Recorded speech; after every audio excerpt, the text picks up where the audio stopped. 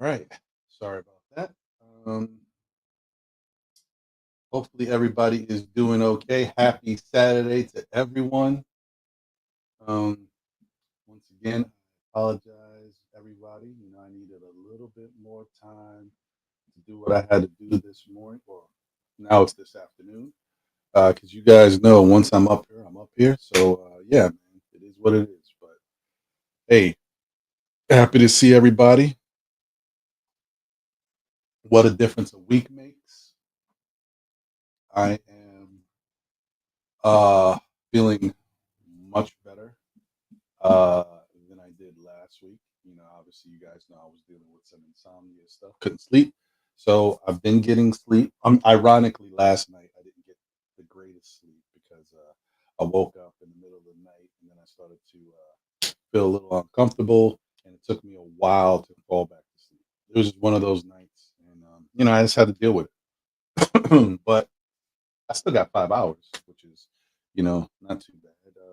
The day before that, I got 7 hours. So, we on the right track, guys. We on the right track. Gotta just keep doing what we're doing and stick to the program. Anyway, once again, happy Saturday to all of y'all. Hope you are doing well. Let's get right into it. You hear me? Now we're getting our Barry White on. Yeah. Anyway, let's see what the weather is looking like. I guess, some of y'all already know. I mean, I don't really know what to believe until it happens. You know what I mean? It's currently 30 degrees in the New York area, going up to a high of 36. And apparently we're supposed to have a little bit of a snowstorm. But I don't know what that means. You know what I mean? Like lately it snowed, right? We've had flurries. I don't know what that means anymore. So we'll see. Because even when you look at the snow, I mean, my weather may be different from y'all's weather. None of this stuff is totally accurate. It looks like it's going to start snowing around 5 p.m., right? It's going to take a little pause, and then it's going to snow again, like from 7 to 12, and then a pause, and then again at 4 a.m. At least that's what it says here on my thing. But what I don't understand is what classifies as a snowstorm. Does it mean between those times that it's going to snow heavy? Because I don't know, because we've been looking like we're getting snow and it's going to turn into something. And then, a couple hours later, there ain't no snow on the ground. Not saying that I want a snowstorm. I'm just saying, I'm just trying to understand what we're dealing with here. Anyway, hope y'all are doing okay. Stay blessed, stay fresh, and stay safe. Listen, man, there's a lot of stuff going on around these streets, these viruses and stuff.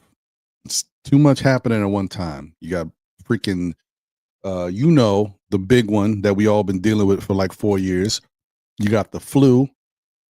You got this norovirus or novavirus, whatever it's called. And then now, they hitting us with this bird flu, man. Like, what are we dealing with here? It's one thing after another. It's crazy. Anyway, everybody stay safe and be smart about your decisions. What works for you. You know what I mean? Sometimes you're gonna have to take a L, right? Just gonna have to do it. Sometimes you're gonna have to take a L.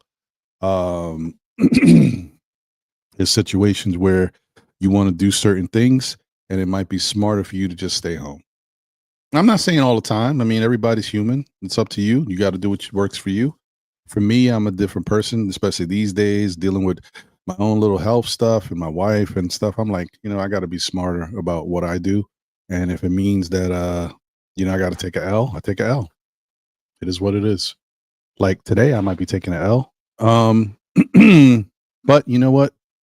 I wish my peoples the best, and I will be there in spirit.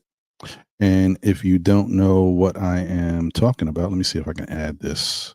It won't be full screen though. Is what it is. So tonight, Tony Thanos of New York. You guys know him if you're familiar with Knicks Twitter. He's a big piece of Knicks Twitter. He's always doing different things out of his own dime, like out of his own pocket. Coming up with different events and watch parties and stuff. So shout out to him.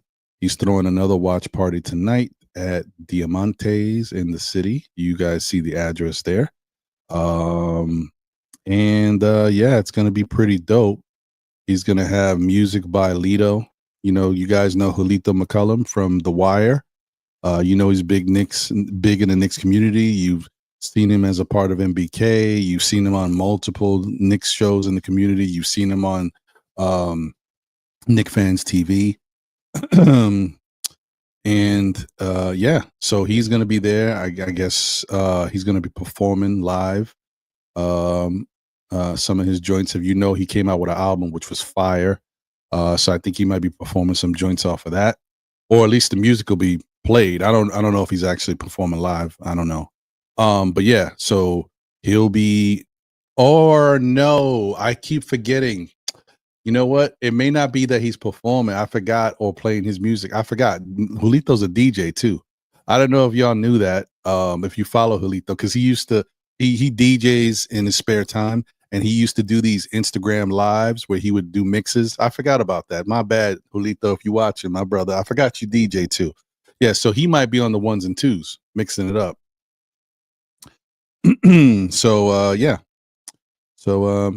That's what's going on, and it'll be pretty dope. There'll be a lot of Knicks content creators in the building. Eru will be there from Die Hard Knicks.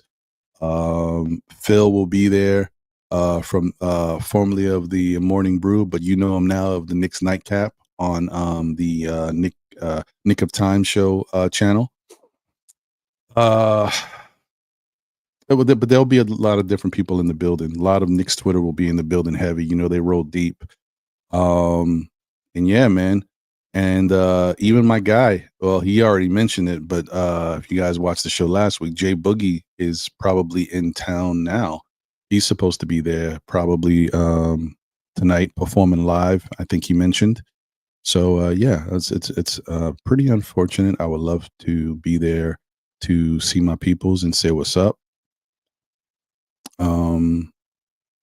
And we'll see. I don't know. I don't think I can go, but it is what it is, man. At least I know that everybody's having a good time. I just like to say what's up to people that don't live here, especially, Jay Boogie's got to come from far. Phil's got to come from far. They're out of state. So when they make the trip, like to be able to say what's up. But so that's what's going on, guys. So if you guys have some time, it's the watch party tonight. The Knicks play the Boston Celtics. So if you are in the area, go check it out. It should be a really fun time. Okay. Also, before I get to the chat, you guys know that I won't say every, but the last 2 years, I think I've tried to do it, and I'm going to do it again this year. All-Star Weekend, I try to do a little special Know the Ledge. So normally Know the Ledge is the panel. We bring up everybody who wants to speak and do their thing, and we chop it up. But All-Star Weekend, I change the panel around and make it just a panel full of your favorite content creators, right? So next week, stay tuned because hopefully we can do it the same way we always do it, depending on people's schedules. the show will be full of content creators from all around. All right. I hope I will have some of your favorites on. There might be some other people that can't make it because of scheduling. Like I said, I will be reaching out to everybody today, just making sure we good. And yeah, it should be pretty cool. But as I always say, if you guys are not familiar with the Knicks community on the whole, it's what I'm about to show you. It's bigger than this, right? But these are the people that I choose to highlight at this moment. And you know, I have really close relationships with about 95% of them, 98% maybe.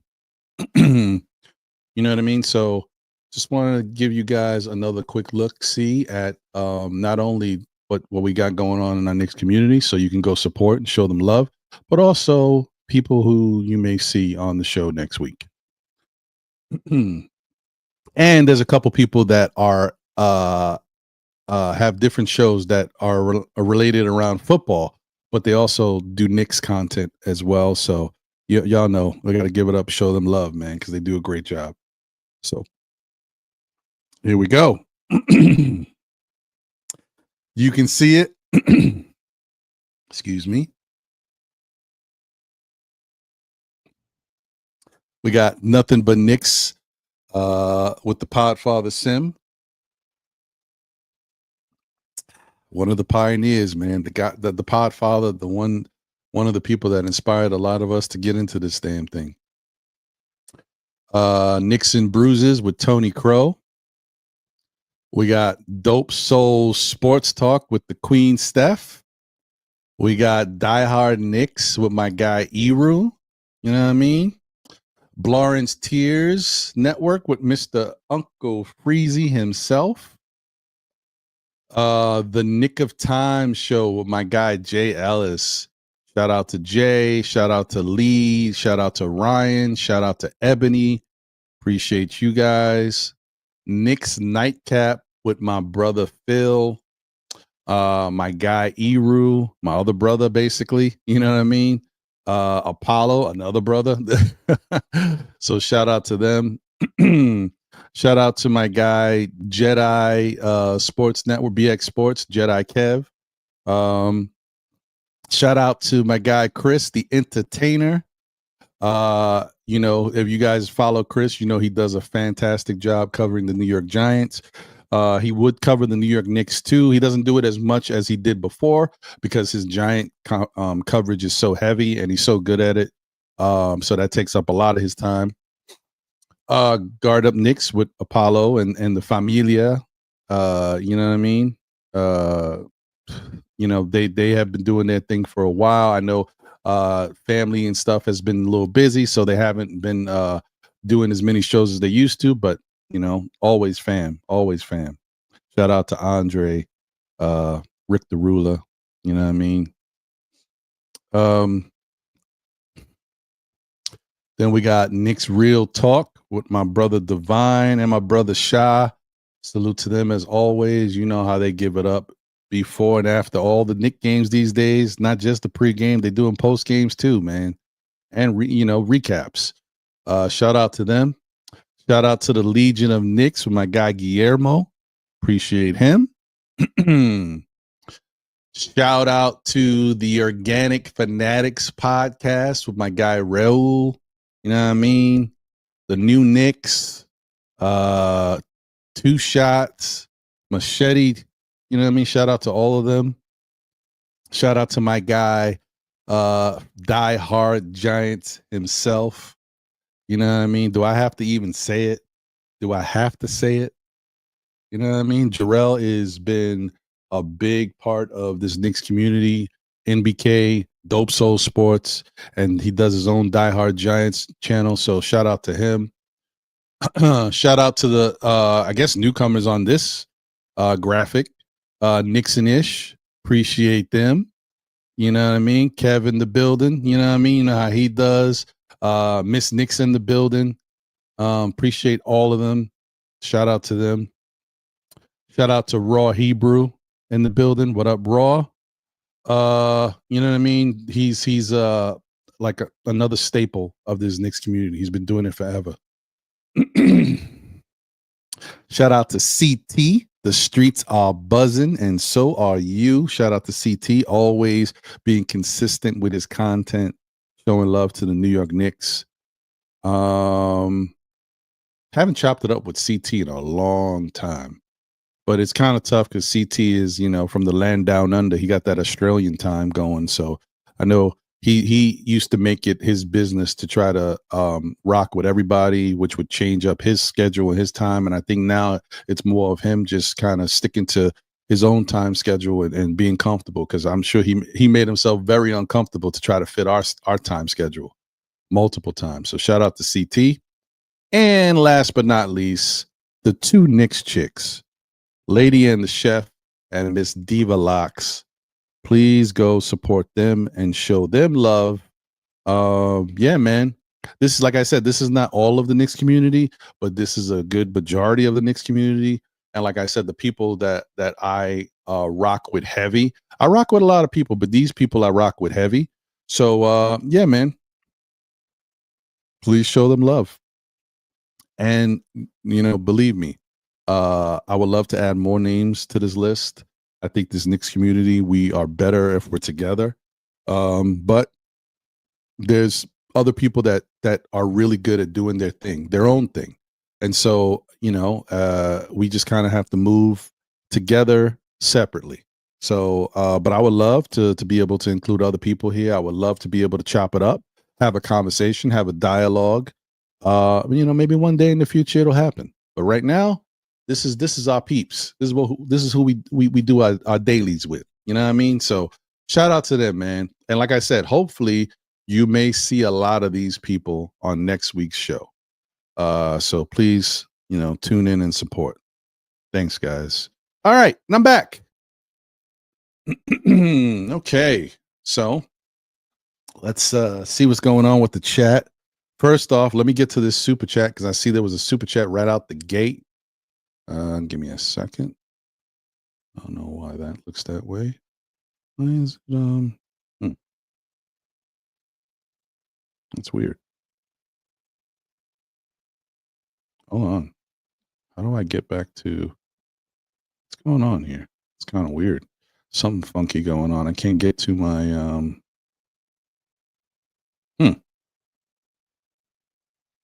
Oh, there it goes.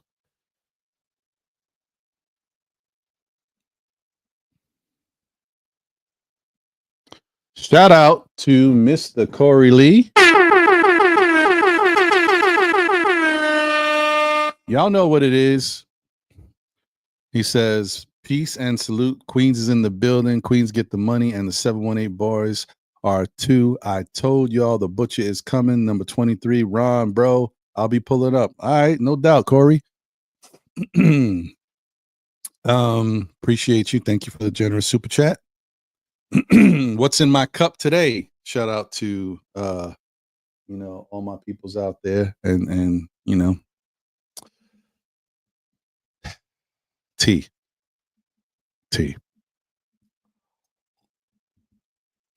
Yep, that's what we're doing. We're trying to stay away from the caffeine still. Although I'll be jonesing, I'll be like, yo, where my caffeine at?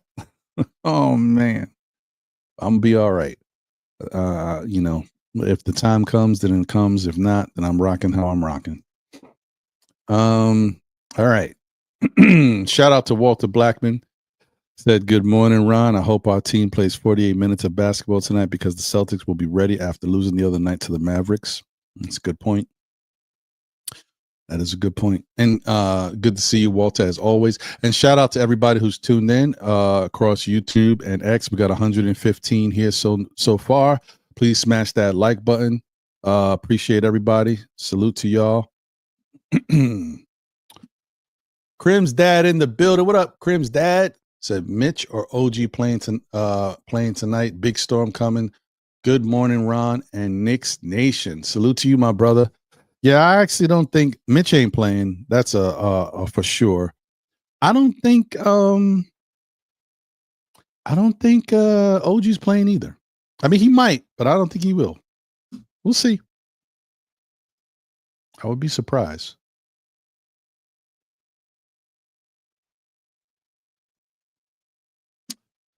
Well, hey, Corey, come on, Playboy. I never forget you, but I put you as a part of the Lawrence Tears Network. So that's why I say, have you noticed when I mention everybody, when I mention Lawrence Tears, I say network? Mm-hmm. I got you, bro. I put you as a part of that.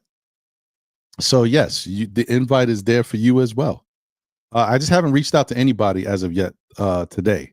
I will. Because last time I did this last year, and the turnout was great. I reached out to people 2 days before, and it was dope that we got everything together. This time I'm reaching out a week before, 1 week exactly. So I'm reaching out today to everybody to let y'all know about the invite. And I would love to have y'all all come up here and let's chop it up. It'll be one of those shows where throughout the day, it'll just keep going and people will come in and out. You know what I mean? Just chop it up, man. An all-star panel of your favorite content creators. Let's go, Knicks. But thank you for the generous super chat once again. Never forget my guy Corey Lee or the 718 boys. Shout out to Bully. What's good? All right. Where was I? Damn it. This mouse. I forgot to get batteries. Like it's got them batteries that are holding on to one leg, man. I keep forgetting to get the batteries. So Crim's dad also says Drew Holiday won't play, nor will OG tonight. Okay, yeah, well, that's what I figured. And Drew Holiday, okay, all right. I mean, that's an important piece. Shout out to you, Crim's dad. Appreciate you. Kerry Cox in the building. Salute. What's good, Kerry? Good to see you as always. Appreciate you, my guy. Says peace to the chat. Lena Franklin is in the building. Let's go, Lena. Said, morning, my Knicks family. I'm happy that the Westchester Knicks won the game last night by overtime, and there are real Knicks are playing the Boston tonight, so I am ready. Yes, it should be pretty dope. Pretty dope. At least we hope it will be. Hopefully everybody is ready for the all-stars. Yep. Shout out to my guy Andios in the building, Mr. NYK himself. Salute to you, my brother. Hope you're doing well as always. And, Andios lets you know, Knicks Nation, if you're enjoying the content, don't forget to hit the like button, subscribe to the channel, sit back and enjoy the show. Appreciate you. Shout out to my guy Carlos in the building. Appreciate you on Facebook showing love. What's up, my guy? Nah, I mean, PJ in the building. What up, brother?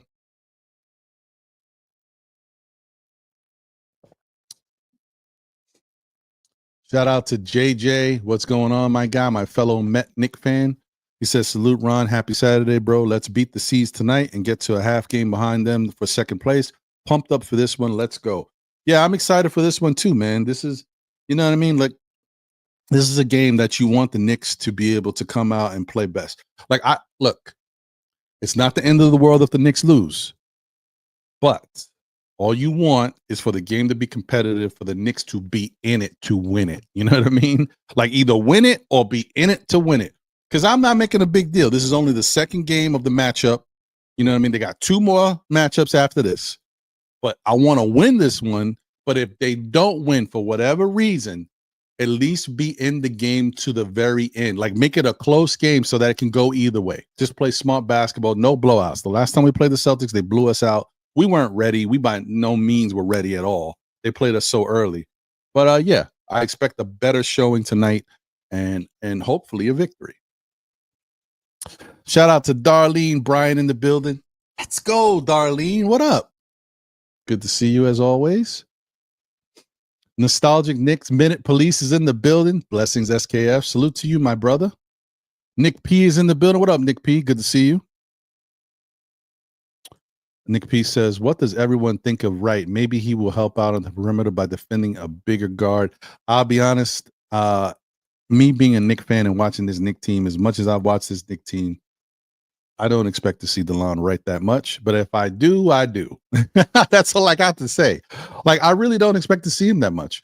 Really, DeLon Wright should be in the same boat as Landry Shamet, right?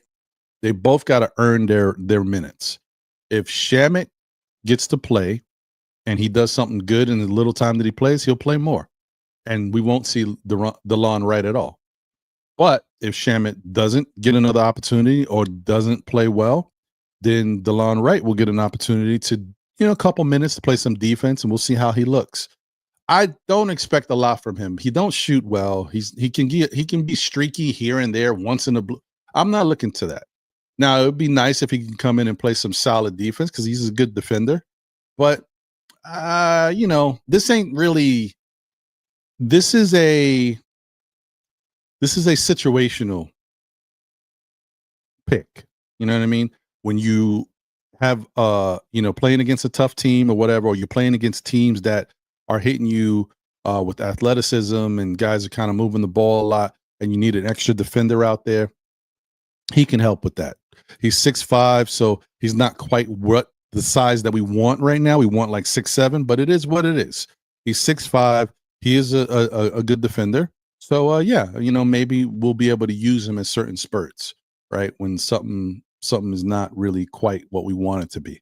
And if he comes here and all of a sudden he finds his shot for a little bit, look, the bottom line is he ain't that guy. He's not the shooter guy, but he could get hot. Like with a new team, he could get a little bit of mojo happening. So, maybe hopefully it happens with the Knicks, but I'm not expecting a lot. Just saying. Shout out to Wonder Woman in the building. Let's go, Wonder Woman. Good morning, Ron, in the chat. Hope everyone is doing well today. Same to you. All right.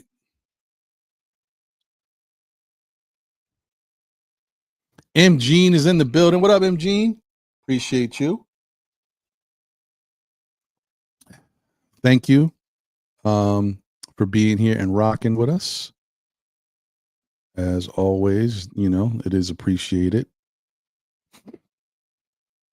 Shout out to L. Damn it, in the building. What up, L? Pew, pew, pew, pew, pew. Salute to you. Hope you're doing well. Good to see you as always.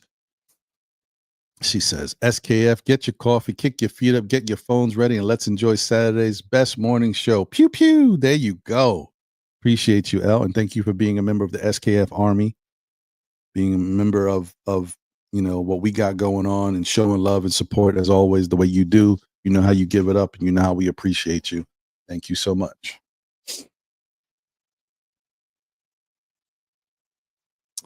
Shout out to Margaret Edwards in the building. Let's go, Margaret. What up? Appreciate you. Hope you're doing well. Good to see you. Allah Wise is in the building. What up, my brother? Peace. What's good? Hope you're doing well, bro. All right. Oh, and also, shout out to Corey Lee for being a member of the SKF Army as well. Salute to you for that too, my brother. I appreciate you. Shout out to Prezi the boss in the building. What up, Prezi? Good to see you. Hope you're doing well. He says salute to Ron the Don and the SKF Army. Shout out to King Ribby. Yeah, what's in my cup? I'm drinking tea, bro. Appreciate you. Hit him up. NYNJ in the building. Salute to Ron the Don. How you been, OG? Much better, bro. Hanging in there, man. Thank you for asking.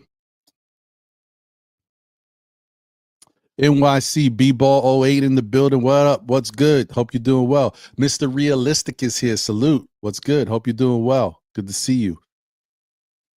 CC, my guy in the building. What up, CC? Salute to Ron. And, you know what I mean? Come on, Nick family. Ivory 10 is in the building. What up, Ivory? Good to see you. Says salute, Knicks fan. Mitchie will allow wings to pressure threes, and he guards the paint and allows us to use Hart as the super six man, even though he starts. Knicks win it all, baby. Let's go. I like that you're excited about this, Ivory. And I agree that the Knicks know what they're trying to do, and hopefully it works out, man, because that's all we want, man. We just want to give us a shot. That's all we want. Give us a shot. Employed Bird in the building. Okay. I think this is my first time seeing you in the chat. Salute Ron, SKF, peace in the chat. Appreciate you. Unless you changed your name, but if not, hey, salute to you. Thank you for being here. Hope you like everything we got going on and you know, decide to hit that like button and subscribe if you haven't already. Appreciate you. Shout out to my guy Louisiana Knicks in the building. Appreciate you, Louisiana. Hope you're doing well. Good to see you.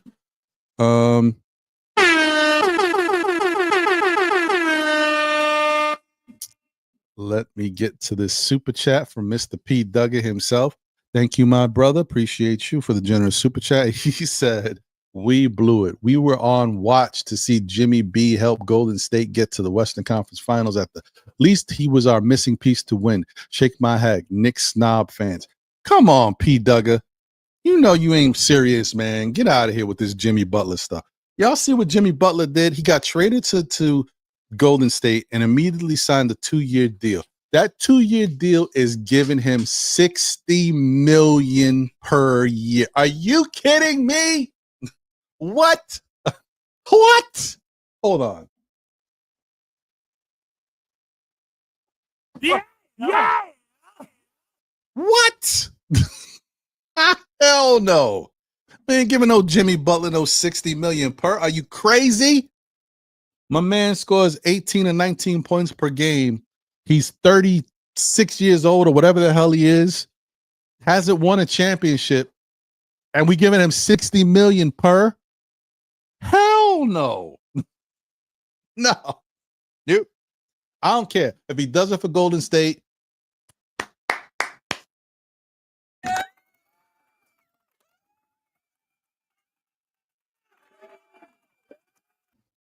good for them. If he wins a championship with Golden State, good for them. Ain't giving no Jimmy Butler no $60 million per year. Are you crazy? What? Hell no. Nope. Sorry, Parrish. You on your own with this one. You like them old R&B commercials from back in the, no, my brother, you got to get your own. No, my brother, you on your own, Parrish. Nope. Not this one. No way. Jimmy, go that way. That's okay, Jimmy. Shout out to you. He's a very good player, very talented player, one of the best players we've had in this current generation. Nope. Don't care. Nope. Not now. Not at this age. Nope. Sorry. But shout out to him. Like I said, if Golden State figures out how to win a championship with him, good for them. I can't see my Knicks doing that one. No, can't do it. Sorry. Shout out to my guys. Sha Powers in the building, one half of the Knicks Real Talk crew. Salute to you, Sha. Salute. Good to see you, my brother. Hope you're doing well. Oh, and also, because you mentioned salute. Once again, shout out to Jay Boogie, shout out to Phil, and anybody else who may be traveling today to come to New York to that watch party event. Safe travels to all of them. You know, a lot of crazy stuff been going on. Blessings. You know, make sure they get here safe and get home safe once everything is said and done, man. Shout out to Joey DeLuca in the building. What up, Joey? Appreciate you. Said, let's go NYK. Let's go. Go New York. Go New York. Go. Facts. Good to see you, Joey. Thank you for being here, rocking. Smash that like button if you haven't already done so, and please subscribe if you're not subscribed. Appreciate you, man. My guy Stacks, different timing in the building. Appreciate you, and thank you for being a member of the SKF Army. He says, I'm only rocking with you, Ron. Everyone else play too many political games for me. They can kick. Hey, man, I hear you, brother. Listen, look, I ain't mad at you. That's your opinion. I feel you. I got you. I hear you. You know, it is what it is, man. You know, everybody's got, not only do they have different opinions, everybody's got different takes and different, you know, not narratives, I don't say in this case, but different beliefs and thoughts that they live by. So I hear you, man. And I appreciate that you rock with me, man, because some people don't, you know, just being honest. I don't think I'm a bad guy, but you know what I mean? I call it the way I see it. I keep it straight the same way all the time. And some people like people that'll mix it up a little bit, that are little firecrackers. And I'm a regular dude. I keep it the way I keep it. My personality is what it is. So I ain't for everybody, but for the people who rock with me, I appreciate all y'all.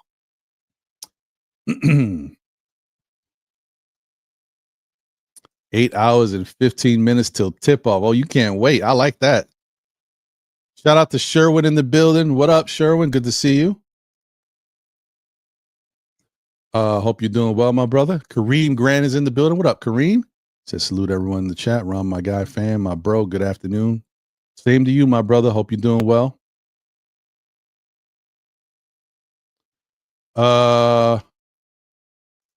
So Sherwin says, Ron, we are not able to sign any players because of foolishness. We should never go over the first apron. Ben Simmons will make us a favorite to win the chip. Now we can't sign any players over 12. Yeah, well, listen, the Knicks, you guys can't be mad because we have, we've finagled and fleeced at certain points, right? But it don't always work out. You're going to win some, you're going to lose some.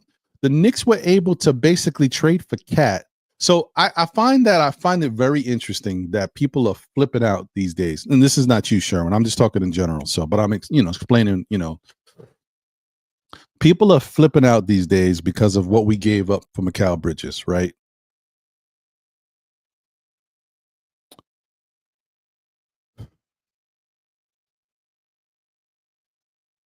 And what we pay OG Anunoby, for example.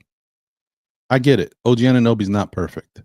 But I tell you one thing, when his offensive game is going, OG Anunoby looks like a stud, right? Because his defense is there. And when he gets in spurts on defense too. Like he's a solid defender all the time, but he's streaky good as a defender sometimes. Like he can be incredible as a defender sometimes. So you know what I mean? So that gives him that extra. That's what makes him elite. But we gave him what we gave him, right? Cade Cunningham is the number one for Detroit. They gave him $205 million. That makes sense. And we've seen Cade Cunningham do his thing. Looks great. We just saw them give Jimmy Butler $60 million for 2 years. $60 million per. $121 million for 2 years. And Jimmy Butler's a phenomenal player. Fantastic. Is Jimmy Butler that much better at 36 than OG Anunoby is at 27? Or whatever he is. I think he's 36. I don't remember. Whatever he is. Is he, though? Because I don't think he is. He's good. And don't get me wrong. He has the intangibles and he has the killer instinct thing. But that, as far as his physical ability to do things, is he that much better than OG Anunoby? I don't think he is. Offensively, his mid-range game is pure. His free throw game, solid. And, when he's behind, like a layup package, when he's, down in the paint, he's incredible, right? Defensively, is he that much better defensively than OG Anunoby? I don't think so. I've watched Jimmy Butler put up 30-something points on the Knicks, but I also watched him give up 40 points to RJ, right? I'm just saying in general. But if he's worth $60 million per for 2 seasons, and we're giving OG around $39 million, we're paying him $39 million this year. Obviously, it's an escalating contract. The guy's 27 years old. I don't see that as a bad deal right now. You know what I mean? This is what the NBA is going towards. So just wanted to put that out there for that. The other thing too is people complaining about what Luka Doncic got traded for. Luka Doncic, guys, got traded because there's some inside stuff going on. All right. No matter, I don't care if nobody wants to say it. There's conspiracy theories on YouTube. You see different videos. People are there's some inside stuff going on. There's no way that the GM, who used to be really close with Rob Pelinka for years and worked together, all of a sudden trades Luka Doncic to the Lakers and doesn't open up the bidding to no one else, right? Because if he opened up the bidding, then things wouldn't work out, because somebody would give a much better offer than what they're getting from the Lakers, and then he would look suspect. The whole thing would look crazy. So he said, no, I'm not even going to open up the bidding at all. I'm just going to do some underhanded stuff. I'm going to make this trade and give my guy Rob Pelinka what he wants. I'm going to get back what I want, and we'll go from there. There's a whole bunch of conspiracy theories with that, about the team possibly moving to Las Vegas and how this is connected, about how the GM from Dallas still has some stock options and stuff with the Lakers. There's a lot of stuff going on, guys. All I'm saying is that trade was a fleece on purpose. Okay. So don't compare a trade that was meant to do. That's like me saying, no, that's my homie over there, I'm gonna give him this. He don't deserve this, but I'm gonna give him this because that's my homie. That's what it was. It's not the value, and it's not like the Knicks got fleeced because we gave up 5 first-round picks or whatever it is for Macau. They know the worth of Luka Doncic. They chose not to get that worth because they got something else cooking. That's what I think people are not getting. People flipping out like we got fleeced. No, we got highballed, right, by a little bit. Okay, Mikal Bridges is worth 4 first-round picks. Dude plays defense. He's improved his defense. Now he's one of the top defenders in the league. You see his statistics. His offensive game, he's become the third option on the Knicks, and sometimes he's the second option. That's worth 4 first-round picks. Now, that being said, this is a local rival that we were dealing with, and a guy that we made no mistake that we wanted for a whole year and a half, maybe. They knew we wanted Mikal Bridges, and they kind of knew that Mikal Bridges wanted to be with New York, to be with his homies. You know we was going to pay more. We're going to pay that Knicks tax for that. It just had to happen. So I don't know why people keep flipping out. We got to calm down, y'all. Come on, man. That was going to happen. But the Luka thing is fugazi. I don't care what nobody says. That Luka thing is trash. It's too bad that we don't have a better NBA system to investigate stuff, because technically the trade should have never happened. You guys remember years ago, I don't know if it was Adam Silver. I think it was David Stern. Whoever. It was either David Stern or Adam. I think it was David Stern. When they tried to trade Chris Paul to the Lakers, and David Stern or whoever said, no, this don't smell right. And he vetoed the trade. And so Chris Paul never got to go to the Lakers and play with LeBron. Why didn't that happen with this Luka trade? Why did this Luka trade go through? Doesn't make any sense, but it did, right? So I'm just saying, guys, there's something going on. All right. So let's stop. Let's leave our Knicks out of it. Don't talk about us. We good. Okay. What's going on in the rest of the league is fugazi. All right. So that's it. All right. Let me move on. Oh, and so back to you, Sherwin. I'm sorry. I got a little sidetracked. I just wanted to say that I've been thinking about that for days. That's what happens when I, do a show on Monday and then I don't do a show till Saturday. Dude, we finesse when it works, and then when it don't work, we sometimes can't do anything. We finesse to get this Karl Anthony Towns trade. The NBA is mad at us because of the way we figured out how to throw a bunch of, no-named small contracts into the mix to pull off a deal when we supplanted the CBA. We're not supposed to do that. So as much as you may be mad that we can't really add any more to the team right now because we're cash strapped, think of how we finagled in order to get Cat. Cat's worth is even more than what we gave up for him too.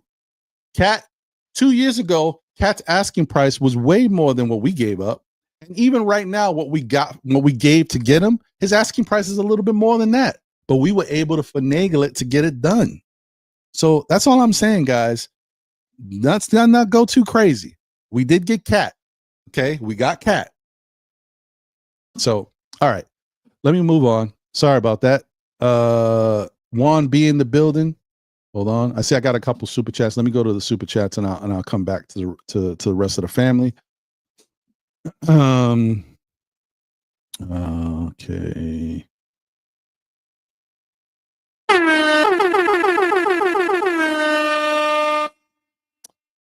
Pete Douglas says, thank you for the generous super chat. He said, OG 220 million, Jimmy 201 million, smarter and better clutch. Well, he's clutch, yes. But I mean, the thing is, Parrish, like, don't get me wrong. Jimmy would look, if we could get Jimmy on the cheap or like something that would make sense, who wouldn't want Jimmy Butler as far as his talent? Yes. But there's more that goes along with it. He's kind of a diva now, and he wears out his welcome eventually everywhere he goes. Everywhere he goes, he wears out his welcome eventually, and he leaves bad. He leaves on bad terms. All right. But the other thing is, like I said, I mean, OG's getting 39 million this year. And yes, it's escalating, but he ain't gonna be making, if he makes close to 50, it'll be the last year of his contract.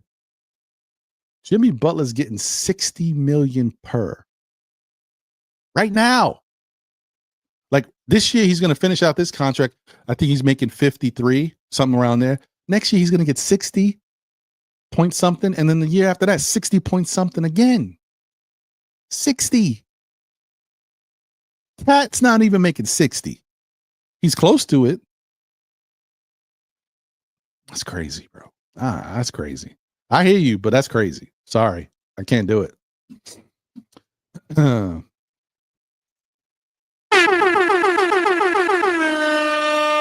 Shout out to the art man formerly known as Steve. Thank you for the generous super chat, my guy. He said, Ron, been MIA handling some family stuff. Hope all is well. DeLon Wright is a good pickup. Plays defense, can run the bench unit, has played with Brunson. Knicks are good. Mitch is back. I mean, like I said, from that side of it, the defensive side of it, it's not a bad pick. Offensively, don't expect a lot from DeLon Wright. He might get hotter here or there. And I mean here or there. But unless he just comes in and he's cooking with the Knicks, like, gets that euphoria of playing in the best city and the best stage. You know what I mean? You will see. But yeah, I mean, for that side of it, I like it. He's a better defender than Shamet. Shamet's been very aggressive, but he hasn't really, you know what I mean? Like, he gets in front of people, but he don't stop anybody per se. He makes it a little bit more difficult for them. DeLon can actually stop some people. So shout out to him. And appreciate you, man. Appreciate you. And keep reminding me, listen, man, I've been going through some things personally myself, but we got to talk, bro. We haven't talked in a minute. So I'm going to holler at you. And if I don't holler, please remind me, text me, whatever. We'll get it going because I keep forgetting, bro.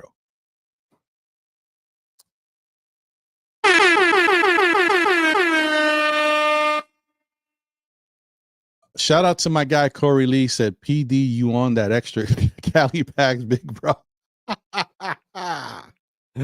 Yo, I don't know where you coming with this one, Paris. I don't know. You like this Jimmy thing. Butler is good, man, but I don't know where 60 million per. Nah, B. No. Sorry. And it's one thing, like, you know what I mean? That's 60 million. I get how good of a player he has been. But if we just talking about money from a financial standpoint, he hasn't won anything, y'all. He has not won a championship. All these years, all that good play, the phenomenal season that they went from being a play-in team to all the way to the NBA Finals. But they didn't win, and they haven't won. It's a lot of money. The Knicks are already going to have a lot of money. You want them to give up more money and be like, they give up that type of money for Jimmy Butler. We done for a while, a little bit, a couple years. I don't know, man. I'm just saying. Wow.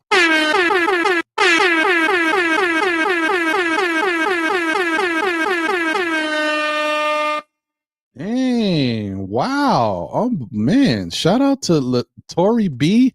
Miss Latorius. What's up, man? Thank you so much for the generous super chat. Wow.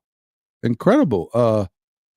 She says, people have to stop jumping out the window with these hot takes. The Knicks are third in the East, and they're still working it out. Haven't been a whole or healthy all season, and we're still really good. Let's relax. What we need is patience. Mr. Cumming, which is Mitchell Robinson. I don't know why I said Mr.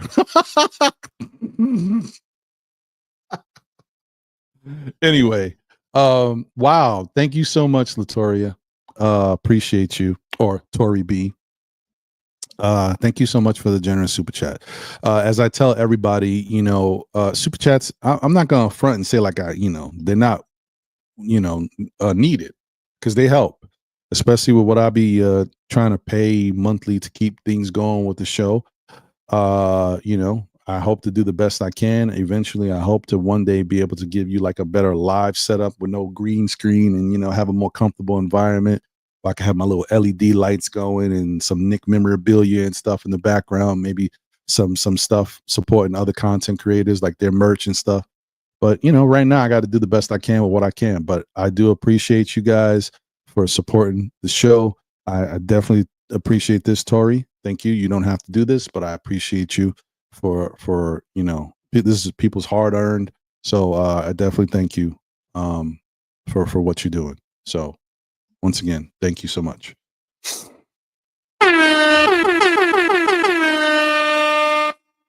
Shout out to P. Dugga.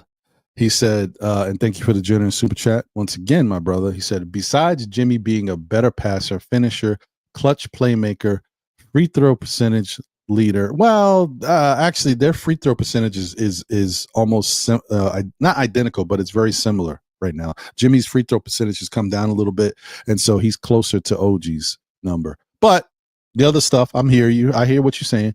Leader, yes. Tibbs rookie perfect piece for Brunson, who he respects, and he's the Boston Strangler, 35 years old. He's not better than OG. Oh, you're being sarcastic. Listen, all I'm telling you is, if you look at the actual stuff, the intangibles Jimmy has, right?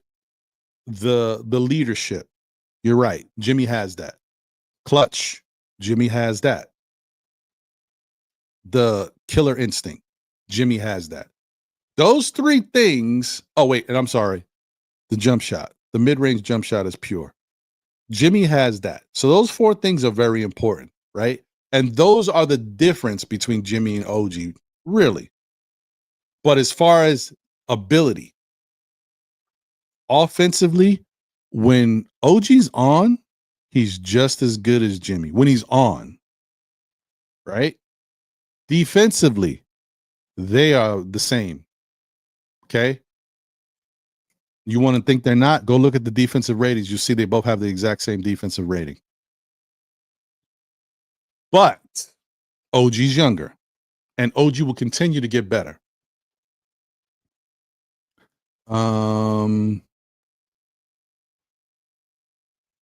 Obviously OG's younger, so he's more athletic at this point. And those four things that Jimmy has is very important. The one thing that OG has that Jimmy can't have is youth. OG is younger. Knicks can hold on to him. Knicks can use him for these next 4 years, 5 years, whatever it is.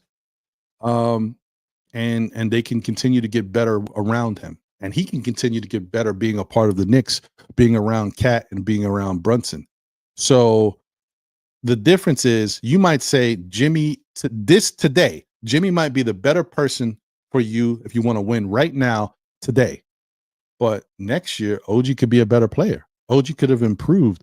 Next year, everything that OG got from this season, he can work on in the offseason and come in even better. What if next year OG's mid-range shot becomes pure because he's been shooting more, because he's more, invested in the offense?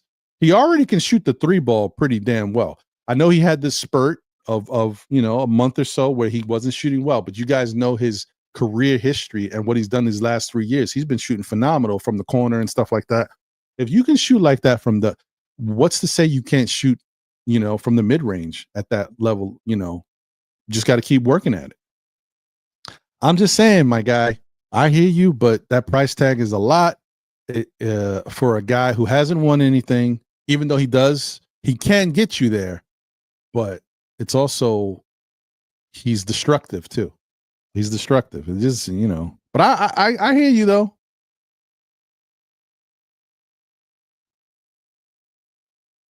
Yeah. Shout out to you once again.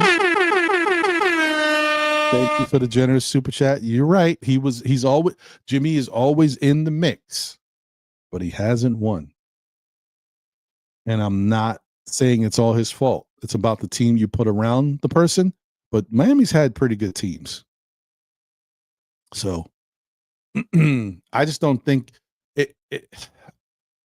if like I said before, if OG Anunoby was just one way and you knew you weren't getting nothing else from him, if he was just defensive and you weren't getting any offense from him and he couldn't be better at offense, then maybe you say, hey, let's take a chance and go get Jimmy. And then when the money comes off the books, we'll do something else. But you know already, Paris, you've seen it. Ever since we've been talking that you've been on this Jimmy Butler, OG's been playing better offensively. And he's part of the reason why we're winning these games because his extra points are helping us win these games. So you can't say that, bro. You gotta rock with. This is the same guy that everybody was talking about when he was playing like this early in the season, that he should be an all-star. Now, of course, that's fallen off, but if he was playing this way the whole year, everybody would be saying the same thing. Oh, he should be an all-star. And you might even be saying, oh, yeah, no, I'm not giving him up for Jimmy. I like what OG does. He gives us offense and he gives us defense. You would not even be complaining, bro. I mean, you could say you would, but you wouldn't because you wouldn't even be thinking about it because he would be doing so good that you wouldn't be thinking that we need a replacement. You know what I mean? That's all I'm saying. But I hear you, Parrish. I'm sorry, bro. I'm sorry we didn't get your guy. You know, sometimes it happens. Oh man. Nick Yak is in the building. What up, Nick? Appreciate you. Hope you're doing well. Good to see you. Simmons might be going to Cleveland. That's scary, bro. Cleveland picked up a nice piece with DeAndre Hunter. I was a little mad about that. I was like, of all places for him to go, not to Cleveland. Oh, damn it. I mean, they weakened themselves a little bit offensively, but I don't think it really matters because obviously I don't watch Cleveland enough. I guess some of them guys weren't as big of a piece as we thought they might be, but to get better with DeAndre Hunter defensively and his length, that's a tough one, man. So got to watch Cleveland. Hey, shout out to Glamour Knicks in the building. Let's go. Good to see you. It's been a minute. Hope you're doing well. Once again, shout out to everybody. We got over 190 people up here rocking with us. Please smash that like button, hit the subscribe button if you haven't already done so. And those on X, please share the content with your people. You know, hit that share thing so that other people know we on rocking right now. And also, once again, please tune in to next week's All-Star Panel, All-Star Show for All-Star Weekend, where I'm going to have your favorite content creators up here chopping it up with me on the panel. All-Star Weekend is how we do it. Shout out to y'all, man. Lion of Judah is in the building. Salute. Appreciate you. What's going on, my brother? I hope you've been doing okay. I don't think I've seen you in recent shows. I hope everything's good, my brother. He said, Grand Rising, my brother Ron, and blessed to your family as well as the chat. Shalom. Shalom to you, my brother. All right. Let me get through a couple more of these and then we'll open it up for the panel. Shout out to Wacko in Brooklyn. What up, Wacko? Good to see you. Just Knicks in the building. Oh, he also said, holla at your boy. Salute to the chat, Knicks family. Just Knicks in the building. Salute, Ron. What's going on, Just Knicks? Good to see you. D-Ras is in the building. What up, D-Ras? Good to see you. Rechargeable batteries. Yeah, you might be right. You might be right. I gotta do something, man. This thing is annoying. Shout out to my guy Mega NYK in the building. What up, Mega? Happy Saturday to my guy SKF Ron and the chat. Salute to you, brother. Shout out to D Coolis in the building. What up, D Coolis? Hope you're doing well, man. Good to see you. MC Sports is in the building. Says hi, guys. Hello, MC Sports. The Cardiac Knicks is in the building. What's good? He said, I warn y'all to even expect SRP for Sims. So, yeah, I got you.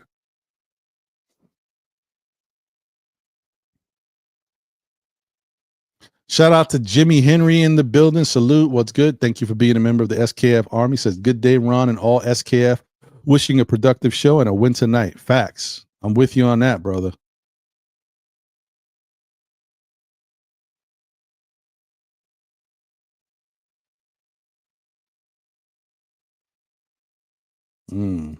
Sherwin says the Knicks must find a way to get rid of about $20 million for next season. Cat gets a $4 million pay raise next year. OG gets a 3.5. Bridges and Hart 1. Brunson gets 10 million. We have to dump some salary. You may be right, man. You may be right. So, like I said, let's hope this year goes well, man. As good as it can go. Brooklyn Knicks fan in the building. What up, Brooklyn?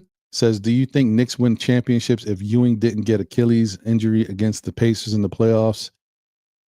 Man, listen, it's always coulda, shoulda, woulda, what ifs. Who knows? I always like to say there's a chance. I had a really good conversation with the Objective Knicks fan on his show a couple months back. We talked about the Knicks back in those days, and was it about talent or was it about the players not producing, right? Did the front office put the best people around Patrick Ewing to win, or was it some other stuff? Don't know. We thought it was a mixture of both, but I will say that even if the Achilles thing didn't happen and Patrick was good to go, we don't know what would have happened because things work out a certain way. Maybe the ball don't bounce the way it bounced, the way it landed for the Knicks. Maybe they don't get the certain opportunities they get to get those shots that came through clutch to get us even close to the point where we had a chance. Don't know, man. It sucks. It sucks. It stinks being a fan of a what if team or what if moment. But this is how it is. We've had these situations. I've been a New York Knicks fan, a Giant fan, a Met fan, a Ranger fan. I've seen a lot of what ifs. So yeah, man. I hear you. I don't know. It's tough. I love to say yes, but I can't because you just never know. You just never know. Shout out to D-Rex in the building. What up, D-Rex? Good to see you, bro. He said, I swear the Lakers wouldn't have even bullied our rookies the way that went after that targeted Shaman. After they targeted Shaman. Yeah, it happens. Shout out to Edward Walker in the building. Said, hi, Knicks people. What's going on, Edward? B. Willis is here. What up, B. Willis? Says, salute, Ron. Much love, bro. Same to you, guy. Hope you're doing well, man. Happy Saturday. Shout out to my guy, Blaze Brown in the building. Respect, Ron. Click like and subscribe. Appreciate you, bro. Hey, he says, hot sea moss with hemp seed and agave. D-Ras is always giving the healthy tips, man. Healthy tips. Got to pay attention when he says stuff. Hot sea moss, hemp seed, and agave. Interesting. All right. I'm breezing through, guys. Bagga Jones is in the building. What up, Bagga? He said, I really want to believe in Mitchell Robinson, but this is the last chance to prove himself to be healthy. 100% agree with that. There's at some point, this is, we've already too many chances. It's over. We've gotten rid of a bunch of young Knicks players that we loved. We've got rid of Julius Randle. This is it for Mitch. But well, listen, I want to give him every grace, every bit of a big shot to do what he's got to do and be there for us because we need him. And I like Mitch. He has so much potential to help us in a big way playing next to Cat. Agreed. Yeah, I think so too, Tori. I don't even understand it, to be honest. I don't know, like, what's the point of this move? Like, it reeks of kind of desperation in my. I don't get it. I don't know. I don't know what that's about. Like, Draymond ain't the same player he used to be. Steph is kind of creeping out. He can still do it, but he creeping. I don't know. It is a nice retirement plan. That's right. Deku says Rachel Nichols. Mets 21-28. Eat Uncle. Okay. The Cowboys in the building. That's right. TA Cowboys. Let's go. What up? So I'm still Knicks fan. What's up? Let's ball out tonight. Cat, JB, Joshy calling for a dominant performance. I like that. I like that. Let's go. Just point blank answer. Yes, the Knicks win tonight. In my opinion, Knicks win tonight. I mean, the only thing I worry about a little bit with the Knicks is the rust, right? Just coming out the gate rusty. But as far as the rest that they're getting, this rest is beautiful. To be able to come play Boston rested, comfortable, get their practice, working on a game plan specifically for Boston, I like our chances.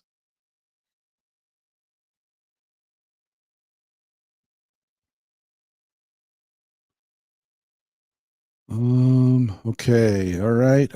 I'm breezing through. Yeah, that was a good move, JJ. Cavs getting Hunter is definitely a good move for them. Wish we could have got him. And that's the thing. That's what I'm saying. I don't know. I haven't watched the Cavs that much. Maybe Niang hasn't been really doing it for them, but he's a good shooter. And LeVert has been solid for them. He plays on both sides of the basketball. So, it's a move that's going to help them, but I don't know if it's like so huge because they got rid of a two-way player, minor two-way player, and they got rid of a really good three-point shooter. So, it's just a different look.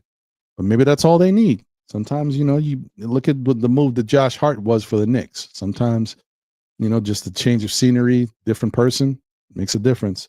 Shout out to Building Blocks in the building. Shout out to Snipes Entertainment. Appreciate you. OG will eventually get traded for a star because of the large contract. Maybe, but not right now. But I hear you. That's a possibility. All right. Okay, guys. I think that's pretty much it.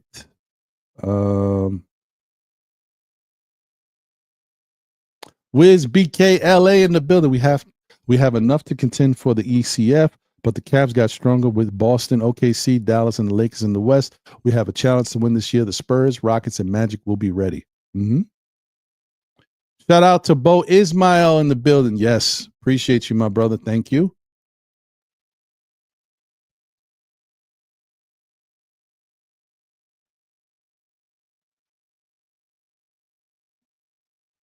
Hey, Juan is in the building. What up, Juan? How many times do people have to say that the NBA owned the Hornets? Right? All right.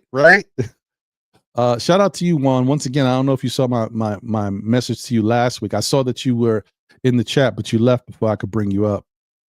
I mean, in the backstage, should I say. Shout out to Soul Finger in the building. What up? Good to see you, Soul Finger. Tay Tay is here. What up, Tay Tay?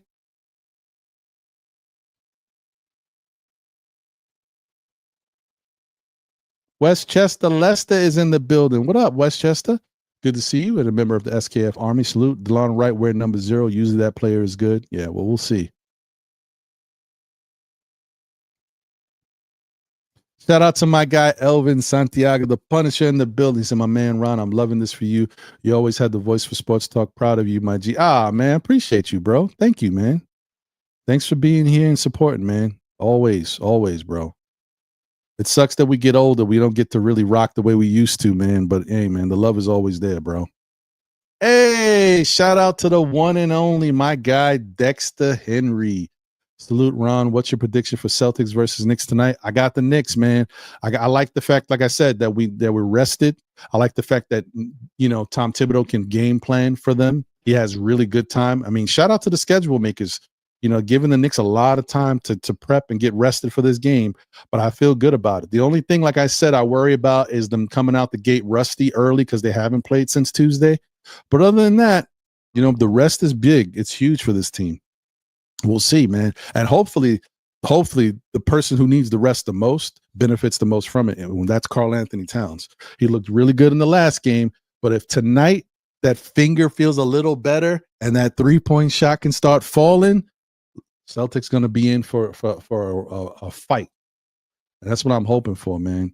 Appreciate you, Dexter. And guys, please go support Dexter as always. You know how we give it up for everybody in our Knicks community and those that help pave the way and make it better for our Knicks community. Dexter is definitely one of those people.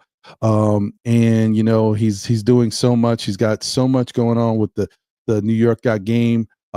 He's been doing great content. And support his live show that I believe is on Thursday nights, if I'm not mistaken. I think it's Thursday nights. Yes, Thursday nights, Thursday evenings. Yeah, man, go support that. He's doing fantastic stuff, man. I'm with Dexter in whatever he chooses to do, because no matter what it is, I know it's going to be good. Supporting you, my brother, all the time. Shout out to Annie K in the building. What up, Annie? Let's go. Salute. Appreciate you. It's a happy Saturday. All trade deadline came and went, but I am super excited about this team. Title aspirations. Only concern is the coach. I hear that. The coach is going to be the concern for a lot of people, but hopefully he can prove some people wrong. Hopefully he can continue to build off of things that have worked well for him, and just keep making steps forward, man. Shout out to No Cap, Life's Analyst in the building. Salute. He's like, why are we discussing Butler? I don't know. Shout out to you, my guy. Appreciate you. Okay, let me put this link out there to my peoples. You guys know, as always, you're welcome to come up and chop it up. Once again, though, I just want to remind everybody, please, if you are available, I know next week is the 14th is Valentine's Day, which is Friday, but Saturday the 15th, for the Know the Ledge, we're going to do an all-star edition. So your favorite content creators, hopefully all here in one spot. They might be popping in from time to time throughout the show, because it's a lot of us, so maybe can't have everybody on at the same time, but they'll be popping in and out. And we'll try to make a really good day of conversation. We'll talk about our Knicks. We'll talk about the All-Star game, the festivities, all that good stuff, and more. So please tune in, and definitely I'm looking forward to that show. It's so far the past 2 years has been dope, and I don't expect it to be any different this year. I'm really excited about it. So thank you. Knicks will be 2025-26 champs in the building. Yeah, I don't know, man. We have been doing that for a minute. There's not a single GM who would take Butler over OG right now. Yeah, the age difference is just enough for fiscally, financially, as running an organization. You wouldn't really do that. Shout out to Miguel P in the building. What up, Miguel? Appreciate you. All right.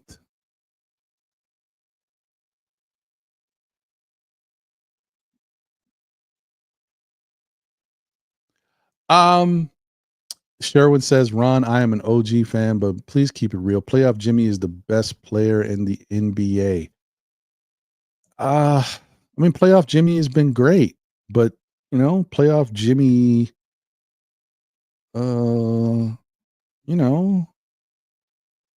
is getting older. Playoff Jimmy is getting older. Like, he can only be Playoff Jimmy for so long, and then he's just Jimmy. No, I don't mean to say it like that. It's funny, but for real though, like, the lore and the people have certain things that are attached to them, right? Because they've had such a history of production and phenomenal play. But at some point, even the best, it starts to change, and you never know when that's going to hit. But when it does, you hope that you catch it, so that you got the best out of that player before they go the opposite way, right? Michael Jordan was the best, at what he did. He retired, came back, still the best. But then, things happened, another hiatus, came back to Washington. And was he good? Yes. But was he the same Michael? No. Right? Chris Paul, the year they got knocked out of the playoffs by this is when he was with Phoenix. They got knocked out in the playoffs by Dallas. It's like he aged in front of our eyes. The dude had a birthday, and it's like he turned 40 years older in that playoff series.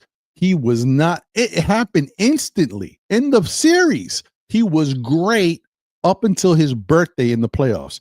When his birthday hit, Chris Paul was never the same. I'm like, what? I've never seen that in my life watching sports, where a guy gets older right in front of your eyes. He had a birthday and he was never the same after that birthday. He's still a good player, but he's not Chris Paul the way we knew Chris Paul, right?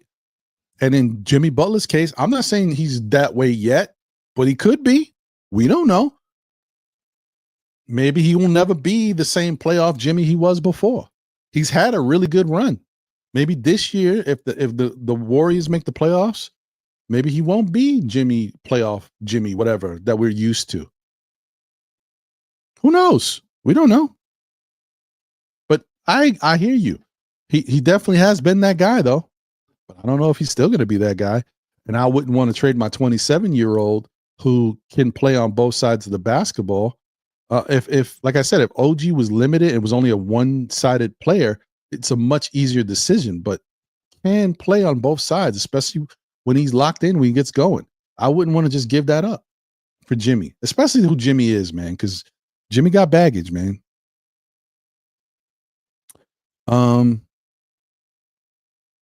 Hey, shout out to Uncle Dre. Just subscribe. Appreciate you, man. Thank you, my guy. Randu's in the building. Salute. Appreciate you, Randu.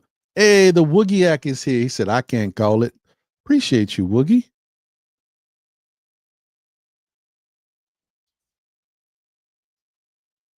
No. Don't call Woogie. What's going on? Damn it, Siri.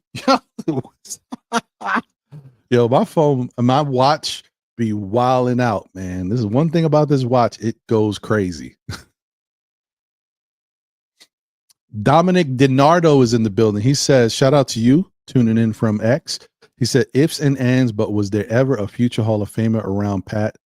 Yeah, no, I agree. Like I said, that's why we had a big conversation about this.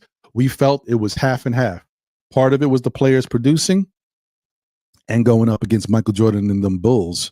And part of it was the front office not putting the best possible players around Ewing. We both agreed on that. Uncle Dre says, I have been a Knicks fan since 79. This is about the best team I've ever seen. We are in a year one of this regime. Got to stay patient for at least 2 years. I'm with you on that. I hear you. I think that's what it is. You got to give this team a chance to do their thing. Listen, everything takes time and nothing happens overnight. And we watched it play out in front of our eyes. I find it crazy to me that us being Knicks fans and watching this team with Leon Rose and Tom Thibodeau and everything that has happened these past 3 or 4 years, watching how we look at a team like, what are they doing? Who are they putting out there? And then watch them change it, right? And then watch them make a move and then a trade. And we're like, why did they do this? Why are they giving this person this money? And then watching it work out. And then watching them trade for somebody else that they had no business trading for. And then watching them make another trade and you're like, oh, we gave up too much. But then watching that person start to ball out. Then watching us go get somebody else, a big stature player, a center that we've never had since the days of Ewing. And then watching that play out. Like, we just got to let it play out, man. We got to just watch this team, let these guys cook and let them do their thing and support them. Because we can't be mad at what we're seeing. We are witnessing one of the best Knicks teams we've ever seen. I don't care what you've seen in your life as a Knicks fan. Now, I say that meaning now. Of course, the 70s was different. Those teams were ridiculous. So that's the best you've ever seen. But I don't remember those teams. So I can't talk about that. Talk about this stuff that we've seen. This is the best team that a lot of us has seen. All right. So we got to rock with it. I mean, they're 34-17. They're in third place. They're 1.5 games behind the Boston Celtics for second. And we play Boston tonight. We beat Boston, we'd be a half game out, guys. Could you imagine all the stuff that we've been talking this year, all this stuff, watching everybody else do their thing? We only 7.5 behind the Cavs, right? There's still 30 plus games left to play, or 30-ish. Like, I'm not saying we're going to catch them, but anything can happen. All these teams are starting to have adversity. Celtics definitely getting their adversity on. Cleveland not so much, but and I was really mad that they didn't have Donovan in that game the other day, and Garland hit that 3 to win the game. But it is what it is. So I'm just saying, like, guys, let's be happy for what we got, man. We're witnessing something that's really beautiful, and we are in situation to be one of the best teams that we've witnessed in a long time, and consistently. Like, we could be good for years and maybe even win it all. Let's see. Oh, shout out to my guy, Josh, aka Uncle Fulio. What up, Josh? Oh, by the way, Josh, now that you're here, I can just reach out to you, but next week I'm doing the All-Star Edition panel show, bro, with your favorite content creators. So if you're free, bro, if you want to come through next week, I would love to have you.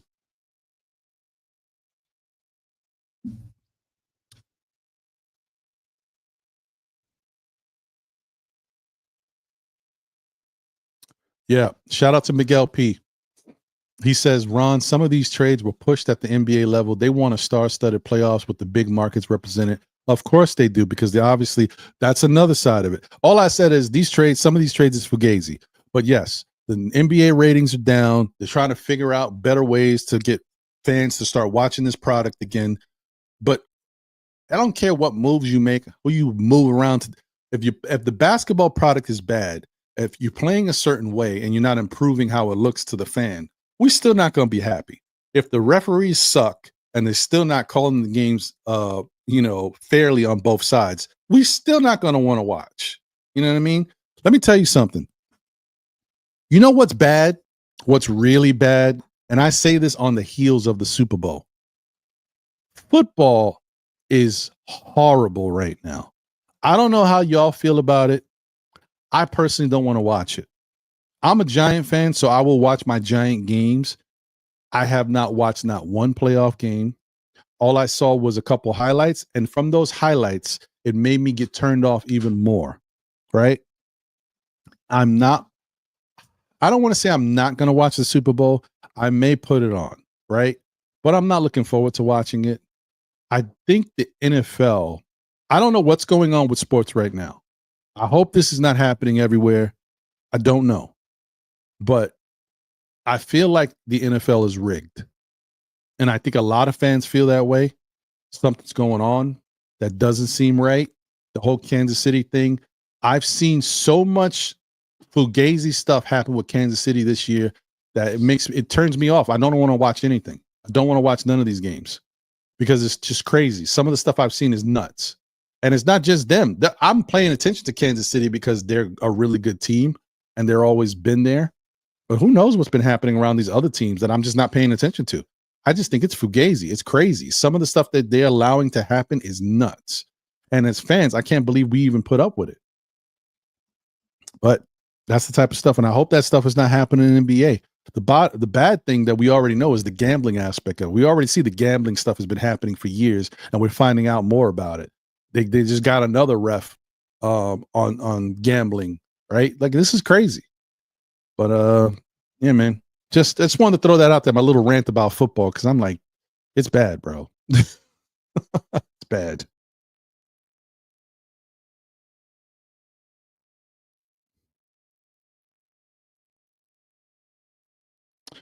Josh says everyone losing their minds over a regular season loss, less than 20 games in, and still haven't learned their lesson about tips, coaching teams. They always figure it out. That's fair. They do. I mean, as much as we want to complain, by the end of the season, we're like, wow, these Knicks really did the damn thing.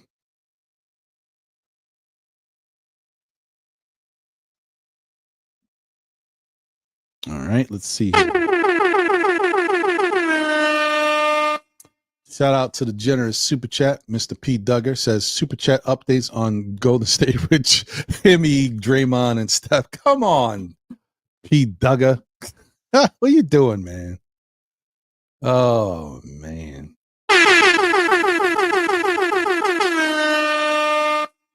Shout out to Westchester Lester. Thank you for the generous super chat. He said, this not a must win. It's a see where we're at game, in my opinion.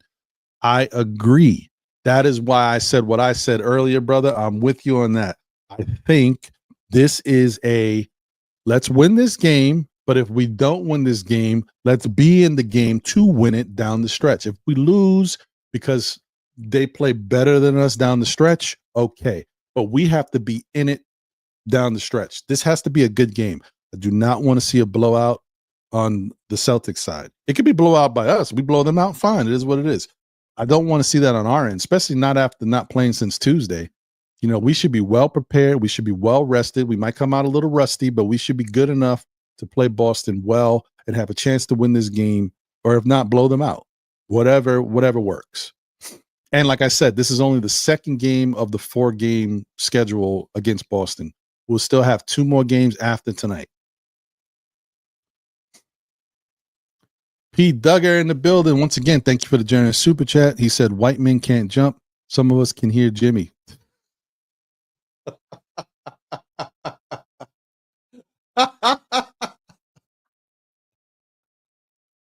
Yo, you crazy, Pete. You're a funny one, man. Yo, you are funny, bro. Man. So Josh, aka Uncle Fulio, says not confident about tonight. Knicks 3-point defense is not good. A good recipe against Boston. Granted, it's true, but remember, the last time we played Boston, we got Boston's A game. Like they were cooking. Like they came out the gate blazing. That was that, like, you know, when a team is on, that's the best you're going to see of that team as far as shooting. We got that day because they everybody was hitting. They had how many threes they had? They had almost 30 or whatever. I don't know if they got 30. No, I think they had almost 30. But whatever, they were cooking. For me, I look at the Knicks and say, you already saw what the nightmare scenario is, right? You should be able to look at that and say, okay, this is what they did to us. Let's not see this again. And what are the chances that we play them again and they're this hot? It could happen, but it doesn't happen all the time against the same team. You know what I mean? So, and we've seen the Knicks have played better closeout defense in certain games throughout this throughout the last 8 of 9, right? Not every game, but in some games they played better closeout 3-point defense.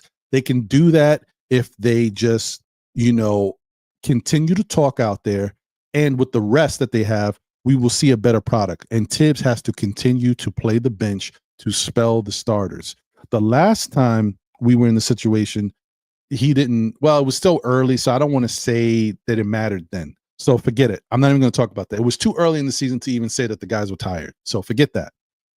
But the bottom line is he's doing much better at giving these guys a breather. So if he can continue to do that, we're already going to be well rested. I think the Knicks have a good shot to play solid defense. Now, the only thing that I do worry about is the fact that we don't have OG. So that's one less really good defender, one less really good person to help close out on the wings and on the perimeter. And because of that, maybe this is a reason why you might see DeLon Wright. Yes, he's undersized, but maybe his defense might get him on the court against a team like Boston who likes to shoot the 3 a lot from the perimeter. Maybe this gets him in the game. We'll see. I don't know. No guarantees, especially because the trade just happened. Tibbs usually doesn't even play guys who are new to the team that early anyway. He gives them a game or two to kind of get acclimated. But we'll see. We'll see what happens. I just hope the Knicks come out and play for something, right? And I hope that they don't get intimidated by Boston's shooting and they continue to do what they've been doing. The Knicks have been a much better all-around team in this past 8 of 9. And even before that, because they were shooting the 3 poorly, so much so that they had to learn how to score and win basketball games without shooting the 3 well. And that might be a good thing, guys. We might have benefited from our poor 3-point shooting because we were being one and done. We were becoming a 3-point shooting team, and that was it. And we were living and dying by the 3. And that's not a great recipe for continued success, which is what Boston has been dealing with. And this is why some fans think, or analysts think, that Boston shoots the 3 too much. But you saw in the last game, the Knicks shot 80% from the, get, what was it? 80% or 80 points? I'm tripping. 80 points. Yes. The Knicks had 80 points in the paint. 80 points in the paint. Since when do we ever see a Knicks team have 80 points in the paint? That says a lot. And that tells me that this Knicks team can win in any different scenario. They've learned how to win that way. So I think we'll be fine. I think we're a much better, well-rounded team to face Boston this time around. Last time, not only did Boston shoot us out the arena, we just didn't do enough to stay close enough to fight Boston. Now I think we can. That's why I think it's either the Knicks going to win this game or they're going to stay close enough to give themselves a chance to win. But I think we'll be a much better product out there tonight, and I'm looking forward to the matchup. Hey, thanks, Dexter. He said, appreciate the love. Keep supporting SKF and my guy Ron. Appreciate you, my brother, as always, man. Let's see. Jerome Wise is in the building. What up, Jerome? Good to see you, man. Appreciate you. Thank you for being here. Anna Grill is in the building. What up, Anna Grill? Good to see you.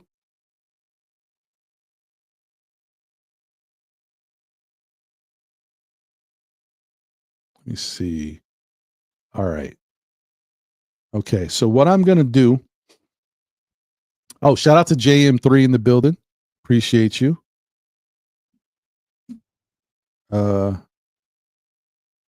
David Smith is in the building. What up, David? Good to see you. Member of the SKF Army. He said the NBA is rigged. Trading Luka for Anthony Davis was an inside job. 100%. No question.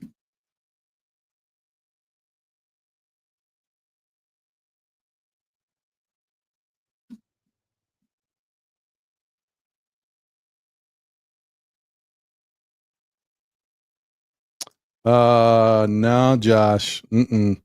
You can use that narrative on some of the people in the chat or some of the people that were on the panel. Not for me. I was not jumping off any cliff. You got to watch more than one show to see where my mindset was with regards to the Knicks.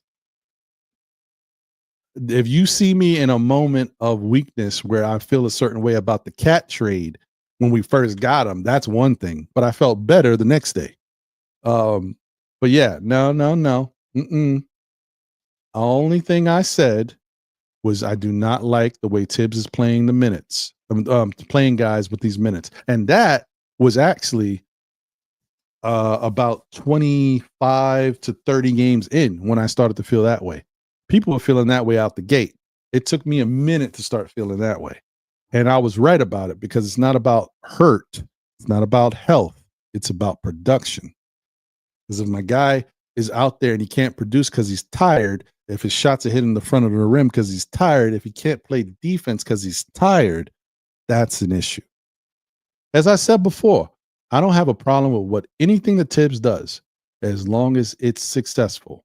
If you're doing stuff and it's not successful, then what's the point of doing it continuously? Because, he's a creature of habits, all repetitive with Tibbs. So you can try things, and experiment and keep things going if you feel like it's producing certain things. But if it's not producing and the team is struggling because of it, what's the point? That's all I said. Knicks Demon in the building. Salute to you. Thank you for tuning in from X. Salute. Thoughts on Kelly Olynyk, Chris Boucher in the buyout market for the Knicks. There goes your new versatile center and tall wing. I don't think the Knicks have enough money to get more than one person. And if I had to pick one between Kelly Olynyk and Chris Boucher, I'd probably take Chris Boucher. I do like Olynyk's versatility, but he ain't a defender. He gets cooked. So I don't think we need another stretch guy who can shoot the ball when we're getting that from Cat. What Macau does, what OG does. I think Chris Boucher is more of a Ginsu. He's more of a Swiss Army knife. So I like what he can do. He can shoot the ball. He can slash. You know what I mean? He's aggressive. He's got length. He's a nice little pickup that I think the Knicks could work with. But I just don't know if the Knicks can get anybody, man, because we only got I think 500,000 or so under the cap, under the second apron. It's not a lot. It's not a lot. And they're talking about possibly signing TJ Warren for the remainder of the season. So, yeah, I don't know where the money is.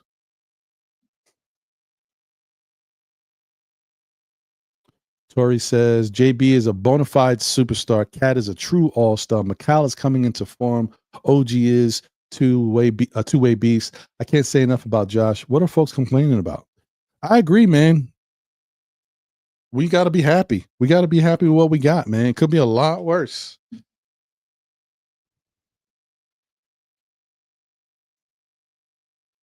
Yeah, no. Yes, you're right, Josh. Earlier in the season, everybody was flipping out. Not me, though. Okay, so I don't care. You can say what you want. I got the proof. We can go back and look at the episodes. I was not flipping out. I may have had moments where I was a little concerned, but I also had my moments where I always bring everybody back to the reality because that's what this show is about. You got to know the ledge for a reason. You know what I mean? We don't do a lot of this over here. Okay. You might think we do, but we don't. Let's see if I know the ledge. Not a lot of jumping out the window over here.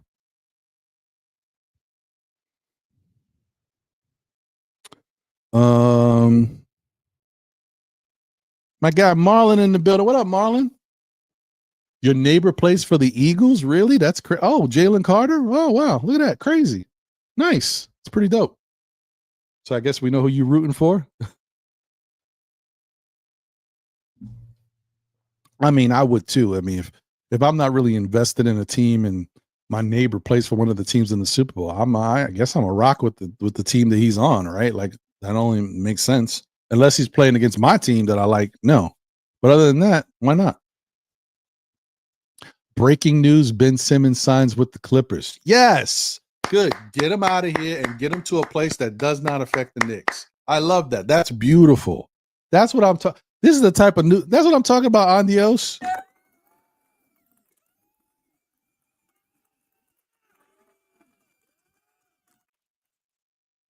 That's the type of stuff we want to see. We want to see him going somewhere that does not affect the Knicks and that we don't care about. Let's go.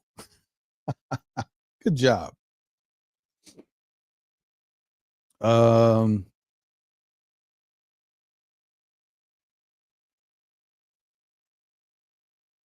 Yeah, well, we wasn't getting Ben. We just not look. We just not getting anybody, guys. Okay, we did what we did. That's it. In the buyout market, I don't know. I don't know what's going on. I don't know the whole thing. There was a chance Torrey Craig was somebody that I think a lot of people was looking forward to. I wasn't mad at that. He got the height, but I don't know what's the deal. I don't know what's going on. I don't know if the Knicks feel like they can't do anything. If it's too, if things are just too close to that second apron where they just it's not going to work. If they want to bring in TJ Warren, listen, not for nothing, man, but TJ Warren, you know, he's not a defender. We already talked about that, but he's a hell of a scorer, and he looks like he deserves it, and he wants it, man. He's showing that he wants it. He just dropped 42 in the G League. Now, once again, the only thing is we know the G League is fugazi, but one thing about TJ Warren is that he can drop 42 in the league. So we can respect him. Okay. Other people I talk about, I say, yeah, listen, the G League defense is fugazi, but TJ Warren is a scorer. So we've seen him do it on every level. But yeah, I don't know, man. We got to see. JJ47K in the building. He says, I hope they don't get blown out again. Like I said, bro, I think the chances of that are slim because I think the Knicks will be well rested, which means they'll have the energy and the fight to go against Boston all game, 4 quarters. The only thing that I do worry about is possibly that the shots might not be falling right away. And if Boston somehow comes out the gate on fire, that is a little bit scary because they could get a lead and it'll be tough for the Knicks to kind of get away from that lead, right? To kind of chip away at it. But other than that, not really worried about it. Shout out to Killer Kamikaze in the building. He said, what's going on? Salute. What up, Killer? Appreciate you. Hope you're doing well. Craig is in the building. What up, Craig? Good to see you, my guy. Appreciate you. Hope you're doing well. Shout out to everybody that's here. We got 219 across all platforms watching. Please smash that like button, subscribe to the channel. We're on the road to 5K. If you haven't already hit the subscribe, please hit the subscribe and hit the like for the show, man. I don't know where we're at right now. Let me see. I should check. Why not? Let me see how many likes we got going on for today's show.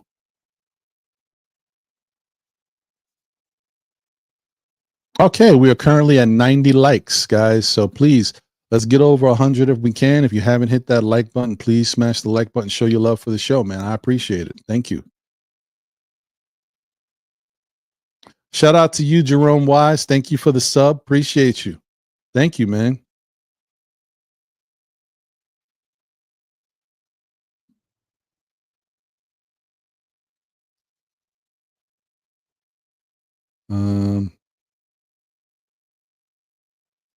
Got you. That we can agree on, Josh. But as Knicks fans, you know that's always the case.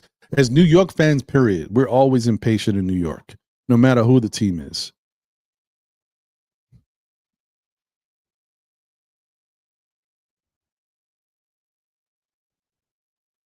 Humberto de la Ho's in this house. What up, Humberto? We need nothing. And please, who cares who plays at the end of our bench to players that will not see time? You may have a point there, Humberto. Shout out to you. Thank you for being here, man. Andrew Decatus in the building. What up, Andrew? Thank you for being here. Says salute, Ron. Appreciate you, bro. I think, wow. I mean, the Knicks are in a really interesting situation, right, guys? Because look, all right, we already seen that the Huck Porty hive is going crazy. The Huckamaniacs. They are going nuts right now because they're happy to see Ariel Huck Porty finally get some time. I don't know why people keep calling him Huck Porty. I don't know why they're doing that, but okay. I laugh because it's so common. I think it's so easy for people to say it's just Huck Porty. I don't know what the Hucka is coming from, but it's all right. But it was really nice to see Huck Porty get some love the other day, right? But I just want to give, it's not a piece of caution. I just want to say this as being fair, right? We all want to see some of our young guys get some burn. We think we've got some really good talent top to bottom on this roster. Some guys just may not be ready yet. Some guys may not have been given a good enough of an opportunity yet. But you understand that's what you're going to deal with in any team, not just the Tibbs team, because there's other teams that have rookie guys that are pretty damn good and supposed to be really special, and they're not really playing for those teams. I'm just throwing that out there. Not a lot, but there's some. But the only thing I want to say, guys, is because some people are like, man, I've been telling you Huck Porty is going to be doing, he could have been doing this all. Not really, guys, because Huck Porty has gotten some chances and he hasn't always looked good. Defensively, he has been a little lost at certain points and he's gotten cooked. Okay. He's shown some good moments. There was also some moments that didn't look that great. So you kind of take the good with the bad, you know, the facts of life. You know how I always say that. But this last game, he looked fantastic. But what I want to say is, don't just assume that it's just because now, oh, Tibbs gave him a bunch of minutes. Now he looks fantastic. You don't think that maybe he looks better too because he's had time to be with the team. He's had time to practice with the team. He's had time to go to the G League. He's had time to learn from watching other guys play of how he should be doing things on the court. And that is, as much as we don't want to talk about development, that is a form of development. Just sitting by and watching what's going on.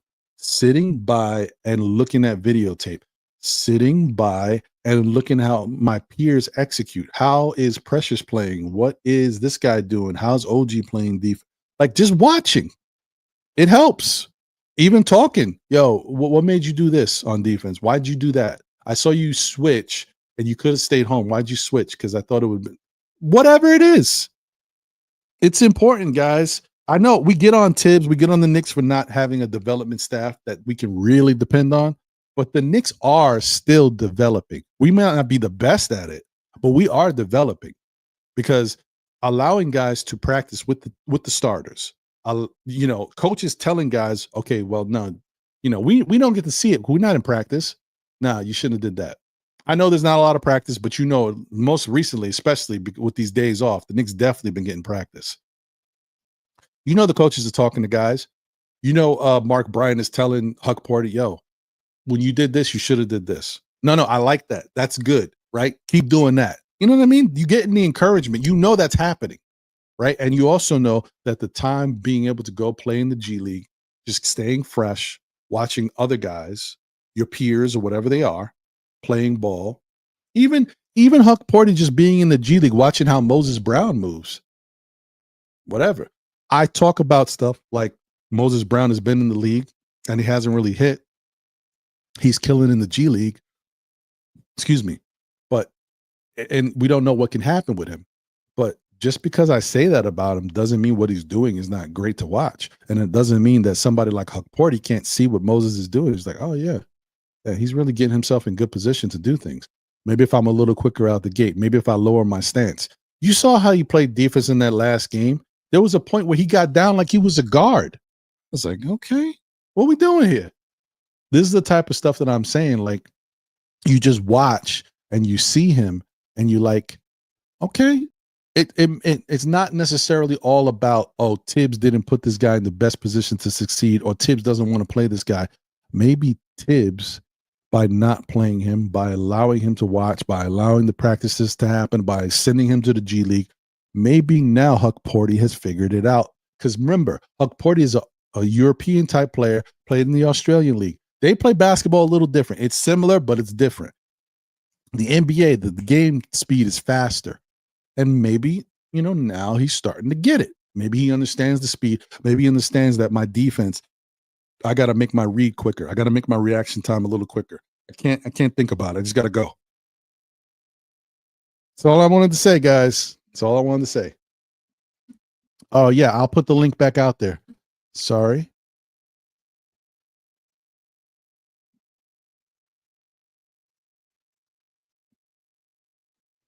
Okay. Let me see. Where was I? I agree with that, though. Within reason, I agree with that. Stacks is like to play them guys because you never know when you're going to need them. That's fair. Within reason, I agree that you do have to play guys. Get them out there. Give them some love because you never know when you're going to need them. That's fair. Hey, shout out to my guy, Worldwide L. What up, my brother? Appreciate you. Hope you're doing well, man. Good to see you in the chat. Hope family's doing well. Always good to see you, brother.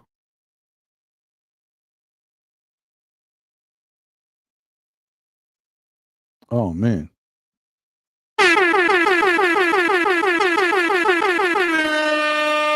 You know what it is. Shout out to Parrish Duggar, Mr. P. Duggar himself. Thank you for the generous super chat. He says, let me say something nice about Tibbs. Even though he's a horrible in-game coach, he did not cause OG's injury. Tibbs. Oh, well, thank you, Parrish. I'm sure I can speak for the Tibbs Hive when I say we appreciate those kind words. I'm not a part of the Tibbs Hive, but I'm just speaking for them because they can't speak for themselves. Because, my feeling about Tibbs is Tibbs is only as good as his ability to make a change. If he's not willing to make a change, then I'm not rocking with him. Then that. Oh man, I never thought about that. That's really what it comes down to. Tibbs is only as good as his ability to make a change in my eyes. If he can make a change, I feel like I'm in Rocky 4. If he can change, and I can change, we can change. Everybody can change. Adrian. I must be delirious or something. Don't mind me, guys. I'm good. What's in my cup? I don't know. Well, now I'm drinking water. So. Oh, you know what? I forgot to take my vitamins.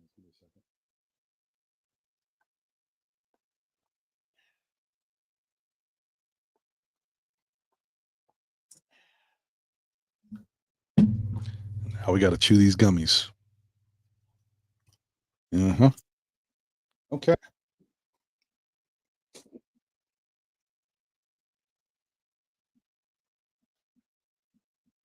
All right. Let me see where we at.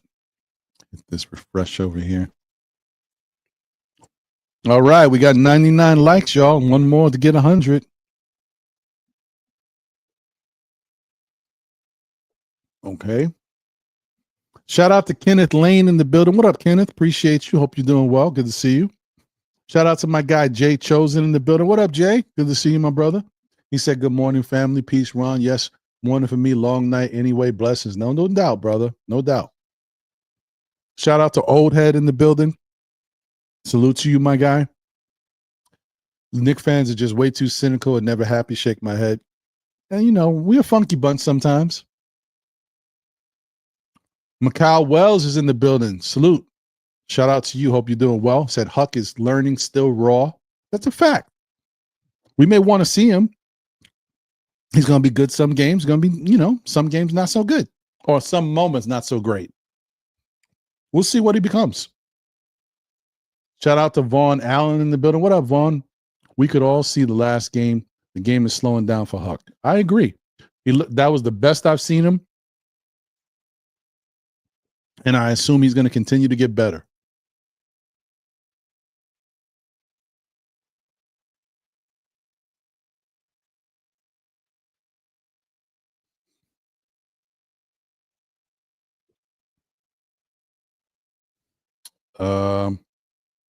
Sherwin says, Ron, what team is ranked last at defending threes in the NBA?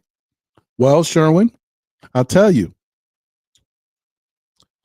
I don't know what they ranked this week, but last week when I actually looked it up, it was Boston, and the Knicks were number 2. You trying to hit me with a trick question? I see you, Sherwin. Let me get my guy Corey in here. Corey. Peace. What's up, my brother? You know what I'm saying? Man, I'm out here, man. I'm out here for y'all. What's good, blood? Can't call it, man. We chilling, man. We here. We rocking. We excited. Hey, man, yo, it's crazy. Check me out, yo. First of all,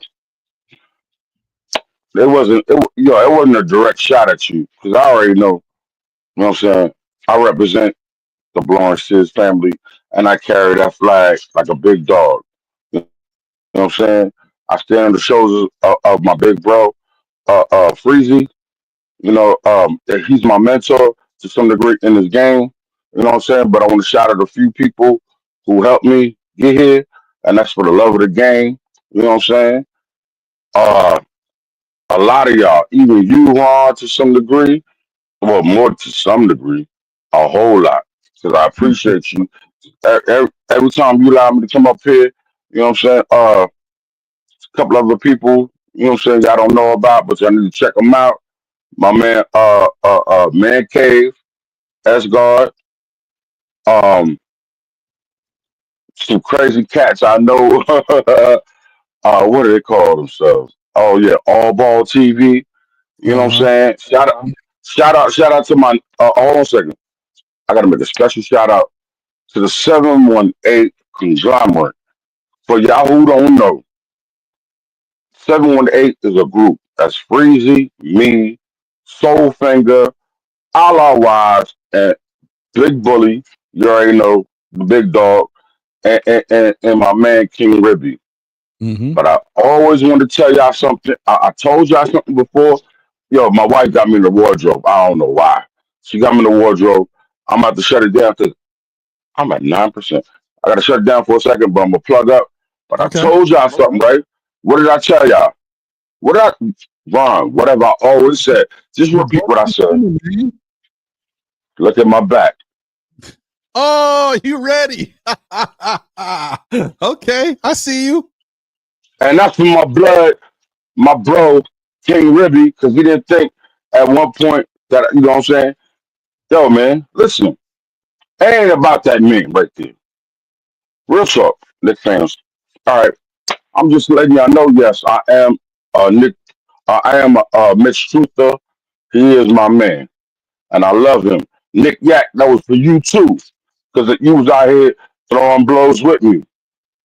With that said, though, with that said, I'm gonna say this: I don't expect Mitch, to conquer the world. Hmm. No, that's not his job. Mitch's job is to do what he does best: offensive rebounds, block shots, help us get stops, be a situational defender. Real talk. Also, and that's for my. Oh, hold on a second. Yo, I forgot. Man, I cannot believe I forgot. Real talk. Shine Devon. Man, y'all let me shine. And I'm gonna let y'all all know. Listen, CD coming back. 718 boys is coming out back. You know what I'm saying? You know what I'm saying? So my man, get ready, buddy. It's all good. I'm trying to come back after All Star break. We're gonna help close out the season, man. Yo, I'm excited, and I want to know how you feel, Ron. I'm gonna pause and let you know because you No, thought I was faking. nah, you real, B. I know that. Nah, man, and I feel good, man. I'm really excited about it.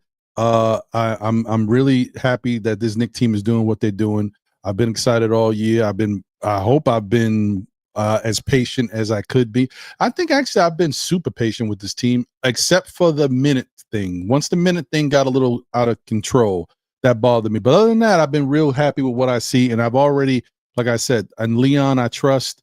I already know. I've seen enough years where you think you don't know what they're doing, and by the end of the year, you like look up and like, oh man, look at the Knicks where they at. And that's how I feel, man. I'm good. I'm happy about this team, and I appreciate you, my brother. And no, and once again, no shot at all. I don't think of it like that. Like I said, my whole thing is when I think of you and I think of Bully and the 718 boys, I think of Lawrence Tears. So I think of the Lawrence Network. Oh And yeah, so, yeah, yeah. I ain't gonna flex, and I hate to cut you off, bro. But Freeze will tell you, I'll cut you off like Atlanta traffic. If y'all don't know, come down here. Come on down here. I'll show you better than I can tell you. And I apologize because it's not intentional. I'm just high spirited. Yo, can I make another shout out? yeah, go Yo, ahead, bro. listen.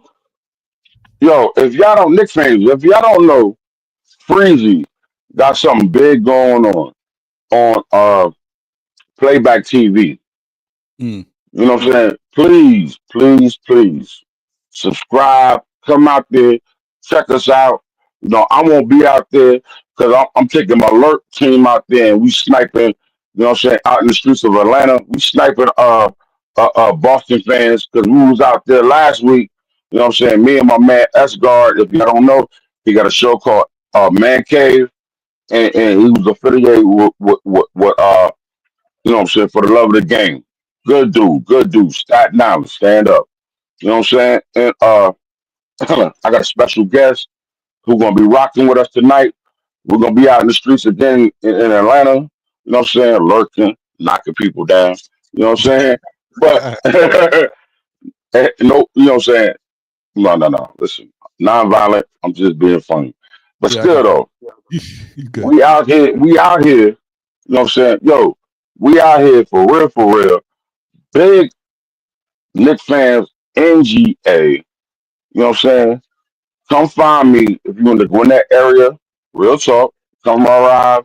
If you know who I am, you know what I'm saying? Tap me on the shoulders.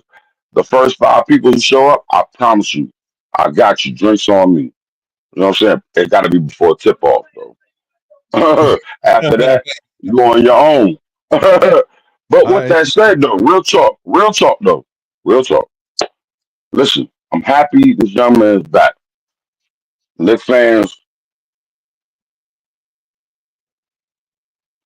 for real. From this point on, let's support this team because this is what we got going all the way to the end. You know what I'm saying? Including who we might pick up in the buyout market or anybody else. For real. You know what I'm saying? Be easy. Support these cats. Yo, you ain't got to like them, but they still Knicks. And I still represent the front of the jersey. Real talk, despite what's on my back right now.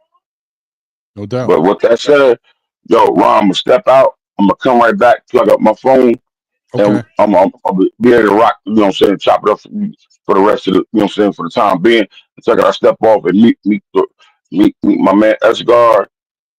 And it is what it is. I appreciate y'all for even rocking with us. Grateful, man. I am. You know what I'm saying? I'm so grateful to just be able to do this with my people. I love All y'all, and I'll see y'all in a minute. You see what right. it is. Peace. Appreciate you, man. All right. So let me bring up guys here. Oh, wait, hold on. Let me switch to this. There we go. All right. What up, Juan? What up, man? What's up, bro? Yeah, sorry. You know what? I put my face there. I didn't want you to come up to two empty faces like that. Nah, you all right, bro. Listen, I know you tired. I know you had a long night. And listen, it's cool either way, bro. You good. I'm looking at you. I feel like my eye is over here. And it's looking at you this way. And the one is looking at you this way. I don't know. It's like, dude, like listen, let me That's tell crazy you work, bro.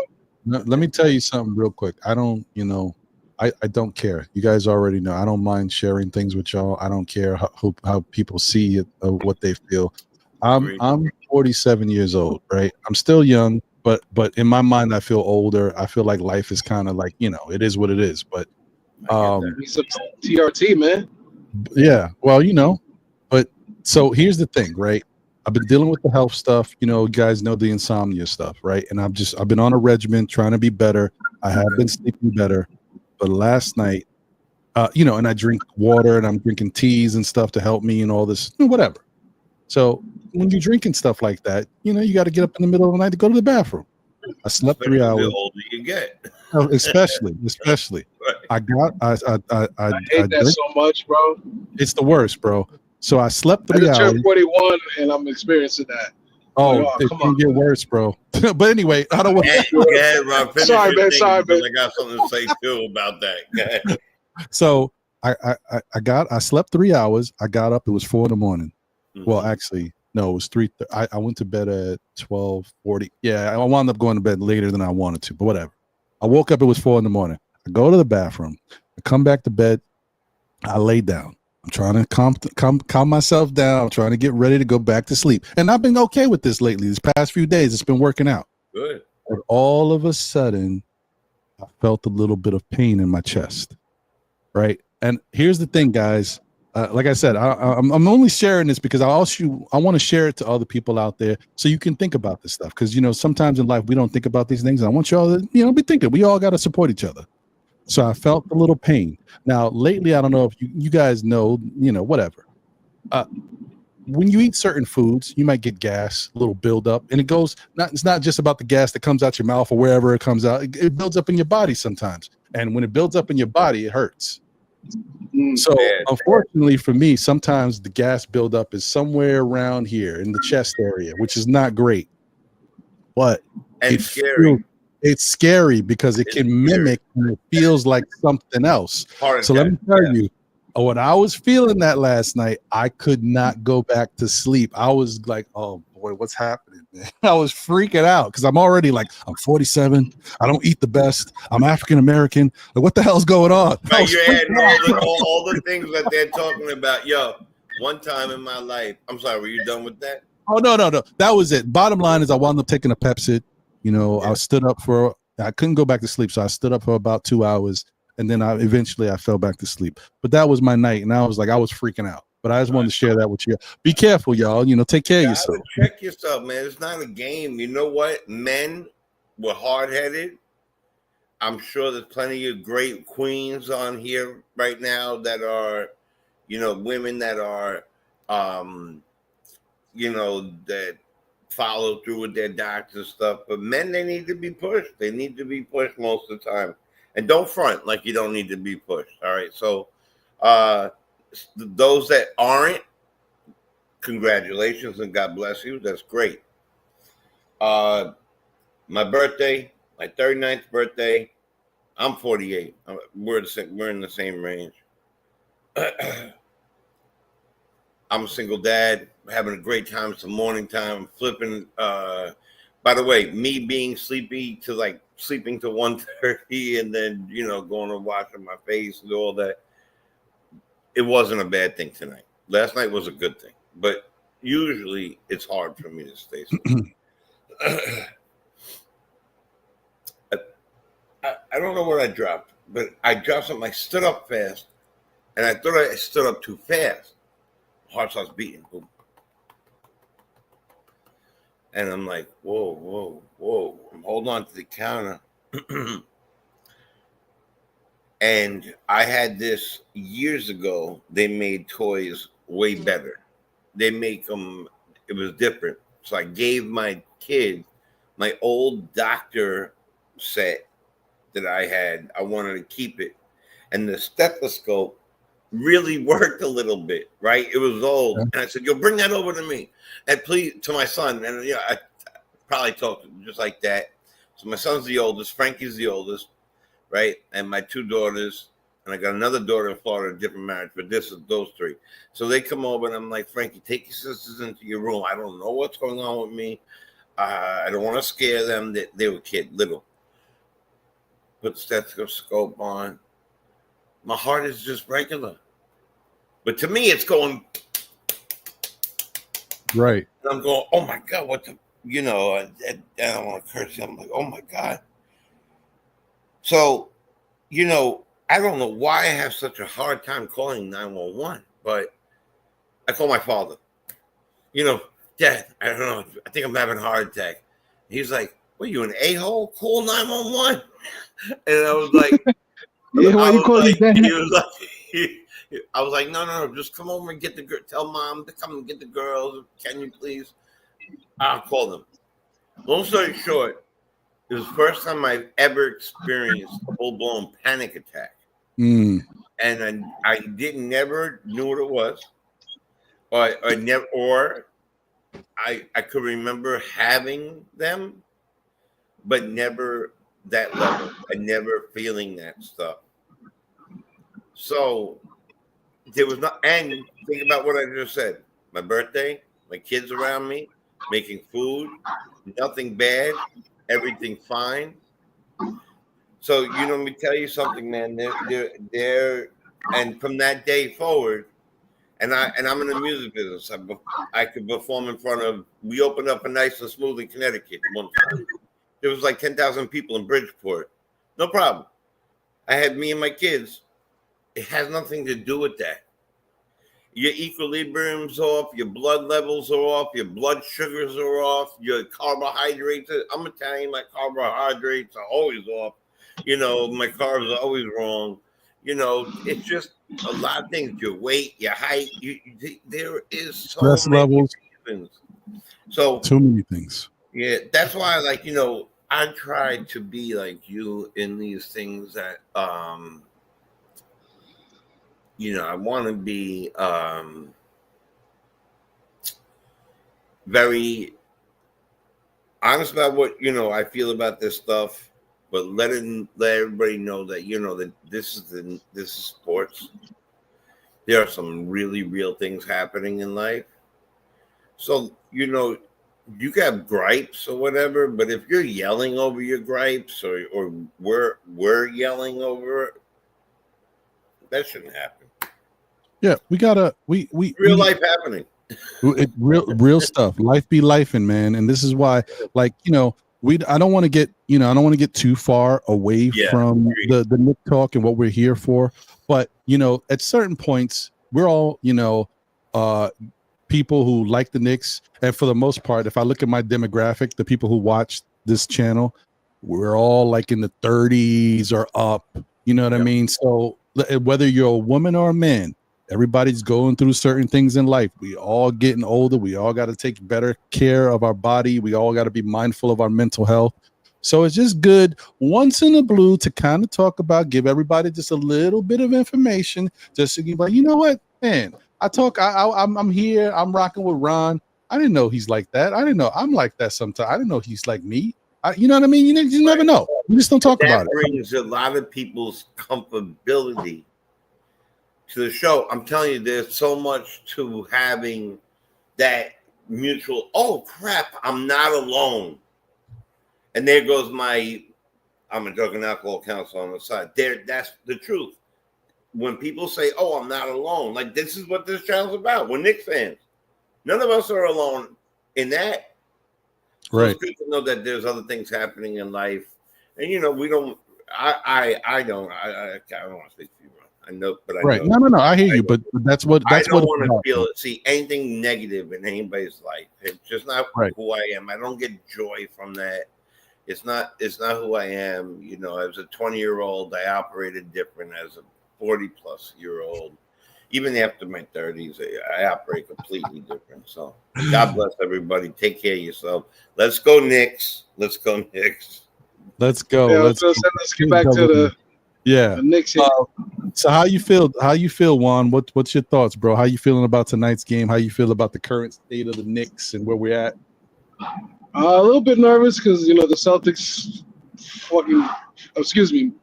they blew us out first time around. But I mean, this is a different team right now. So, and they click a lot better. I think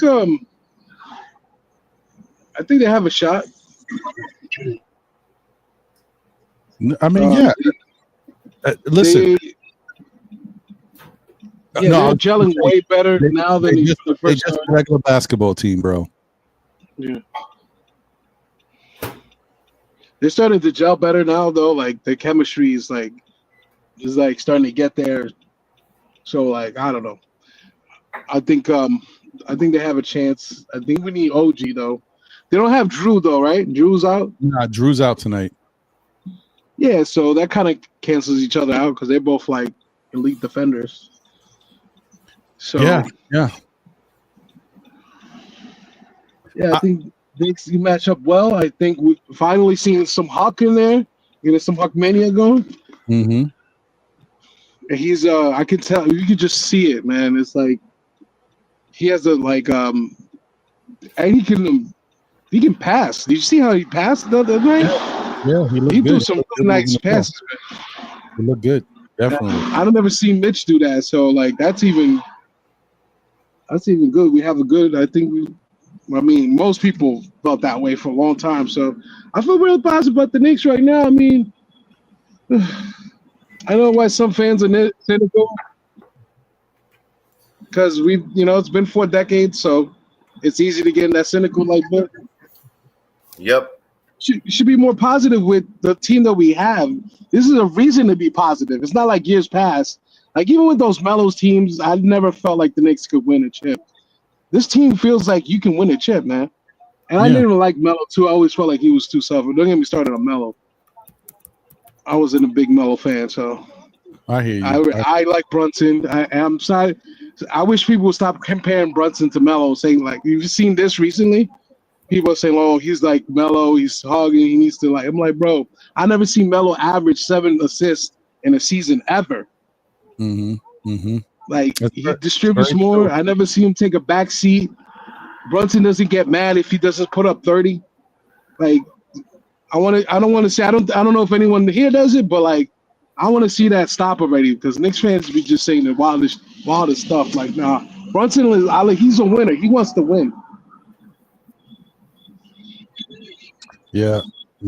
No, I mean, I think that the thing that was an interesting thing that was said that I saw the other day. I don't know. What do you guys feel about it? I like Melo, right? But I also understand that Melo played the way he was used to. So some people take advice that you're given, right? And you take that to heart, and that becomes who you are, and you keep that going with you. Melo's advice that he heard from Kobe was that you're a scorer, you're a leader, you score, go score. Like, don't let them take that away from you. You're the man. This is the reason why Melo is one of the best closers in the NBA. I mean, statistically, he falls in the top 10, I think, at this point, even now. Like, he's still one of the best closers ever. And consistently called one of the hardest to guard. And he's definitely correct. The problem is sometimes you take that to heart too much, and you forget that in order to really be successful as a team, winning as a team, you have to open your game up a little bit more to get other people involved, and you have to pitch in a little bit more on the defensive side. Melo is I never thought Melo was a bad defender. Just thought he wasn't as good as he could have been, right? Because he focused a lot on the offense. Like, I'm gonna put the points up. This is my job, my role. But sometimes when you want to go far in a game, you got to go above and beyond, and you got to do a little bit more, especially if you're the man, right? Now, the good thing about Brunson, and this is how, like, you say it differently, is Brunson can only do what he can do. He's limited because of his height. He's limited because of his athleticism. So he can't do certain things, right? But he tries. And a lot of people have been noticing.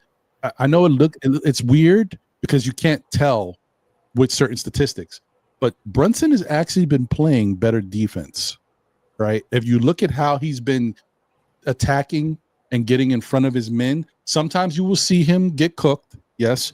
But if you look at him overall, he's been doing a much better job at deterring the person he's guarding at the point of attack. Not all the time, and then he's also mixing in where he's drawing fouls by getting charges.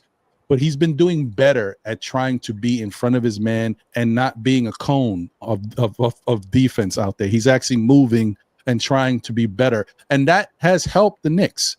So it's stuff like that. And I'll be honest, it's the same kind of thing that I got a little mad about with Cat, because at some point, Cat gets to a point where he's got to do the Olay. He's got to do the Matador defense because he can't stay out of foul trouble. So he's got to let guys go past him, or else he might pick up a bad foul.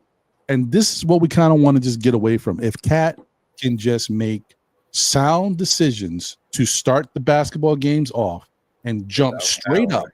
And sometimes, I mean, I say jump straight up. I really mean just stand straight up. Just put it there. Don't even jump. You 7 feet. And that will make a big difference, because then when the contact's initiated, the referees and the video will clearly show that the player is coming into Cat. And that's going to change calls. But Cat, his body's so herky-jerky, so used to going forward. He just got to stop doing that. If he can stop doing that, that's going to help him tremendously. I think two points that you said are probably going to turn into about 4, and I'll definitely switch back and forth with Ron and you on that. Ron, and you. My middle name is Ron. Most people call me Ron. I get confused when you talk. So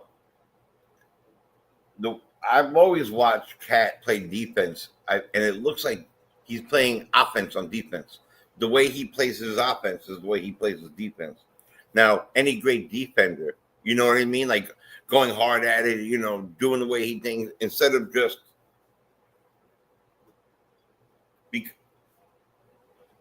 like you do that, what happens? You can't see it. You can't see it. And he's 7 feet tall. That's all he needs to do. Hands up or hand in the face, but get your hands away from them. Take about a step back, and his steps are big. Way different than all 3 of our steps is a Cat step. So, I think that he's gotten better. I think Brunson, one thing that people have to acknowledge, period, is Brunson has transformed his game, period. He's transformed the way he is playing defense much better. He is chasing around, man. He is switching better. He is became a passing point guard. So the when I've always felt he was a 2 guard with a point guard handle. So the fact of the matter is that, I don't see, and then you talk about the Melo thing. For me, Melo wasn't able to capitulate. He wasn't able to he wasn't able to get into like once he heard. It's a problem with certain things. You hear a message from somebody. That message came from Kobe. You're a scorer. Then you dial down and you say, Kobe wants me to shoot. Maybe that's what Melo heard between his ears. He wants me to shoot. He does. He's not saying go out there and get 5 assists and 10. He said, "Go, bro. You're a shooter. You're a killer. Get down there." The thing with Brunson is that, and then we never saw anything in our tenure. We didn't see him do anything but. And then you cannot even nearly in the world compare the two. And I really hate comparisons. I don't hate anything. I really dislike. Well, it's not true, but I dislike the comparisons, especially when they're different positions. That bothers me a little bit. But Melo was one way. Melo really was one way. He was give me the ball, feed me the ball. Yes, he threw out passes, but he was a me first. Our point guard is different. It's a different position to begin with. So either way, Brunson was getting about five or whatever, 6 assists last year anyway. But he has changed his game. On any given night, don't get it twisted. I really believe if Brunson played Melo's ball, the way he played Melo played, he would get 40-something every night. But that would take away from our team because we have 3 or 4 people who could score 20-plus points a night. And I watch these other teams. I forgot what team I was watching the other day. And each of the starters scored 20 and plus, and 2 of the bench players scored 10 plus. And I said, "Oh, that's how you get to the thing." And that's what we were doing when OG was healthy. To answer your question, I don't think the comparison is it falls short for me. It doesn't. Right. It doesn't ring bells for me. I'm not with that. And to me, you're watching 2 things right now. You're watching the best signing we ever signed in my lifetime. Maybe my uncle who's joining us right now, again from Miami, he'll tell you Earl the Pearl was the best signing. He'll tell you that. Or Brunson. He sees a lot of this. Frazier with and Brunson, whatever. But we're here and now, and I'm telling you, we're looking at the best signing, right, and one of the best trades, if not the best trade, the Knicks have ever pulled off all at once on the same court with Cat and with Brunson. I don't know.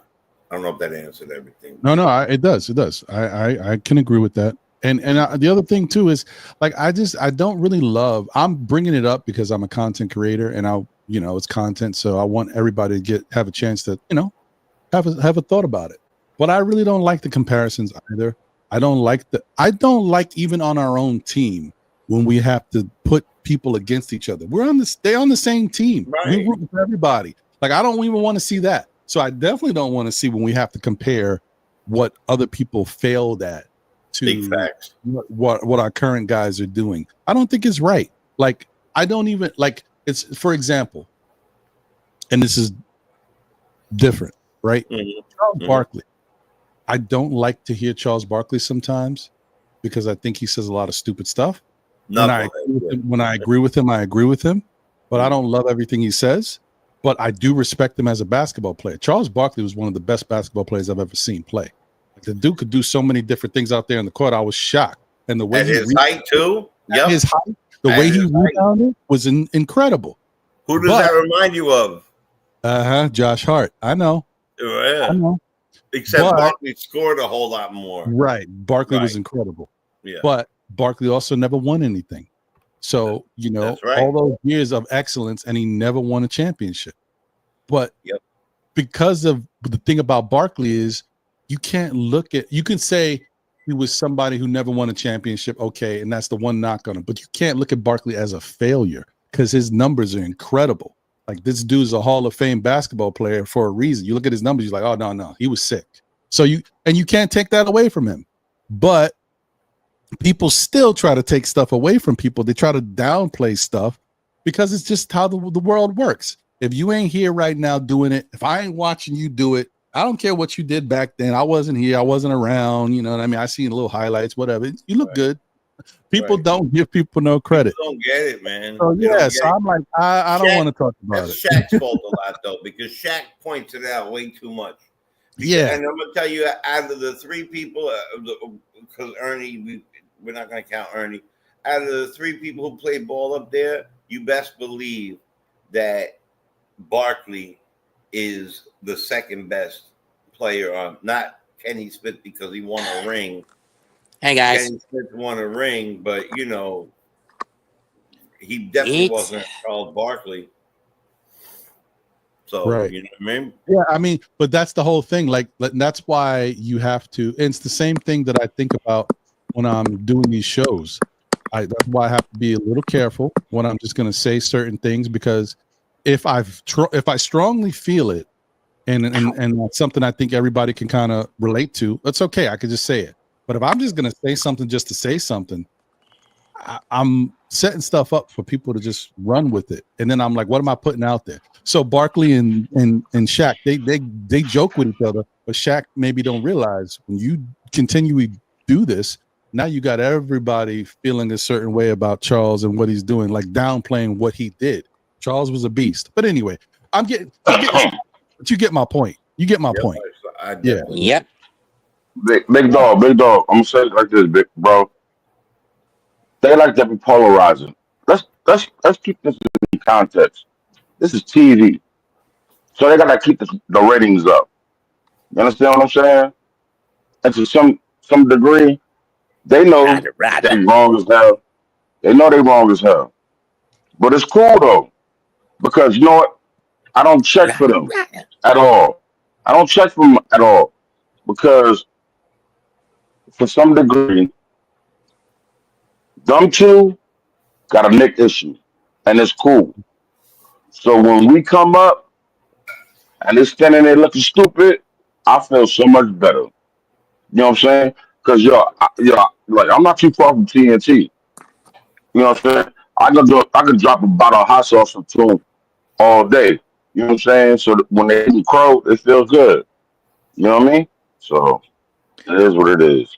Still gonna find it odd when next season we're gonna have to bounce between NBC calls. Yeah. I mean that things are changing. It's gonna be a little weird, but we got to roll with it, man. We got to roll with it. This is, what are you gonna do? It's just life. It's life. Yo, Ron, I'm gonna say something real quick. Yo, this is for my brother, Bully. You know what I'm saying? Jose out here today for you. You know what I'm saying? That's our joke. You know what I'm saying? Between us both. He's Tito. I'm Jose. If y'all don't know, y'all need to go to a package store or liquor store. I'll holler at y'all. And I'm Quavo. Peace. So Mets, what's going on with you, brother? It's been a minute. How's everything? Not much. Nearly gave myself a brain aneurysm last week over the Rumble. Oh, yeah. Well, things they make it entertaining. They'll do it. they get you up in arms. But I'm glad you're okay. How you feel about the Knicks and what you've seen? I know you're always concerned about what you see on a day-to-day basis, but I know you gotta like where they're at. I'm asking myself, what's the truth behind the OG injury? You know that the Knicks media team, it goes out of its way. It's a foot sprain, tranquilo. It's a foot sprain, tranquilo, bro. What? He said it's a foot sprain. Tranquilo means calm down. I'm just saying, we all know that this team's press corps is notorious for trying to cover up or sugarcoat injuries. Remember what happened last year? I mean, look, the only thing that I could say with regards to that is I agree with you. You never quite know what's going on with the Knicks these days when it comes to injuries. They keep it really under wraps. They don't tell us a lot. Now, according to what the injury is supposed to be, there was a video that I saw from a doctor, a medical, a sports doctor, that said exactly what OG might be dealing with. basically said that, showed it the foot and all that, showed the bones and the metatarsal or whatever. I'm not getting into the jargon. That's not my thing. But the point is, showed what it was, showed the type of injury it could be, and showed how long it would take to heal. And it really is not like a significant thing. It can become worse if you continue, if you don't heal right and you keep putting pressure on it without healing. But for the most part, it seems like something he will come back from and should be okay from very soon. Hopefully, if that's what it is. Mitch, I'll give you a virtual hug for that. Relax, bro. I'm not too worried about that. Real Then talk. there was the whole Dallin Wright trade. Wow. He said a virtual hug. I get Jericho Sims wasn't getting anywhere with how much of a stubborn ass coach Thibodeau is. So shipping him out to someone who's even more as incompetent, if not more so, like Doc Rivers. Take it easy on the coach of the month. Question that, but getting Dallin Wright, a 10-year veteran who has basically been a glass cannon almost everywhere he's gone, bothers me. Well, he was a throwaway. He was a throwaway add-in to get rid of it. He's not there to play. He got the Obi Toppin love. Yeah. I mean, listen, the Dallin Wright thing. Look, the bottom line is, you're shipping somebody out. Look, let's look at it differently. Look at it less for the fact that Jericho Sims is not giving us anything. Look at it for the fact that the Knicks were trying to do something right by Jericho Sims. They were trying to trade him from because he's not going to be here with this team. He's just not the answer for us. So the Knicks, I will say one thing about the Knicks, and this has kind of been a thing that's gone on for years, and it looks like I'm glad that they're continuing it, even though we don't want to give them credit for it. They seem to be a stand-up organization, guys, right? And they appreciate Jericho Sims, even if he's not what we need him to be. They're like, listen, let's send the young fella somewhere where he can get a shot to play. If he does good, it'll work out for him. And that's what they did. And they got somebody back that could help the team, but don't look forward to him helping the team. He could help the team, but it is what it is. It's not like you're getting nothing for him, because defensively he might be able to help us. But other than that, that's what it is. His money's going to come off the books, just like Jericho would have at the end of the season. We'll be in the same position. But it's just, I think they just said, listen, let's not keep this young fella here. He's not going to do it for us. Thibodeau probably doesn't want to play him anymore. Let's get him out of here. We already watched how it happened with Cam Reddish. We already saw what we did with Obi Toppin. We saw what we did with Evan Fournier. Let's get this young fella out of here now so we don't break his spirit and have him sitting in the say bench. about Kemba, and the less said about Kemba, the better. Well, yeah, the Kemba thing too. But you know what I mean? I think, and plus, not for nothing, let's not forget that, Jericho's an introvert and all that. I do think they were really trying to do good by him and get him out of here so that he doesn't have to sit on the bench. We gave him life. Yeah. We gave him life. But you don't believe. They gave him a chance, man. That's what they did. I don't have a problem with what they did. Yeah, I think that's pretty cool for them to do that for Jericho in that regard. If people want to look at it that way, it's up to you, your interpretation. But I think a lot of us feel like they were doing a favor for Jericho to get him out of here so he can go somewhere else and actually have a chance to play. But before we continue, let me just real quick, shout out to Josh Smooth in the building. Appreciate you. Shout out to Soul Snatcher. What's good? Ed Winning in the building. Willian in the building. Up to No Good is here. Salute. My guy Chop Low is in the building. What up, Chop? Shoquan is here. What up, Shoquan? Nate's Live Talk is in the building. What up, Nate? Long Island Sound 1 is in the building. You know what?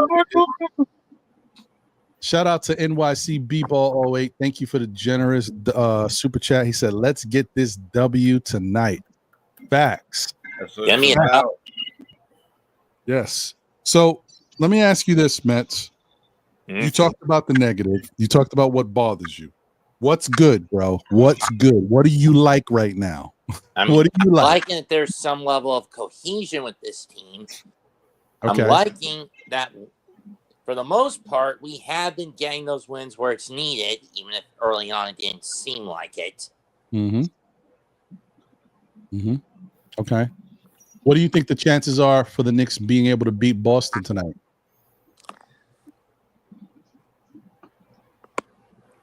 Mets,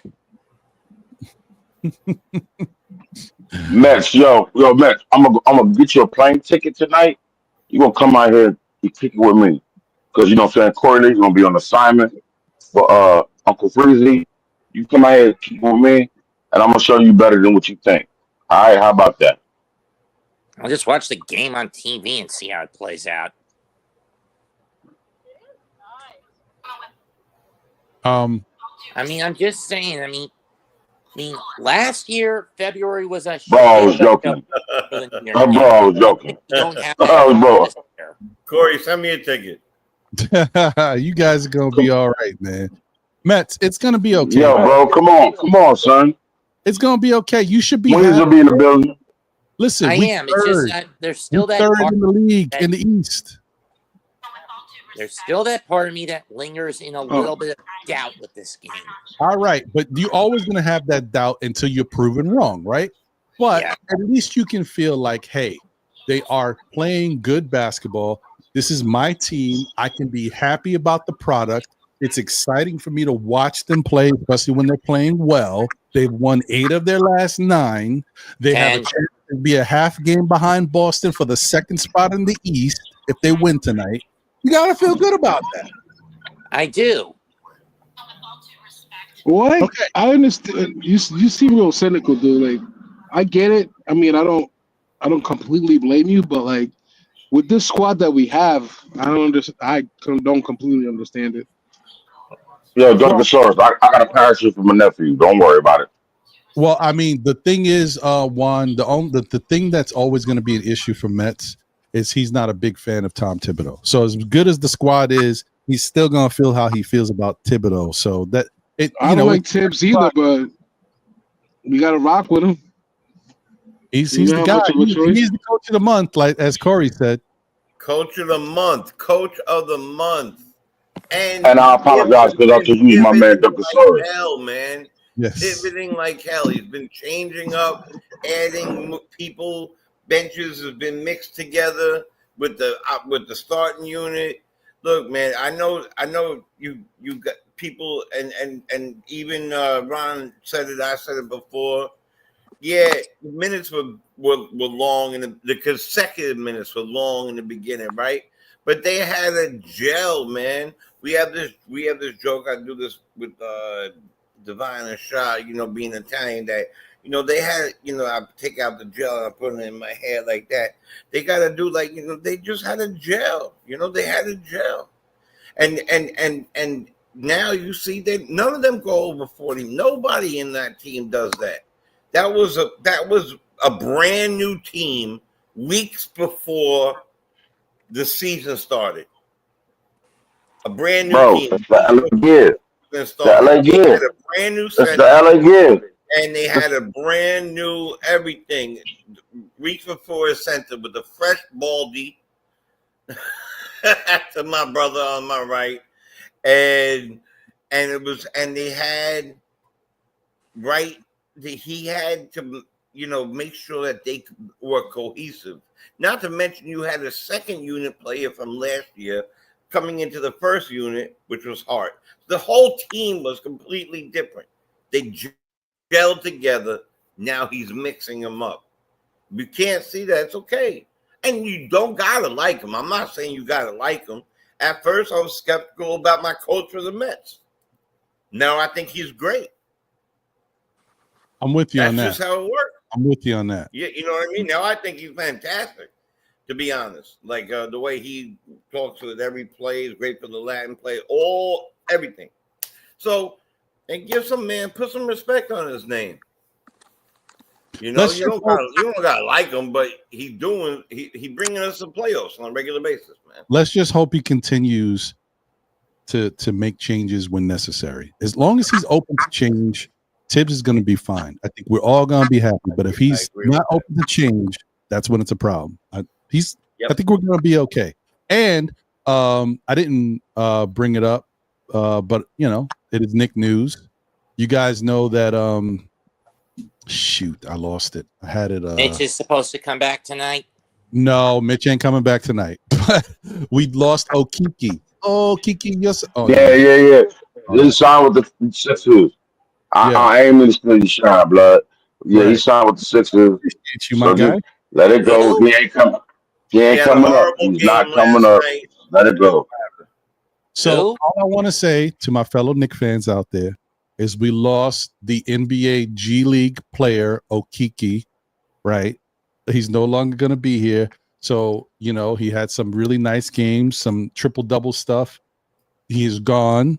All right. So don't think that all because Okiki is gone, the Knicks are finished. We're talking about a G League player who was doing great things in the G League. That's why I was asking. So I want to put that out there. That's why I was saying. That was the reason I was just asking myself, or asking you guys, who? Yeah, I hear you. Now, but don't get me wrong. I like the guy, and if he could have been a part of the team, okay. But he's not somebody that you say, "Oh no, we lost Okiki. What we're gonna do?" It's not that. A game changer. Right? It's not that. We're gonna be all right. We're just gonna have to. It's going on to the next one. The Knicks have a lot of sporadic talent, right? That has good pieces in it. But there's only a couple people that you can look at and point to and say, no, this guy, you know what you're getting from this guy. Like, for example, TJ Warren. He's dropped 47 last night. TJ Warren could do that in the NBA. It's not like that dude is a bucket. So that's somebody you Preach, say. big dog. Preach. If we Let him know in the back of the church. if we would have lost TJ Warren, then I'd have been like, oh, I'm like, oh, okay. That sucks. You know what I mean? But we still got TJ Warren, and he might be coming up to play with the big club soon. We'll see what happens. Look, the Knicks are in a good position, going back to what everybody's saying, and then I'm just going to echo the sentiments because it's the truth. It's the truth. Bottom line is the Knicks traded Jericho Sims, did him a favor. We brought back somebody, 1 for 1. It is what it is, like 1 for 1. And he may not play or he may play, but the bottom line is he's an expiring contract, just like Jericho was. And after this year, he'll be gone. Flip side of that is we kept Mitch. The butcher is coming, as Corey likes to say. And apparently we got good news that Mitch is ahead of the curve, ahead of schedule. So even though he hasn't practiced 5-on-5 yet, he's ahead of everything. And it looks like he may be practicing 5-on-5 very soon. So more good news. So What's it's like, what's he up to? 3-on-3 contact? I don't know what he's doing, to be honest, but I definitely know he's moving around well. So that's a good sign. They like how he's moving. So, okay, I'll take it. And we'll see. I think I'm not worried about him coming back before the All-Star break, but if he's ready after All-Star break, fine. Let's go. Say And to I hate how this year's All-Star game. Keep them both out. OG and Mitch, no need to rush them back at all. Let OG get all the way right and let Mitch get all the way right. Because we need them for the real part of the season. We don't need them for this part. We already got to this part. Right. We have 1.5 games behind Boston. 1.5, yep. Look, we're there. Let them chill, relax, sip a pina colada, get in the weight room, rest like I did finally for a little bit. Drink a Pepsi. Right. Just take a Xanax or something. Just relax, go, chill. You know what I mean? Yeah. Like, but don't do that. Don't do what I said. Maybe not that last part, but yeah. Advice. That was horrible advice. Don't do that. But those are, especially my profession, what I just did was a no. Yeah, I'm gonna turn up the camera and finna fire up, so I'm gonna holler at y'all. I'm playing. But anyway, no, I'm being funny, Ron. I'm just I know. Yeah, it's all right. All right. So, okay. Let me ask you guys. Say what you were going to say, Ron. I'm sorry. All right. Let me ask you guys. I just think that the rest is great. Okay. Good. That works. I'm being silly. I apologize. I'm gonna fall back real quick. I'm gonna listen and for them take everything you take seriously. No doubt, brother. Let me ask you this. Huh? If Okay.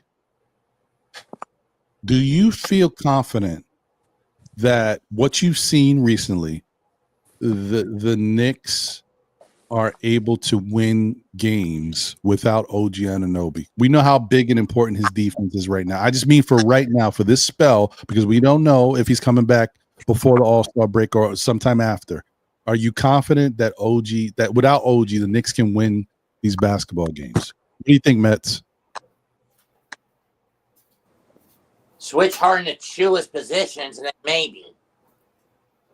Because it still bothers me that Harden is always playing the undersized number 4 when Chua, who's about 3 or 4 inches taller than him, is stuck in the 3 slot. Mm-hmm. Okay. Switch him around, damn it. All right. I like that. All right. I mean, I'm not opposed to it. What Okay. was his I'm sorry, I didn't hear what he said. What did he say? He said to switch Hart with Chua so that Hart's not playing the 4 and Chua's playing the 4 the way he should be. So Hart's not matched up against taller players when Chua has more height. Yeah. I agree. Chua should be in the 4 you're talking about defensively. Yeah, I guess defensively, and even when it comes to rebound, general, putting himself in good position. Because you guys notice when we play a small team, Hart goes crazy. But when we played Denver, he struggled getting rebounds against the taller guys when they were out there. So it's the same against the Rockets. It's the same thing against the Cavaliers. More so now that they've got DeAndre Hunter. Well, he's 6'4". He's he's 6'4", right? He should be playing a 2-3 position. Mm-hmm. Right. And this guy's 6'8", right? That's about pressure, 6'7", 6'8", 6'9". Yeah, he should be playing a power forward. I mean, I agree with that. There's nothing wrong with that. And he usually does. In fact, he's been our backup big man. So he's played that. Tibbs is moving him around. I don't think Hart should ever play 4. Right. I could agree with that. Yeah. What do you say, Mets? And yet that's the thing that bugs me. You have Hart has shown he's better potential at a 2-3 setup, either as the shooting guard or the small forward. Yet why does the Tin Man keep sticking him in the 4 slot? I mean, I get he's a battler, but when he's facing against big men, he tends to crumble up. I mean, he's had issues getting boards against teams like Denver, Atlanta, to some extent, Boston, Philadelphia, Dallas, OKC. Yeah, I mean, listen, you're not wrong about that. That's a true statement, Mets. You're right about that. Be a Chua. I mean, until OG gets back, it should be a Chua in the 4th spot, not Hart. Right. Well, I mean, listen, what the Knicks are doing lately, maybe they've seen something. Maybe it'll be a combination of a Chua, or maybe even Huck Porty gets a little bit more of a shot because he definitely gives them an opportunity. Just lost. I was just going to ask Juan. I'm still here, Ron. I just had to walk off for a second. What's your thoughts, Corey? Do you think the Knicks can win, in the meantime, win these games without having OG for a little while? Yo, bro, we're going to be all right, man. Knicks fans, we are coming to the All-Star break. Breathe. We need, most of all, these players need this time right now to handle their business. Personal, family, everything, for the injuries, everything they need. Because we're about to go on the stretch. And this stretch is more important than what y'all think it is. You know what I'm saying? This is going to be the best stretch we've seen in, oh, wow. Ron, I think you're about my age. Yo, this is going to be the best stretch we've seen since the Ewing days. Real talk, bro. So just, sit back and enjoy the ride. Put your bias aside and have fun. And support your team. Because, you know what I'm saying? Hey, I ain't gonna lie to you. I jumped out there with this and turned my back to show y'all this. But still, it's still about this. This Right. right here. Forget this dude. Forget this dude. Because he could be gone tomorrow. It's about our Knicks. Be real to yourself. Support them, yo. I don't care what you like, but you better like what I like when it comes to the Knicks. I don't care what you like. Yo, Corey, let's make that a shirt. I don't care what you like, but you better like what I like. Damn it. And at the Jeez. bottom, it better That's what I'm say, talking about, and it bro. better say, damn it, at the bottom. Blood. Yo, my bro. Yo, you already know you my queen's brethren. So I'm gonna tell y'all right now. Yeah. You know what I'm saying? Listen to what I'm telling y'all, bro. You know, I agree Listen, man. full We time. gonna be Gucci. Yep. Yo, I'm bending down and I'm old. I got some bad knees, bro. I had to chase my brothers down and get back to the linebacker mode the other night. And he got a pit and a puppy. So what I'm doing is especially for Over y'all, now, relax. Corey. You're But gonna be anyway, next, just chillax. And you know what I'm saying? And you know I love you. You know I love you. But Mhm. anyways, what I'm trying to tell y'all, man, Positivity is the I key, man. promise you. Because I want to, cause I promise you, yo, and you better check me out, Jay, tonight. Because on the pregame show for where we want to be at. But Yeah. I promise you this right here. I got some special dudes rocking with me tonight. All You know right. what I'm saying? Hanging out with me. And we got I call it my lurk team.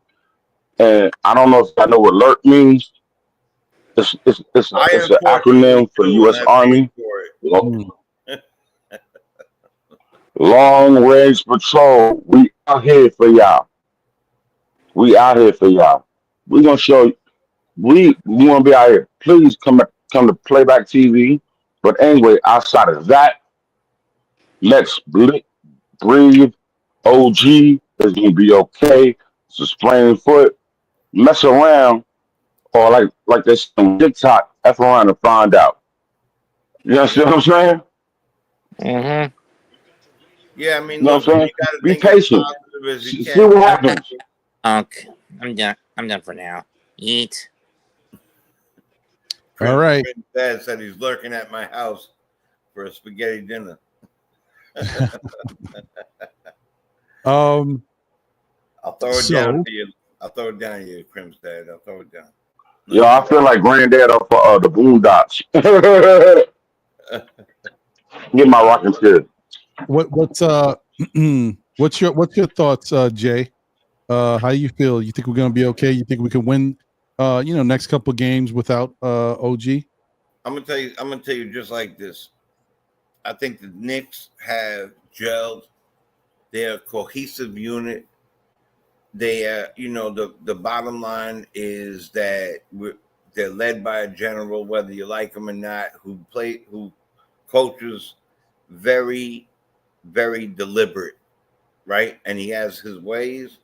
Sometimes I want him to do this and do that, but that never takes away from the fact of how much I respect him. And um, I don't really care too much about who agrees with me. There's the eyeball test. The eyeball test has shown me that our team could be any team on any given night, no matter how they're positioned, how they're played, where they're at. Our team is the Facts. toughest team. And I'm going to tell you something else. My two favorite players, I have a 5 top list that would surprise people the way they are. They used to be Patrick and Dominique Wilkins. Those are my two Hmm. favorite players. Okay. And if y'all have never seen I agree with Dominique that. and Patrick play, do yourself a favor and go on YouTube. However, Brunson, the captain, is in my top 5 now. And I believe in that man leading the charge on the floor. and I believe that he is any great team has an extension of the coach on the floor, has a leader on the floor. When they interviewed Hartenstein, they asked him the difference between SGA and Brunson, and he said that he had a connection with Brunson. That all they had to do was look. He knew where to go. He had to move. He knew where to throw it to. He says with SGA, he just gets out the way and lets him do his thing. That's different. And I'm not saying we're better right now. Right now, the record speaks for itself. It's called the eyeball test. But it doesn't mean that we couldn't have beat them that game. We took our feet off their necks on that game. Because in that game, we were winning. But we weren't all the way healthy. We had about 7 men. We didn't have the people back. I don't even think we had Precious back in that game yet. I'm not sure. I'm just saying.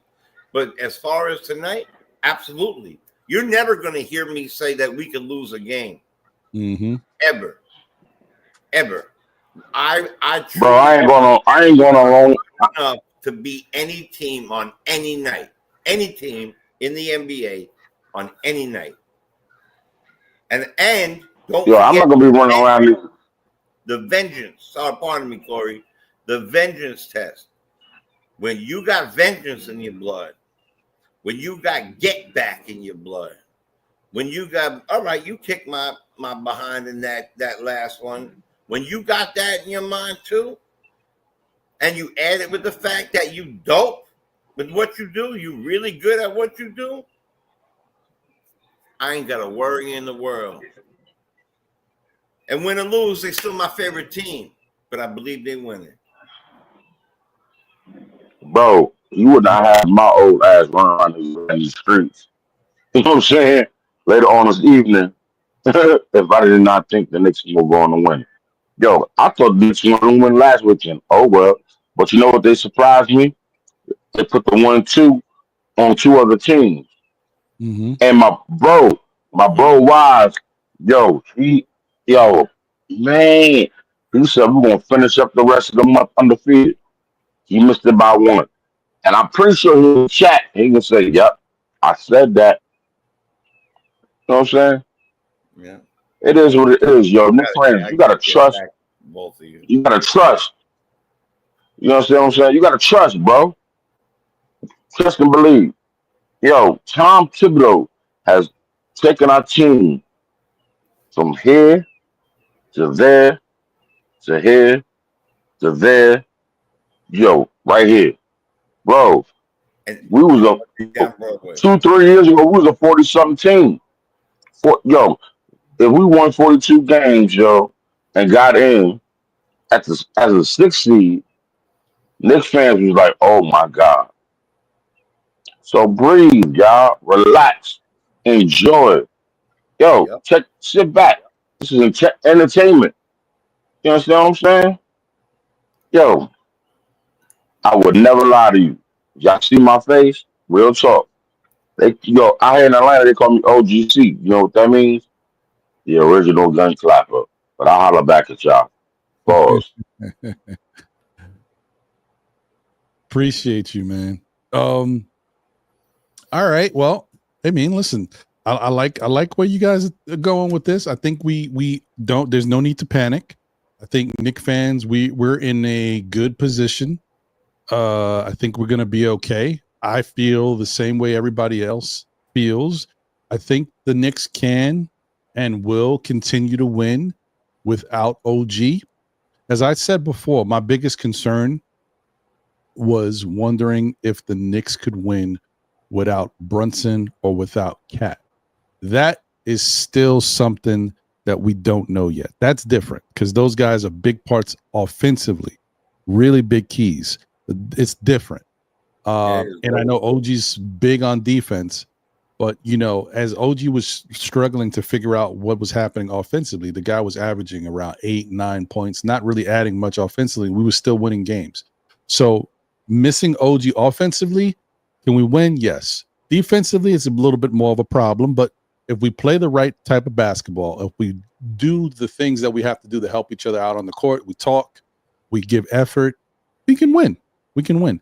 And then as long as we take smart shots and continue to make adjustments as to how the game is going, if we got the 3 going, fine. But if the 3's not going, we make adjustments. We make a concerted effort to get into the paint and get easy baskets.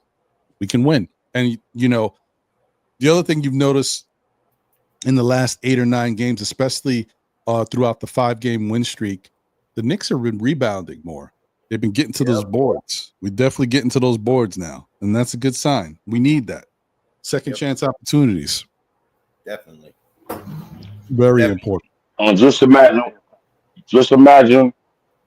when this guy come back, bro. Mm-hmm. What he adds to the team. And see, listen, listen. He's not Hercules. He ain't gonna carry us to every place we need to go. We need the whole 15 team roster.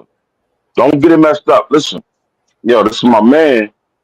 You know what I'm saying? I rock with him because he's the longest tenured Nick. That's number 1. 2, he goes so hard. Listen, he does the pause, but he does the most with the little bit of talent that God gave him, and y'all don't understand. And what he contributes to the team, besides scoring, is more important. You know what I'm saying? Knicks fans, y'all gotta look at Josh Hart in a similar way. You know what I'm saying? They bring more than bullets. They bring ammunition. Y'all don't get it. Like I said, I spent 5 years in the army. You only walk out with a certain amount of ammunition, and when you go you go down range, and you start busting shots, and you ain't got nothing else outside of that. You need somebody what? Bring you ammunition. Listen, we're gonna fight hard. I believe in us. Just think about it and relax, man. I understand certain things didn't go certain ways that y'all believe, but it is what it is.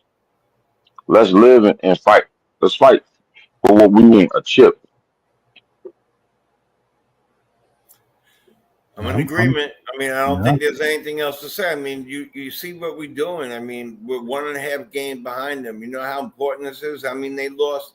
They just lost. You know, and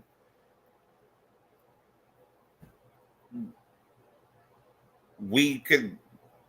Why can't we beat them? Like, think about all the reasons. I think that people are harping on all the reasons why we can't. I'd like to think about why we can. You know what I mean? And there's too many reasons why we can. You know, that was a good point about Josh Hart. Josh Hart plays, to me, he's the heart of the team. He's my favorite player.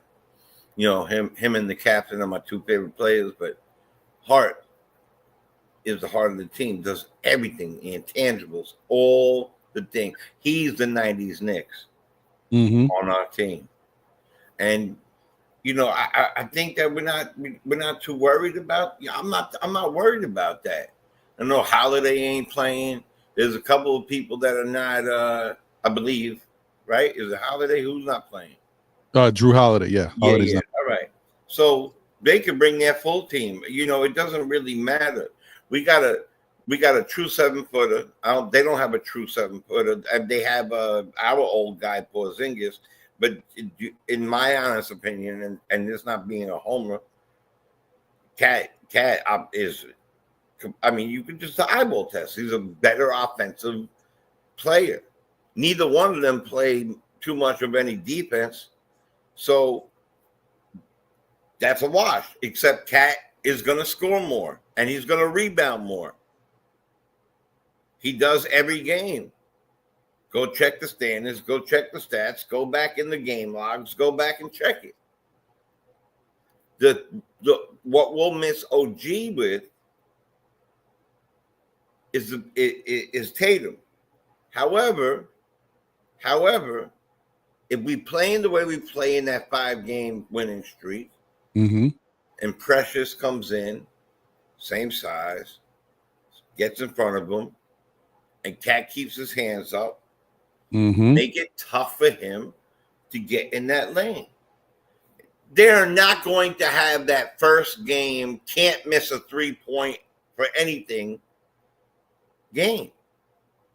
They haven't had it since. They play well, but they haven't had that 3-point madness that they have.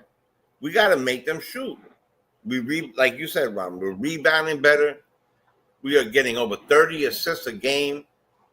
When the goal was 28, would do it. 29 would do it. $20.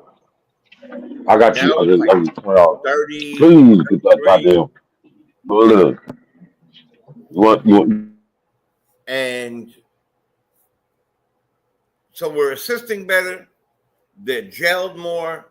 They're locked in together. I'm really, really, really, really hyped on. That's my beautiful baby. That's my oldest. Yeah, and I got the ammunition to knock that down if you come correct. Hey, yo, I got beautiful daughters too. God bless you, sweetheart. God bless you. Your daddy loves you. That's for sure. You just said I passed some money. Cabrón. I got 3 girls. God is great, but he knows what he's doing. He gives us what we deserve. Look, man, it's not too much to talk about as far as can we win. Of course we can win. On any given night, we can win on any team. Any team. I've seen some. Tell me this. It feels like one of the weirdest NBA seasons I've ever seen. There's teams right now, I think, playing above their grade. That'd be Cleveland, right? That'd be a handful of like other teams. There's teams that are not playing that maybe are destined. There are so many injuries. I've been seeing this many injuries in a long, long time. Like the Pelicans are way better than they are, but they're hurt or they're at the buffet.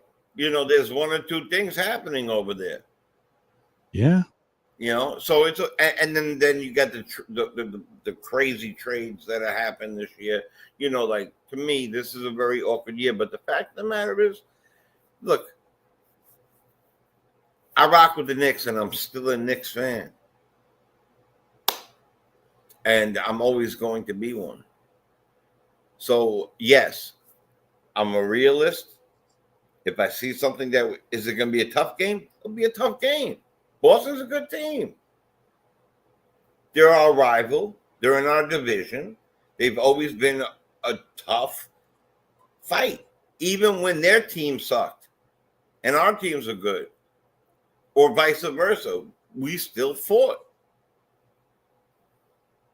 So, we got to go out there. This is an important game, too. Don't undersell it. This is important. Win this game, and we get closer to second place. That's very important. Not mad at it. Not mad at it. Me neither. Just throwing that out there, guys. Not going to be on much longer, but the phone number is 347-305-7280. If somebody wants to call in this week, you know what? By all means, we'd love to have you call in. I just wanted to give people a little bit of an opportunity to call in, and we'll go from there. Please shoot your shot at me, because you know what I'm saying. I ain't the greatest, so dumb me down. Mess with you, Ron. Bro, you good.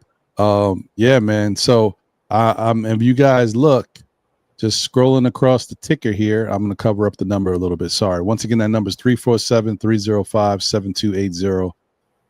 This is the Knicks' top 6 players and what they've been doing, their numbers compared to Boston's top 6 players. And for the most part, man, the Knicks stack up really well with them, man. So it really is one of those things where we can fight. They do have a big edge considering Drew Holiday versus Deuce, but Drew's not even playing today. So there's that.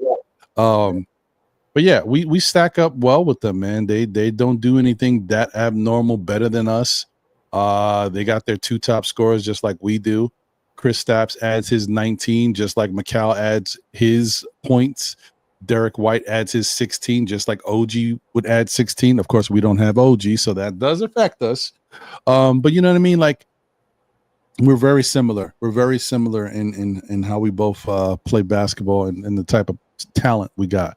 So I just want a lot of people to see that, because I've noticed I get a lot of like, man, you know, the Knicks still need talent. I mean, the Knicks got talent that we might need a better bench piece or so, but the Knicks got talent. We talented.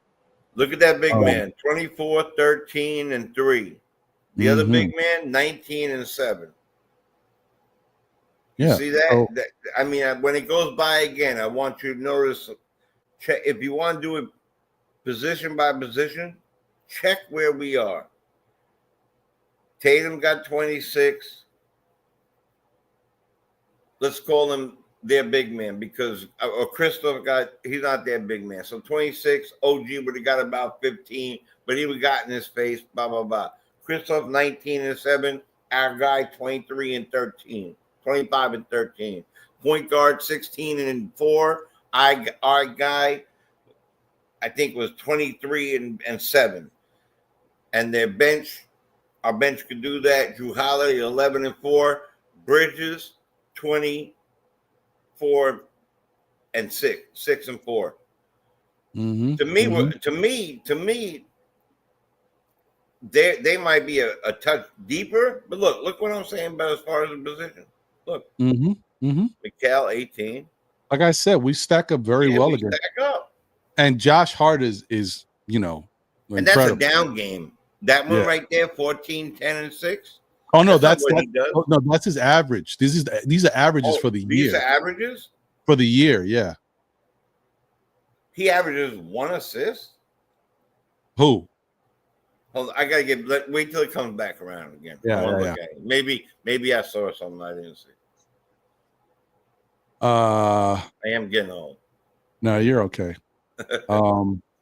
Shout out to everybody in the chat once again. Appreciate you guys. Shout out to Earl Saunders in the building. I think I got a super chat. Let me see here. Speaking of echoing sentiments, now I see what you did there, Parrish. He said, I can hear Jimmy. Yeah, no, you hearing something. I don't know what's going on, but you definitely got your ears tuned into something. Yo, son sound like Terrell Owens to me. 14, 10, and 6. Okay, I got it. 1 steal. So 14, 10, and 6. All right. I mean, that's the heart of your team. That is your 5th option, getting 14, 10, and 6. Nothing wrong with that at all. Nothing wrong with that at all. I mean, we sometimes, like I said, as fans of the team, when you see it every night, you don't necessarily appreciate it. But let me tell you, the NBA, them opposing teams, they see. They look like they got Jalen Brunson. They got Karl Anthony Towns. Mikal is playing better for them. And then you got OG, who's starting to get his offensive game back. And then they hit you with Josh Hart, who's giving you 14, 10, and 6. You think they don't see that? They're like, oh, Knicks is a problem. Knicks is a problem. So yeah, man. I think I was gonna say, bro, we finna take some heads off, yo. Pause. Y'all gotta really think about what we got in hand. You know what I'm saying? You know, the best off-season acquisition was my guy. That's 1. 2, hey man, Tom Thibodeau ain't no dummy. Think about it. We rose to greatness. Shout out to my man, and I always shoot him out. Hey man, shout out to Julius Randle, because it started with him. Real talk. Yeah, definitely. He chose. If you look at where we at right now, Look where we at right now. You know what I'm saying? Think about it, bro. So I didn't want to say this today, but I'm gonna say it anyway. Anyway, it's your blood clot crying. We're gonna be all right. I Because you believe got a it. problem with that, I'm gonna plot that ass. And I love y'all, Knicks fans. We Peace. going okay. I'm gonna fall back. All right, brother. Shout out to APAP. He said this is the greatest offensive Knicks team in franchise history, but there are 5 teams this season alone better than us. I don't know if I agree with that. I will tell you there's definitely 2. Boston offensively and Cleveland offensively have been better than us. But everybody else, I don't know. Let me get this call. Caller, you are on live with SKF. Know the Ledge. Your name and where you're calling from. Yo, what it is, Ron? This is AJ, man. Hey, what up, bro? AJ? How you doing, brother? Man, Hey, chilling. Jay. Before you had to show up, so let me just call through for a second. Yeah, man. Always a pleasure, bro. Up with y'all. What's going on, man? What's on your mind? How you feeling? I'm good, bro. Everything good. You know what I'm saying? Just chilling. You know what I'm saying? Just, waiting for a couple hours to go do what I got to do. But, I seen the show on. So, I'm cool and everything like that. You know what I'm saying? I just want to, just say a little something, you know what I'm saying? I like the show, you know what I'm saying? I like the team, you know what I'm saying? The team is cool. Tonight, I think they got a chance. They could do something, you know what I'm saying, real good. I think somebody got to really, on the team, really got to say, like, oh, I really want to win this game. I need to see somebody be like, yeah, we want to win this game. So I need to see somebody go all out. Like somebody on the team. I don't care. I don't care. Like, oh, we got this player, we got that player. Well, that is cool.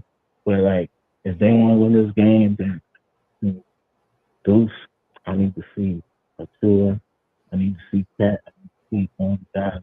I mean, they gonna really show out if they really want to win the game. Like I look at it like we got 2 dogs. Like we got two dogs against each other. We got one dog. Wait, we got 2 dogs, right?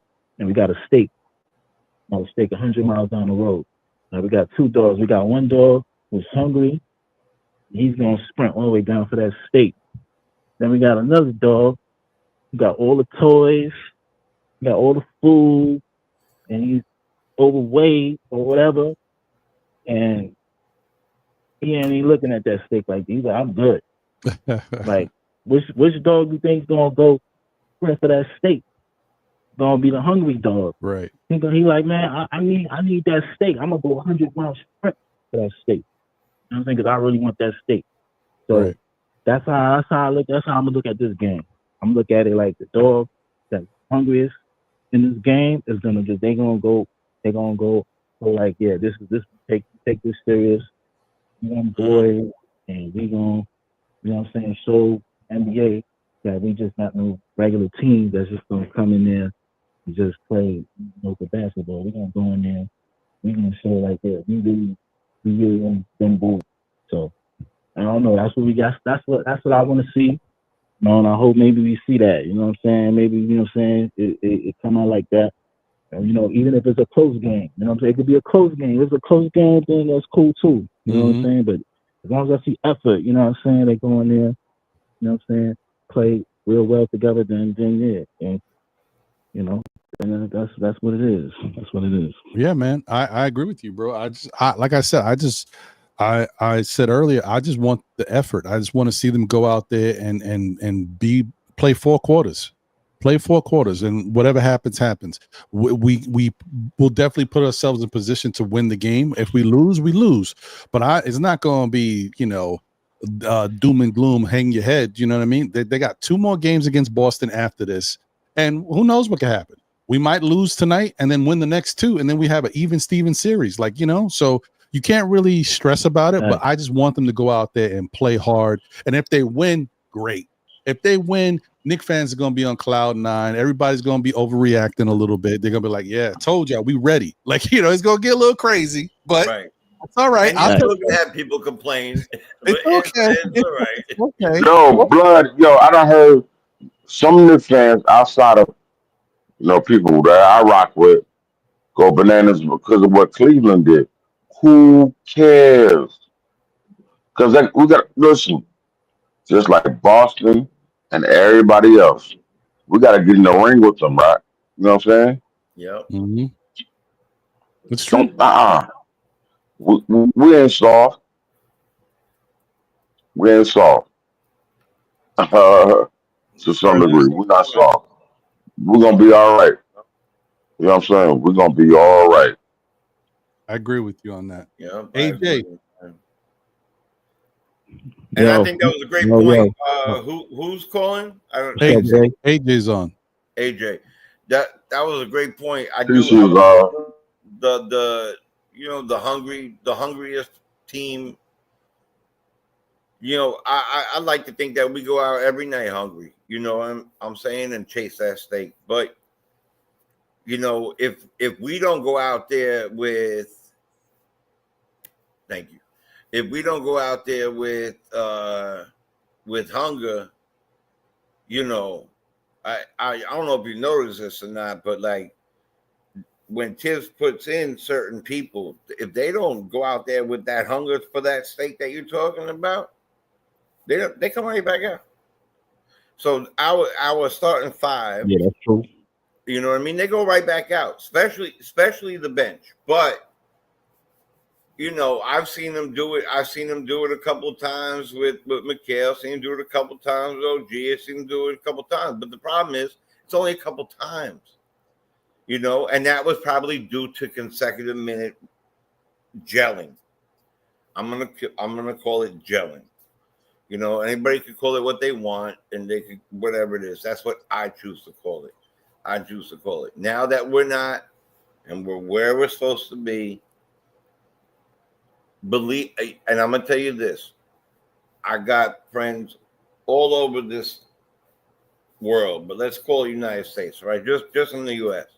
that call me and tell me, "Man, your team is looking crazy. I see your squad. Wow." I just watched something on YouTube about Cat. Watched some YouTube about how OG went from one side and blocked, and went on the other side and blocked. One, within 5 seconds of each other, bong, and then ran over there and bong. We got a hungry team, strong, tough, smart, well put together, great from top to bottom, great front office, great coach, great team. And now they're playing with heart. And now they're playing with the heart. Yep. I like it. Yeah, I like the team. I like the only thing that's bothering me a little bit is just the salary cap. Like they got a lot of money. You know what I'm saying? I'm thinking about maybe like two. You know what I'm saying? They paid her maybe. You know what I'm saying? They kind of need to fix that a little bit because we got the CBA next season, right? It's gonna go up. I think about 14%. Right. So that's maybe no, not 14. It's gonna go up about 10%. Right. So like something like that. Yeah, you're right. Something around 10% projection wise. So they not, you know what I'm saying? They might see maybe projection wise, maybe about 14, 16 million, maybe extra for the next, you know what I'm saying? So that's around 100 and something million, something like that. So they're gonna have to figure out how they're gonna fit all of that with the salary they got. What type of bench they're gonna have because they gotta pay guys' contracts is they gotta pay. They paying certain players more next season. Cat, I think he goes up next season. OG goes up. I think Mikel, he stays right where he is. I think he's about somewhere 10, 20 or something like that. But he's also going to be probably negotiating. But he's got to get paid. Yeah. Macau. Yeah, but if that goes up, and certain people are coming off the books too, don't forget that. So that's going to be the tricky thing. Like Jay's saying, that's the other thing you got to think about. There's contracts that are expiring. DeLon Wright, okay, it's not a lot of money, but that's expiring. Precious Achua is expiring. Landry Shamit's expiring. Mitchell Robinson. Got to see what happens with that. So, there's gonna couple people, so we'll see what happens. Yeah, yeah. But We'll other talk than that, about him yeah. then. Don't do it now, bro. What's that?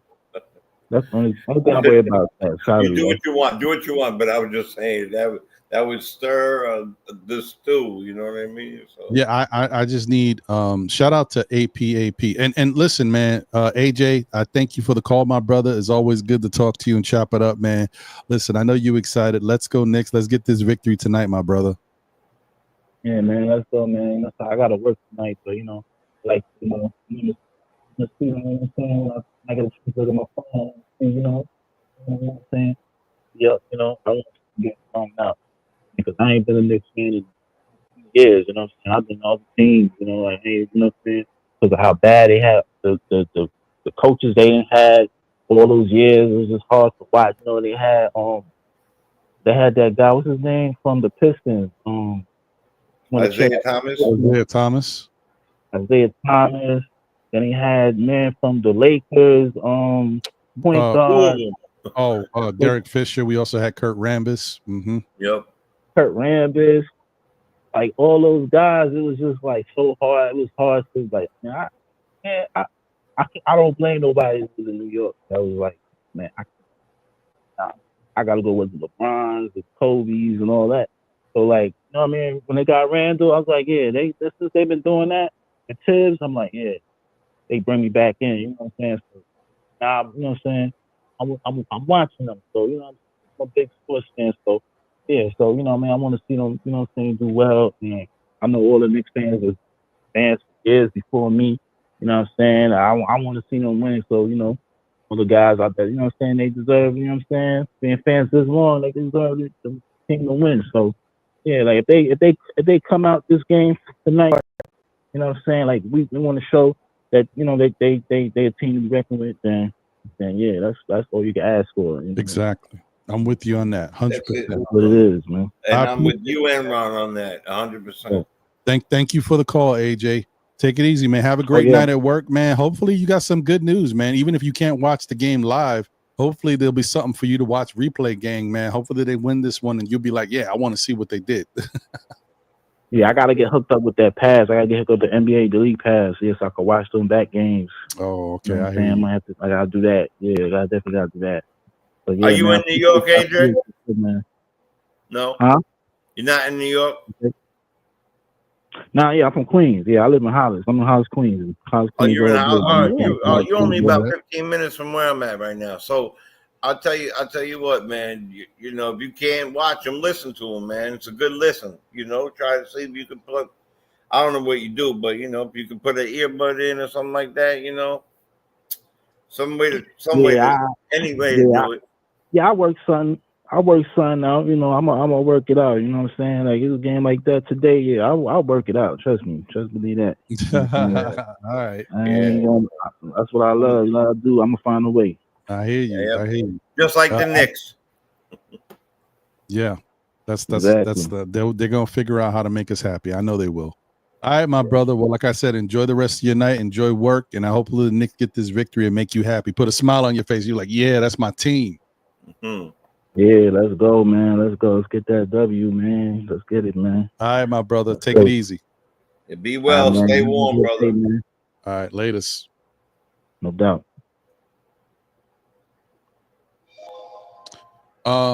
So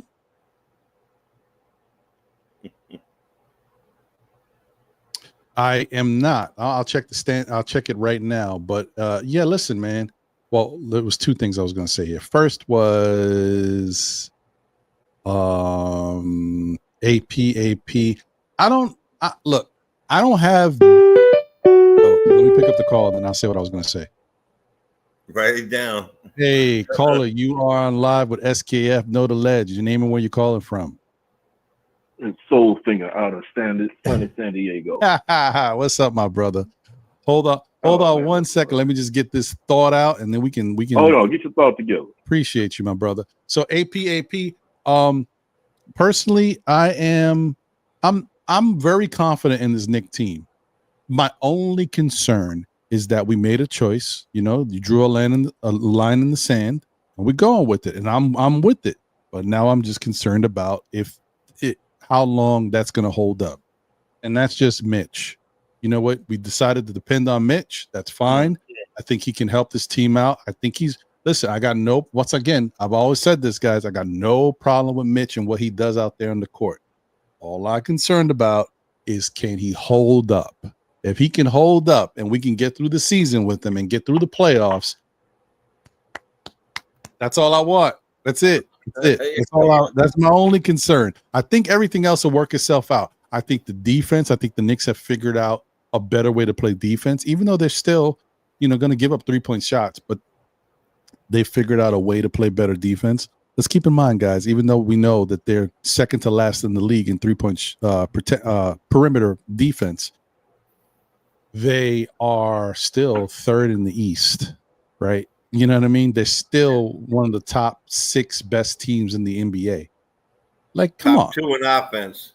There you go. So, you're going to call a spade and see what it is. And when you look into, if you go into cleaning the glass and look at the numbers a little deeper, they're actually better with their perimeter defense than the overall total says. It's not as bad as it looks. So there's stuff like that, right? And then the other patch. I think that's also what happened. We had a really bad patch. Rough patch. Yeah, that shoots you down fast, and then you have it's like life. Like if you have a rough patch in life, you got to climb out of it. You're not instantaneously going to be, buying a house or getting, buying that car you need. You got to work to that spot. So. Right. We're getting there, man. Listen, we're getting to where we need to be, and we are second in offense. And like you said, when you clean glass and you take a look at it, the eye test to me shows that we are better. And I think that people are just. And I'm sorry to the caller, Soul Finger. I'm just want to say this real quick. I think that people and I could understand this. We went out and we spent big money on 2 guys who are supposed to be wing protecting stoppers, and it's not really happening the way we want it to happen. But their intangibles are different too. They're adding things to the game that they're not necessarily just here for. They were coming here for one thing, and they'll get to that place. Look at how long it took Mikhail to get to where he got to, and once he got there, he's dependable now. He's dependable on the scoring. He's dependable on the switching and running around the thing instead of running into it. And things are changing. So, Yeah. No, I mean, that's true. And so shout out to, because I know everybody was talking about it. Excuse me. Shout out to Anthony Davis, right? His debut game with the Mavs. Yeah. They're up 33-20 in the first quarter, or end of the first quarter. And he's played 11 minutes, and he's got 14 points and 8 rebounds and 3 assists. Look, the trade was bad, right? Yep. But what I don't want people to think is that Anthony Davis is not a phenomenal player. He is. It's 100%. Just Luka is a phenomenal player as well, and he's 25 years old, and he's been your franchise player. And he was scheduled to make 300 and something million, and you took that away. I mean, this trade was bad. It was 400 million plus after incentives. They did it. It was very intentional. It was very intentional. Yes, it was. The guy wasn't getting into shape. The guy is phenomenon at 25, but don't take away from the fact that this man is one of the best power forwards we have ever seen play basketball. And they also had a man named Kyrie Irving, and that made the trade a little easier. I feel bad for Anthony Davis because of this. All the protesting out there, all the angry fans. The ire shouldn't go towards Anthony Davis. It's going towards, and they said it's going towards the general manager and whatever. But I hope they clap for this man. And I hope today he gets 50 and 20 and he shuts them up and they embrace him. Because once you lose somebody, I'll never forget when Strawberry signed with Dodgers, I cried all night. He was one of my favorite players. But then the next year we had a great year. I was like, okay, they got new kids coming up. But you can't replace certain people, and I get it. But you didn't replace Luka with Okiki. You know, you Right. did. You know what I'm saying? So Yeah. Yeah. yeah, They're gonna be good. And listen, Anthony Davis is a hell of a defender. So right. they're gonna be good. They're not They gonna got be a bad. full They're gonna be team, good. Ron. PJ Washington. You know what their starting five is? I just Oh, I want know. everybody to hear this. Dallas, to me, became way more scary. Their starting five is Irving, the Klay Thompson at the 2, PJ Washington at the 3, who's a big man, Anthony Davis at the 4, and Gafford at the 5. And however they want to switch that That's a nice. around, they can do it. That's a And nice lineup. Yeah, that's a good When he comes lineup. back is a 7-footer. When he comes back, he's another real center to come off the bench. And they got Hardy off the bench, and they got this guy off the bench, and this guy off the bench. Don't get it. Oh, okay. Yeah. No. I was thinking. Thanks, Irie. I appreciate you. I thought he was expiring this year. So is it a team option or is it a player option? Because I thought that. You see something. All right. Now let me get over to Soulfinger while we have you on the phone. Appreciate you, my guy. What's going on, brother? Oh man, nothing much. Can't complain. You know, it is what it is. Living life to the fullest. Treat every day like it's your last. Mm-hmm. Amen. So, Oh wow, no, it's not. It's not a team option or a player Okay. option. He's actually on the books. Wait. Hold on. We're in 2020. Yeah. Also, wow. He got 2 full years. 2 full years left. All right. So then the Mitch thing, forget it. That's then the Knicks are in trouble. So yeah. Okay, whatever. All right. Whoa, Yeah, my bad. I guess that that money ain't coming off the books. I don't know what we're gonna do here. I don't know what they doing. All right, we'll see. Okay, go ahead, Soulfinger. My bad. No, definitely. Who you looking at in regards to that with 2 more years? Mitchell Robinson. Oh, Mitch. He's got this year and next year. And next year. So I mean, look, I just called to say what's up. You know, you up there doing the Lord's work. You know, as usual. You know, appreciate what you were doing. I was wrapping up. I had to do a little work today, and you know, got this big game coming up, and I know we got some folks. You know, you got one half that's shook, the other half saying, "Let's go do this. We're gonna do that in the third." But you know, regardless, even with a win, you know, we pull the win out, still gonna have somebody upset and mad because Tibbs didn't do this, that, in the third, or Brunson didn't pass the ball to their favorite player for this or whatever. Man, it is what it is. But right now, we're in the third seed in the East. Still got plenty of basketball to play, and we still for the Knicks to be where they are and not healthy, completely healthy, that says a lot. So, you know, you take it one game at a time. I know a lot of want to get their revenge after that first game we played, which, you know, the team didn't really know. They didn't have a way. They didn't play together. They didn't know who was going, you know, what roles or whatever. They still filling each other out.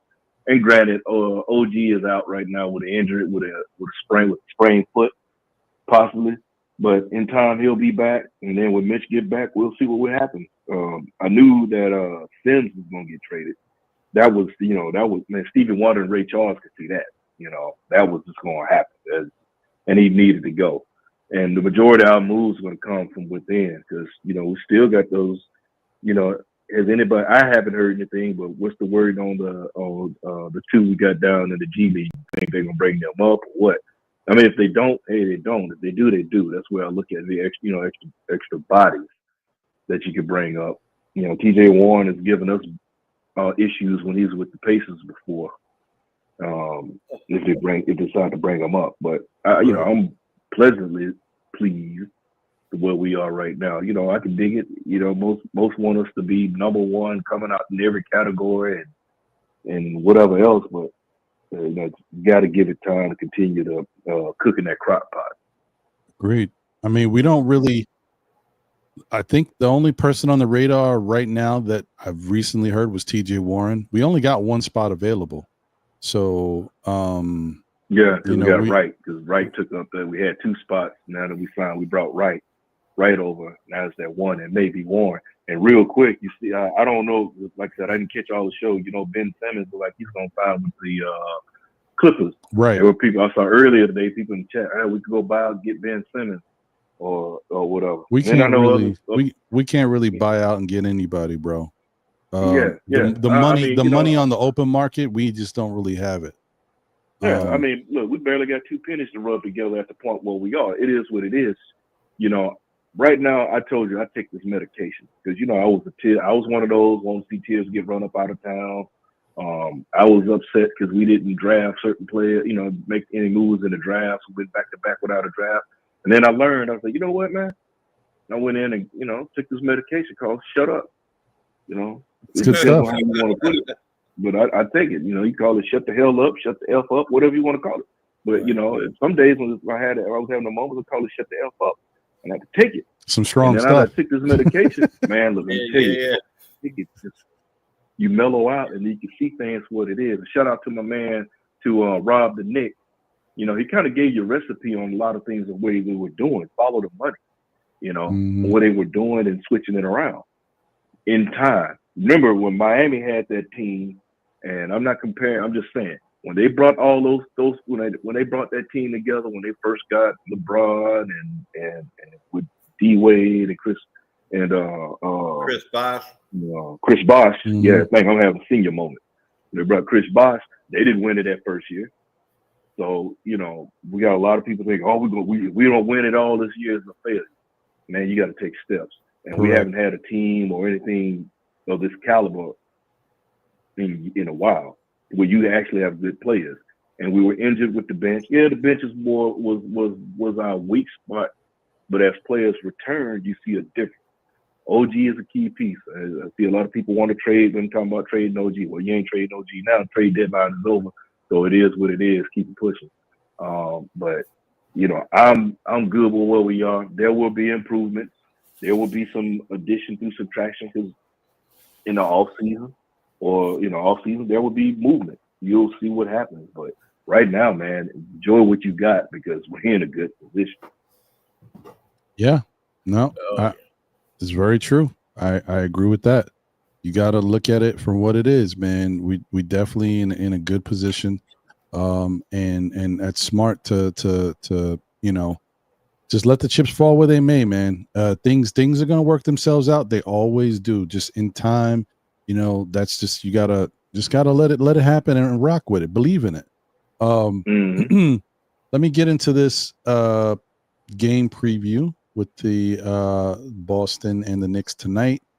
Let me share the screen. Boom, boom. Okay.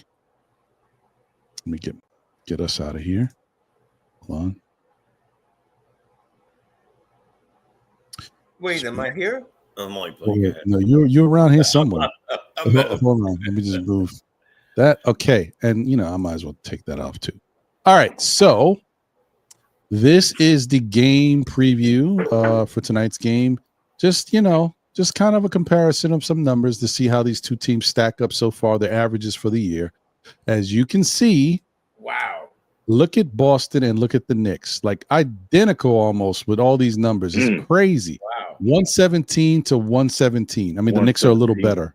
Rebounds, 44.8 to 43.2. Assists, and that's to Boston's. 26 assists to 27.6 to, the Knicks have the edge. 7.5 steals to 8 steals. The Knicks have the edge. 5.7 blocks. This is no surprise. Everybody out blocks the Knicks to 3.9. Yeah. 11.4 turnovers to 12. I mean, this is a wash. Now, here's different. 45.9% from the field to 49.5. Damn near 50. Oof. Right. Now, here's another one that's interesting. The Knicks are shooting 37.5% from three. Boston is shooting 36.7. Now, mind you, another reason why Boston was so dangerous and deadly last year, they shot 41% from three as a team for the whole year. So they've taken a step back too. All right, so look at that. 79.3 from the free throw line, 80.4 for the Knicks. Points in the paint, 41.8. The Knicks are at 53.8. And we really upped up our points in the paint since we started struggling from three. Look at that. Second chance points, 13.4 to 14.8 for the Knicks. and then 11.9 fast break points to 15.9 for the Knicks. Knicks can definitely win this game, guys. I know the fact that OG's not there is going to hurt a little bit, but the fact that Drew Holiday is not there for them is going to hurt them a little bit. So the Knicks can definitely win this game. Looking at that chart, you would be thinking that, you're looking at a, 2 first and second seeders. If you didn't have that Cleveland mad run in the beginning, who knows? I mean, look, I take them very serious, Cleveland. You got to. If you don't, they got 2 big men, and they got Mitchell who could play, and they just made trades and all this stuff. But you looked at that chart you just put up, and we won in everything but one category. So, I mean, again, the proof is in the pudding. The proof is in the eyeball test, and again, like I said a few minutes ago, that first game, they were getting, if I'm correct, they were getting their trophies, right? Wasn't that they were getting their ring? It was the ring ceremony. That sucked. Right? There was so many intangibles about that game. Right. We had a team that didn't practice. Never played together, Jay. But for 2 weeks, maybe. Yeah, 2 weeks, a brand new team. So you're gonna brand new team and throw them out last year's bench. Like that. I'm sorry, Saltfinger. Go ahead, brother. Oh no, that's on me, man. That's on me. My bad. You cooking. All right, I'm saying that like last year's team, Josh Hart was coming off the bench. Debo was coming off. DiVincenzo was coming off the bench. It's a whole new squad. And that whole beginning, that first game was a magical thing that they did. Because if you look at that 3-point number now, even though it's by point something, we're in the lead. So to me, it is what it is. Definitely. I mean, granted, we're facing them this time around. When we faced them in the beginning of the season, they didn't have Porzingis. Now they do, but I'm not so worried about Porzingis. He's a good player, but I think Cat is going to give him a lot to deal with today. And another thing that's interesting about Porzingis is, okay, so the only thing I am a little worried about is that Porzingis is going to stay on the perimeter a lot, which is going to force Cat to stay with them unless the Knicks switch it up. And so there's going to be a lot of easy lanes and roads to the basket if Cat is not down there at all. I mean, granted, we talk about his perimeter. I mean, his paint defense, rim protection may not be the best, but at least if he's around, he lurks a little bit. It helps. But if he's out there on the perimeter a lot guarding Porzingis, that might be a problem. So the Knicks might have to switch it up and put a Precious on. I think that's what they're gonna do, Ron. Or if they play Huck Porty's gonna have to be on KP. KP, that's gonna be a little bit of an issue. They need to be able to have Cat be able to roam a little bit to at least help. You know what I mean? And to be in position to get rebounds, because we're gonna need the rebounds. Right. Well, and he out rebounds him by a good number. Their best rebounder is Tatum.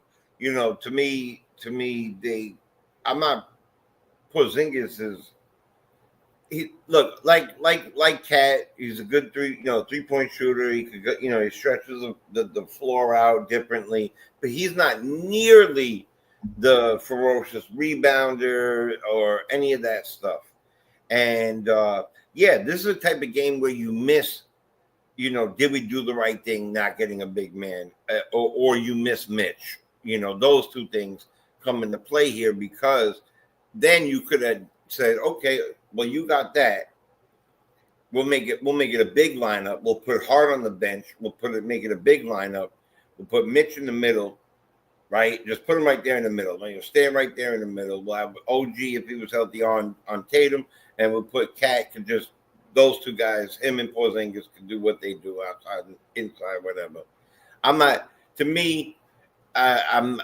really too worried about that. And I think that I just read that Porzingis wants to fire with his team. This trade was a long time ago. That fire's dwindled out. He's been on Dallas. He's been on 2 other in Boston. Porzingis has moved around since then. I don't really think he gives too much of a crap about that anymore. He's on a team that that wins. He's okay with where he's at. This game is going to come down to effort and defense. It's not really about offense, because if you guys remember, Boston lit us up in that first game, but the Knicks shot well. Yeah, the Knicks didn't shoot bad in that game. So it's not about the Knicks scoring. It's about the Knicks defense and effort. We do that, we'll have a chance.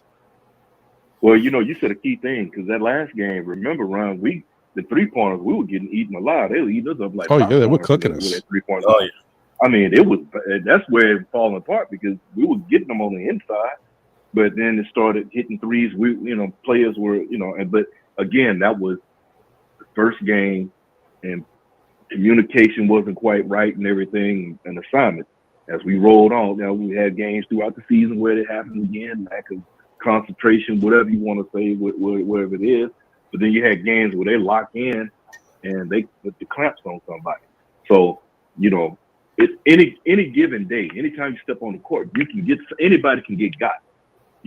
Boston has lost bad teams to teams that you sitting up there like, man, how that happen?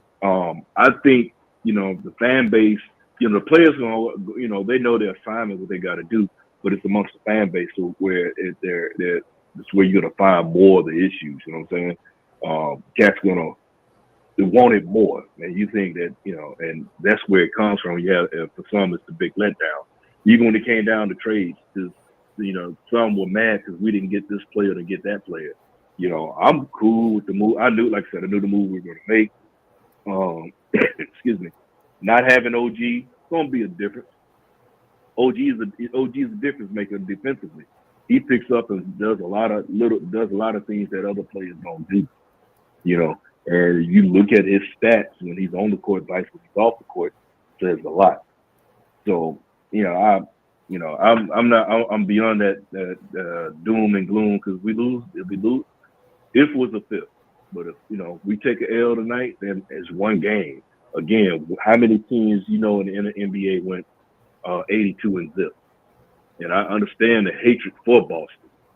You know what I'm saying? The way you feel about Boston and everything. Yep. Let this thing come together. Nobody has the crystal ball where you can see ahead, see into the future. That's all I'm gonna say on that. I'm cool with a lot of the things that have been happening. As we continue to go on. And if OG, and think about it, how many games we've played already? How far into the season we played already? We are at what? I set it up. Close to 50, right? 50. I think it's yeah. And close this to is OG's first, and this is OG's first injury, sprained foot. I had been waiting to see how long it was going to go, because before he's had injuries. Keep him, but when he comes back, we got him. You know what I'm saying? It just wait. The last thing, the Knicks get on the floor, and when he comes back, we deal with the next level. But mine that I'm looking at tonight, I'm actually looking at them to fight. I'm looking at this to be, like two fat kids fighting over that last piece of cake. Don't talk about my cousins like that, man. It's like a cat. Hey, you going to the, how it used to be on the Black Friday, people were fighting over those things. Yeah, seeing two little watch women fighting over that TV or fighting over the last Teddy Ruxpin. That's what I'm looking at, man. Hey, it's gonna be a knockdown, drag out. You go to an all you eat buffet, or better yet, I look at tonight's game.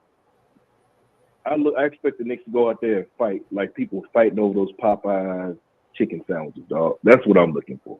I think you're right, brother. I think it's going to be a drag out. It's going to be a war. I think they're going to go back and forth. I think it's going to be a lot of. I hope that, like I said, the only three things I hope for, maybe four. Okay, I hope that the Knicks shot is, jump shots and stuff is not sleep because of the time off. I hope they come out the gate okay. I hope that they come with the effort. They should, because they've been rested. and I hope they play basically 4 quarters. Just believe in themselves, play 4 quarters, and go from there. But the other thing is, I hope that no matter what happens, the refs call it the same way the whole game. If they're going to call fouls, then it's fouls all game. If they're not going to call fouls, then they let them play all game. Whatever it is that is consistent all game for both sides. That's all I hope for. I'm with you on that one right there. That's a good one. But I'm going to tell you, and I'm with you on it, all that.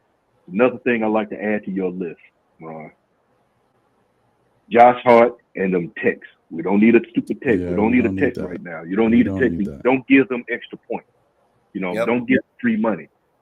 Josh Hart got to rein it in, because a lot of times these refs, and I'm a die on this hill, because, and you said it earlier in the show, Ron, and I've said it on the show time before I was on, because of the move we made to get Cat, is one reason we're not getting these calls. I'm putting my tinfoil conspiracy hat on, because the Knicks front office made the NBA's front office look silly, because they made that move to get Cat the way they did it, and they salty about it, and that's why we're not getting a lot of calls.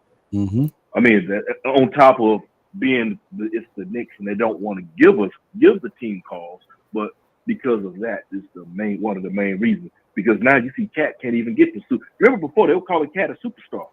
They call Cat a superstar. You don't hear him calling a superstar now, do you? No, you're right. I haven't heard him saying that, and he's not getting those calls. But yet he goes down the lane, and you swear it's one of them Shaw Brothers kung fu flicks going on. With all that's all you hear. A Sunday afternoon, 3:00 on Channel 5 and Channel 9 fight. Yeah, I know. I swear it's like kung fu theater out there when Cat going to the rim, and same with JB with the team in general. It's like, come on, bro. Stevie Wonder and Ray Charles can see that that's a foul. You got to give it to them. So that's the problem I have. Make a call. We'll see in the stats if the Knicks are not if Boston all of a sudden, because you pull the stats up, the Knicks go to the line more than Boston. But if it's lopsided, we shall see. Because Tatum, they're gonna give him the superstar treatment. Brown is gonna give him the superstar treatment. But Cat used to get that. Now he's in New York. So I'm just saying, when it sounds like kung fu theater out there, if it sounds like somebody doing the ham bone and going to the rack, and we're not getting a call, but they're going to the line just camping out, then I have a problem. I really have a problem where they swallow the whistle, and Josh Hart can't provide them with free money. Yeah, I agree with that, Soulfinger, big time. Even worse, I think that it happens to Brunson even worse than it happens to Cat. Brunson hits the floor and gets clotheslined every time he goes in for a rebound, and he don't, back, it's a different sport now, almost entirely, than when we were coming up. Back in the day, that was totally fine. No calls, get clothesline, spit a razor out your mouth, cut them as they're trying to drive, stab them. Didn't matter if they let them play basketball. Now everybody and their mother get a better call but us.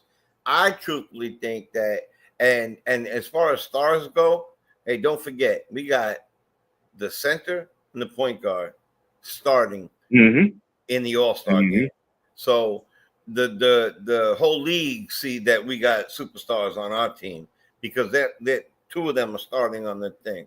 And I even think Hart deserves to come off the bench with his intangibles, but that's maybe because I'm a fan, but he does do that stuff. The fact is, I think that the league don't like James Dolan. That is my personal thought on this whole thing. James Dolan has caused a lot of rift with other owners, with the referees, with Oakley in the stands. There's just a lot of things that Dolan has done, before he was actively sober, that he caused a lot of dissension, and for years now. It's not this. This is not the first year. Oh, Last year we didn't get the hey, calls. you Year took it. before we didn't get the calls. But you're right. Cat got calls in Minnesota. You're 100% right on that. But if you come to the Knicks, you got to know that you're playing 5 against 8. Always. You know?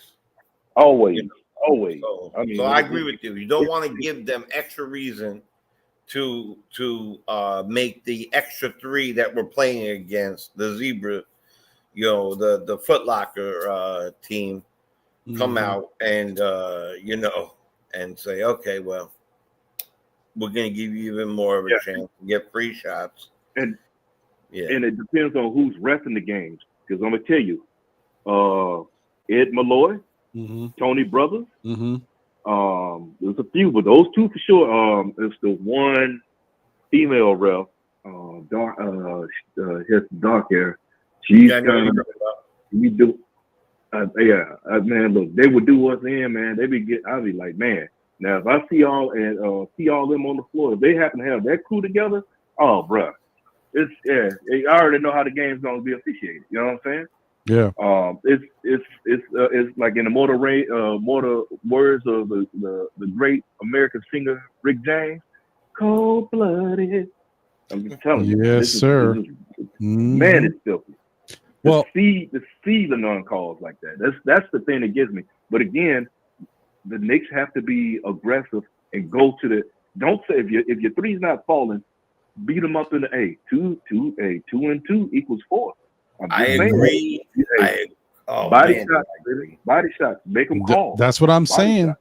That's what I'm saying. Soulfinger gotta play the game to win the game and score the basketball the way that whatever they're giving you, you gotta take it.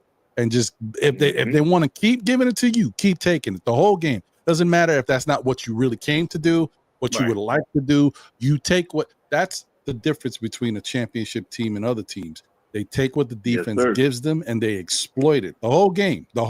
You want to change it, do something different, and we'll do something else different. Like you gotta keep doing the whole time around, and that's what this Knicks team wants to do. Sandman, shout out to you, appreciate you, thank you for being here. He says, I wonder how badly we're going to lose today because of Tom Crapido and our inability to defend the 3-point line. Well, let me tell you something. The interesting thing about playing Boston is we are very bad at defending the 3-point line in general, but they're worse than us. They're worse than us, and they only hit 37%. So you listen. This may not be the game you think it is. They got us that first time around, but we were so different as a team. We finished that game with 20 assists. The Knicks averaged way more. They averaged 27 assists per game, almost 28. We had 20 assists in a game. We averaged 43 rebounds. In that game against Boston, we had 34 rebounds. A lot of stuff happened against Boston that will not happen tonight. We are a better team. We play better. The Knicks are gelling. Cat only scored 12 points in that game. Like, you're not like there's always a chance, but most likely you ain't gonna see that tonight. So I'm just saying, like, a lot of things are gonna be very different in tonight's game. In my opinion. Man, Ron, you tell them the truth. Hey, the thing is, they didn't go to. We weren't using Cat at that time. 12 points compared to what was going on now. There was so many different variables at the beginning of the season. So I look at it like this. When I saw that game, I was like, I expected, to be honest, I expected us to take an L because we needed to gel. They've been playing together. That the Boston team, they were the champ. So we expected to play together. We put the team together that still filling themselves out. Yeah, you had the preseason, but still you got to work through that. And then the other thing was, they got hot and started hitting threes. Man, they were just chucking it up. Just check the eyes closed. Eyes closed. You beat me to it, Soulfinger. I was about to say they could have closed their eyes and hit the 3, no problem that night. Man, the rim that rim was about big as the Atlantic Ocean. It was just one. 100%. Just throw it in the trash. That's what I looked at. It was the first game. Yet, you have fans. Oh, the season's over with. We suck. We this, that, and the third. Man, it was only one game. We had 80. We got one game out of 82. Come on, man. Don't. And I'm not going into the mindset of we're gonna take an L. I'm looking at it as Right. a dog fight. It's gonna be a fight, and it's gonna be different variables as the season goes. I've been looking forward to this, to be honest. Just like to somebody put in there about you're still talking about the LA game. Why are we looking back behind the games we took an L on right now? But back then, man, look forward. That's my thing. Did I like that? Because I didn't like that either. But hey, moving forward, focus on the game that we got here. Can't go back and look at the past. Focus on the game we got here, and let things go. And when the dust settles, we're gonna see who's standing. Because guess what? We got to play them 2 more times, right? Right. Or as my man would say back in the crib, we got to play them 2 more games. 2 more games, Right. we got to play them. Yeah, exactly, man. And don't forget, man, that guy who scored 12 points is now the starter of the All-Star game. That guy who scored 12 points averages 25 and 14. Yeah, exactly. You know what I'm saying? That guy who did that is a perennial superstar. And you know what I would like to see them and they pivoting, like Ron is saying, they pivoting different now. They're changing different now. They're not doing what they did in that little early run is really the reason why we did it. And that LA game, everybody comes to the Garden and wants to show off. It happened to be that Bron played his backside off, and OG had a awkward turn of his ankle. At that point of the game, we were only down 3 or 5 points. I can't remember. I believe it was 5, but it could have been 3. Was it? And it could have went any way at that point. So you know what? I chalked that up as who cares, because we were coming off of a 5-game winning streak on that day. So it doesn't, you know what I mean? And then the next game we won. Say it with your chest, Jay. Say it with your chest, Jay. See, this is what it is going on. Jay put on that rayon shirt with the big fly collar. Got the hair, got the chest hairs out and everything. That's what I'm saying. Say it with your chest. That's right. Look. 100%, man. We came off just so you get ready to keep on. Came off a 5-game win streak. We dropped one. It's gonna happen. Guess what? Start a new streak. As simple as that. We've had a few streaks. It is what it is. But my thing is playoffs. I don't care, hey, you lose this game, but I'm starting to focus, start locking in towards the playoffs. Hey, All-Star break is coming. Cats get to get a chance to sit back, get some treatment, get that rest. Boom. Now you start making that extra run. Again, Tibbs teams are better on the backside than they are starting. They like that old car. You got that old car in the winter. It takes a little bit to get it going. You got to hit that gas a little bit, give it gas, crank that joker up. Mm-hmm. And then once you get going, all that black and gray smoke gets it going. But when it's rolling, oh yeah, it runs like a clock, and that's what this team's gonna do. Keep in mind. Got the roll down windows. Yes, sir. Yes, sir. And the thing about it is, keep in mind, last season we played with a decimated team, injuries all over the place, right? And people were praising. A lot of cats were praising Tibbs. Oh, but now we start this season now, and I'm not being a Tibbs apologist. This is coming, and Ron is the witness. Ron has been on shows when I was saying, man, get this man up out of here. Put him on a Greyhound bus, get his ticket so he sit right by the toilet on the Greyhound bus. I've said that. I'm one of those. Again, I discovered that medication called shut the hell up. Shut the F up. Whichever way you want to call it. It's called shut up. My doctor gave me the second one, extra strength. My doctor gave me the second one, extra strength. Yeah, man. Hey, a big bottle, right from Costco bottle, like that. Man, they got it in pill and liquid form. He gave me both. He even gave me one and a mask. It was crazy. It was nuts. Hey man, look, they got pill, liquid. Hey, they got pill, liquid, and in smoke form too. Come with those little things that they come pre-roll for you. But anywho, you take the smoke. I take it once a day, maybe twice on Wednesday, and life has been good. That's the way it gotta be. So my girl gives me hers all the time. Here, take mine. I'm telling you. I see what you did there, Jay. I put mine in her food. She don't know that. Yeah, I'm just saying though, it's a beautiful thing to see. But once you get to that mindset and let it go, because just remember last year, Coach, a lot of people saying that Tibbs was coaching his gluteus maximus off. Now we got to get him up out of there. And I'm not being a Tibbs apologist, but let that man do what he does. You know, and I just in my mindset after taking my medication, my shut the F up and all that stuff, I'm good. And knowing that the team has not been healthy or everybody's injured, I don't care about everybody else. I'm talking about this team right here. The team that wears the orange and blue that's in NYC that plays in the greatest arena that has ever been built. Amen. Just got to give it some time, brother. Just got to give it some time. That's what we need is TIME. But I understand. I am not a native New Yorker. You can tell by the way I talk. I am from the boot. That's where I'm from. I'm from the boot. And yes, I am a Knicks fan. I grew up about 45 minutes an hour away from where Willis Reed is from. I am from Ratchet City. Google it. You can find out what it is. Ratchet City. That's where I'm from. And I'm a diehard Knicks. You cut me. I believe during basketball season, I bleed orange and blue. Football season, I bleed black and gold. So that's what it is. But what I'm saying is this. Just roll on with it. We gonna be fine.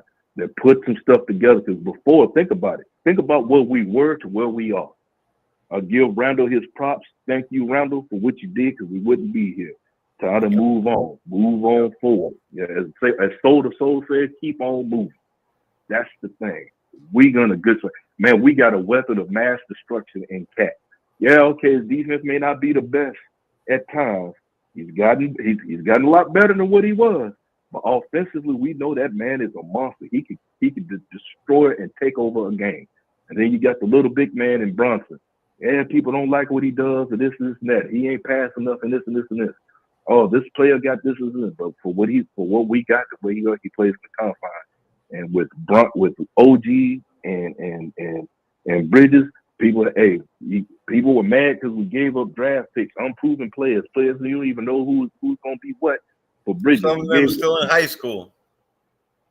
Man, yeah, some of them still. A lot of them cats still smell like Similac. So it is what it is on that. But you got proven players. We got Josh Hart, and we making moves. Okay, so you don't like all the players we got. Guess as the team, as they see how this goes, and who's to say? Who's to say? The sun, the moon, the stars shines on us, and we can wind up in the finals. Who's to say? Remember that year, the year that we were the 8th seed, and people said, and the Knicks went to the championship. Remember that? And that team was busted up too.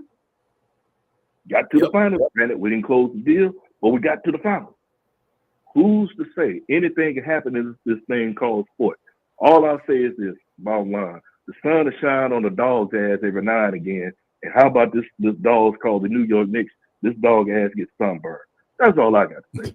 Okay. I'm feeling it, man. He got that Muhammad Ali flow. I love it, man. He just bobbing and weaving and Soulfinger definitely poetic, man. Yo. Soulfinger spits them lyrics. Yeah, man. I'm with it, man. Good stuff. Listen, brother. Two things real quick, and then I want to get out of here. First was shout out to JJ. Thank you for updating us. Anthony Davis has 24, 14, and 5 assists and 3 blocks at halftime. First off, Anthony Davis is a beast. We know he's a beast. And you know that Dallas wants everybody, like the organization wants the fans to know he's a beast. So they're going to feature AD the whole game. Listen, calm down, fans. We didn't get a bum. You got a good player. It's a bad trade once again, but it's a good player. So we're going to be all right. Yeah. But so we'll see. We'll see what happens with that. The other thing, shout out to David Smith. He was like, why are you leaving that comment on the screen so long? He not burnt out. I leave it up there because I want to talk about it, but I'm letting people get theirs off and talk about what we're talking about, but then I want to address it. So I don't agree with that specific comment. Shout out to my guy, Craig. You know how we give it up. I don't think he's burnt out. I think he's fine. I just think that finger injury has affected him and took a little bit away from his touch. I think he's starting to get his touch back. And I think if you look at the last game, how he was getting to the basket, them left hand layups, them right hand layups. He looked fine to me. He looked like he was moving well. So I don't think that's the case. I don't think he was burnt out or not. I think he just don't have the touch right now. He's still trying to get the touch back. You fix it. And he said something very funny one time. I'm sorry to interrupt, Ron. He said something very funny the day after. He said when he went 1 for 9 at the 3, it was the day after he got hurt. And he said, "What did I go?" To the report, he said, "Did I didn't hit anything?" He said, "You got 1 for 9." And he said, "Oh, that's better than nothing." Right? Right? That's exactly what he said to the reporter, right? And so what I think is that if he needs to now be playing the way he played in that beginning when he wasn't shooting as many threes. He was shooting 3 or 4 a game, not 9, 3 or 4 a game. Remember, he was cut the ball and hitting the 2-step. Let me say this one more time. 2 of Cat's strides are about me and Ron running 20 yards. I mean, that he really takes tremendous steps. So he curls the ball and he hits 2 steps and he drops it. I'm telling you right now, I'm gonna tell you right now. Stop taking 9 threes if your fingers hurting. Take 2 or 3, see how you're feeling. If the stroke is going good, great.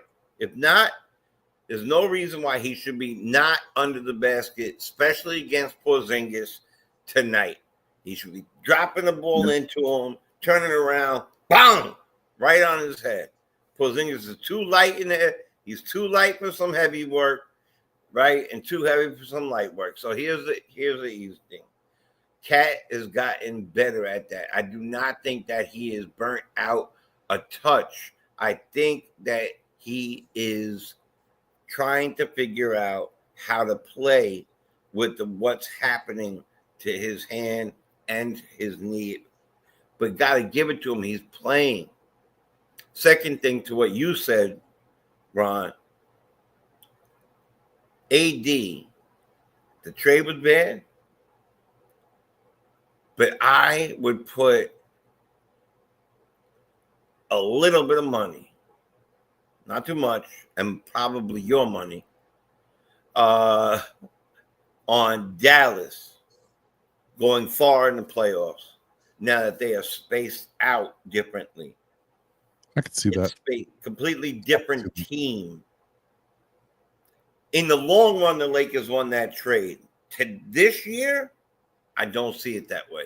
Dallas is strong, but right. I don't give 2 frog legs or a rabbit's ass. Pardon me about that team. I'm a Knicks fan, and I am very, very, very excited about tonight.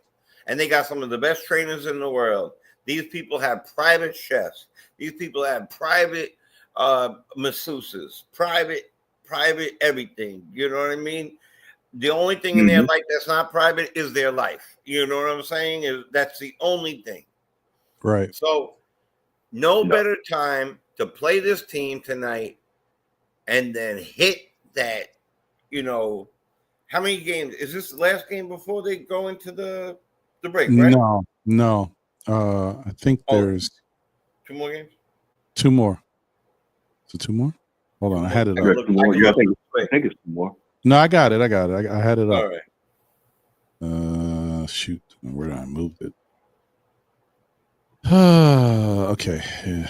Crap. Here we go. But I would say this while you're looking at up, Ron, because both you touched on it. I would say it like this. Well, one, we know Cat is dealing with some injuries, leg injuries, so you see a little difference in that. But he's quicker in the half court, so with some things. But that injury, it may sound crazy what I'm about to say, could be a blessing in disguise in a lot of aspects. However, it goes back to what I was saying before. The man ain't getting his calls. Because I'm really getting tired of seeing doggone Ninja Assassin, the kid with the golden arms sound effects going when he goes to the rack. So, but it's a blessing in disguise. So he's forcing them to call. He's going to force them. He's going to have to call things. And then once the finger, he figured out that finger and he get to dropping because, like I said, when that sun shine on that dog, I'm telling you, you're gonna be sunburned. I hear you. Yeah, there's 2 more games after the Boston game. Indiana on Tuesday, and then a back-to-back Atlanta on Wednesday. 2 big games. Yeah. So we have 3 big games coming up, guys, and we should be excited about all of them. All of them. We put some distance between ourselves. That, you know, we get closer to one and put some distance between ourselves with Indiana. And the Hawks are, you know, I have a real big problem with Mr. Young. So I would like to see him do something. Right. Beat by like 30. The words of Jay Boogie. Jay Boogie calls them meat, little meat. Jay Boogie. Run around like a road runner. Meat. Yeah. Yeah, meat. Yeah, he does. So yeah, I just wanted to say to Craig, yeah, I mean, but we don't know. Like he could be just pacing himself, Craig, how he runs up the court, because you know when he wants to turn it on, when he's ready to explode, he's gone. He runs like he's running through somebody. So I hear you though, but also I wanted to say, I don't know if you guys noticed this too. This is a little thing. Knicks are not one of the better teams with regards to pace, but as far as moving the ball up and down the court, you noticed in the past few games or so, the Knicks have been moving a little faster. They've been trying to push. So, and that plays into things too. If the Knicks aren't a team that necessarily pushes as much and they play half-court basketball, all of a sudden now you're starting to push the tempo a little bit. That's going to get a big guy like Cat a little bit more tired. He's going to be a little bit more sluggish. He's got to keep up. So I'm just saying it may look a certain way, but there might be some other things happening. But I think Cat's fine. I'm not worried about. The only thing that is concerning me at all about Cat is that his finger is healing up. I do know he took whatever he had on the finger off, so it's just his bare hand. He started shooting a little better in the last game. I think he'll be fine. Outside of that, it's just foul trouble. Just standing straight up not moving towards the guy. Just stand straight up. That's it. That's all I want to see. That's it. Exactly. And look, his knees hurting him a little bit. That's why they need to. They can run with the fellas if they want, but that's why I want to see him posting down in the low. He could take some of the, you know, it's no point taking Porzingis out. Porzingis does the same stuff. Just post up on that man. No, there's nobody else that can nearly his size that can do what he does on their team. Right. Today. 100%. Well, let me do this, guys, because I got to get out of here. Let me get Soulfinger's final words, and I'll get Jay's final words, and then I'll say what I got to say, and we'll be out of here. Soulfinger, my brother, your final words, your thoughts for tonight's game. How you calling it, bro? I'm saying it's gonna be 2 pit bulls fighting over that last ham bone. And I'm always pull for us to win, and it's gonna be a tight one. And if we, I had to turn on my brain mouth filter because the colorful adjective almost came out. So that's why I'll say this here: tight game. It's gonna be a dog fight. Two pits fighting over that last ham bone or that big old red steak. And like my man was saying, Knicks out on tight. It's gonna be a tight game. It's gonna be a tight game. It's gonna be a tight, high scoring game. And I just see the Knicks in the last fourth quarter locking it in, tightening them up, tightening it down. As I like to use the analogy, give them that Popeye's biscuit and nothing to drink. And that's how we pull it out. I like that. That's gonna make for a long night. All right. Okay. Appreciate you, my brother. Jay. All right, my man. Hey man, thanks for the call as always, bro. It's always good to chop it up with you. We'll talk. Oh yeah. Be easy, fellas. Hey, Knicks Nation, let's watch the game, root for our team, and watch them hit them with that Popeye choke them out biscuit in the end and get this W. All right, my brother. All right, let's go, Nick. Soulfinger, good talking. You got some great stuff, man. That was awesome. All right, my man. Y'all be easy now. Later, brother. All right. Later. Blessings. All right. Well, listen, to me, it's not much more to say than what he said, man. We got to keep our composure. You know, there's a game plan in place. I really see a big game from a big game from Brunson tonight. I want to see him. I really do. A big game from him. You know, I'm looking for that Bridges Brown matchup. I think that's where it's going to be, the Bridges locking down one guy. I don't think you're going to be able to lock down. And Brown, to me, he's not getting up the way he was in the past. He's not getting up the way he was in the past. But they got a full team, right? So we have to come fully prepared. Each and every one of our players fully prepared. That first game, we didn't have Precious. We just got together. This game is completely different. I want to see everybody playing well. Precious has been playing a lot better, and we're going to need his help tonight. I want to see him down there, double-digit rebounds from him, and if we could get 3 players in double-digit rebound, hit over 30 assists tonight, I don't. There's no reason why we should lose this game. As you showed in that chart, we are points above them in 99% of what you showed. 99%. I think it was one thing where we were points behind. Blocking. That was the only one. So look, man, bleed orange and blue. Besides that, be colorblind, be loving, be blessed to another person, and just be a good to everybody that you see, man. Let's go, Knicks. Stay off that ledge. If not, if you can't, you know where to find them. Find Ron here on Saturdays, or you can find them on Monday nights, where they really talk to you good with his partner John. Good people. Appreciate you, my brother. Thank you so much, Jay. Yeah. Shout out to the chat once again. Appreciate you. E. Gibson in the building. Salute. The Public Enemy #1. Salute. What's going on? Josh Smooth. Appreciate everything. You've been very active in the chat. Appreciate you, my guy. Cease718 in the building. Shout out to you. Joey Rip 'em Up Sports in the building. Salute. J. Terrence Ridge is here. Salute. Double D in the building. What's good? Lonnie Meeks is in the building. Salute. Appreciate you guys, man. Thank you to everybody who's tuned in. Shout out to our New York Knicks. We got a really big, important game tonight. As I said before, however it goes, as long as they come to compete, they play 4 quarters, they play with energy, they play for one another, I'll be happy with the team, because I know that's going to give us enough effort that we're right there. We either winning big or we right there. So I'm going to feel good about it. And I can't wait to see. I'm excited. I can't wait to see the game. As I always say, guys, man, listen, tell a friend who tells a friend who tells another friend. Still Knicks fans. We'll be back again, whether it be on Saturdays at 11:30-ish. I got to listen. I'm sorry, guys. I know some of y'all be here like ready for the show. I got to make sure I do what I got to do. I got to eat. As once I be here, I'm rocking 4.5 hours. I'm with you.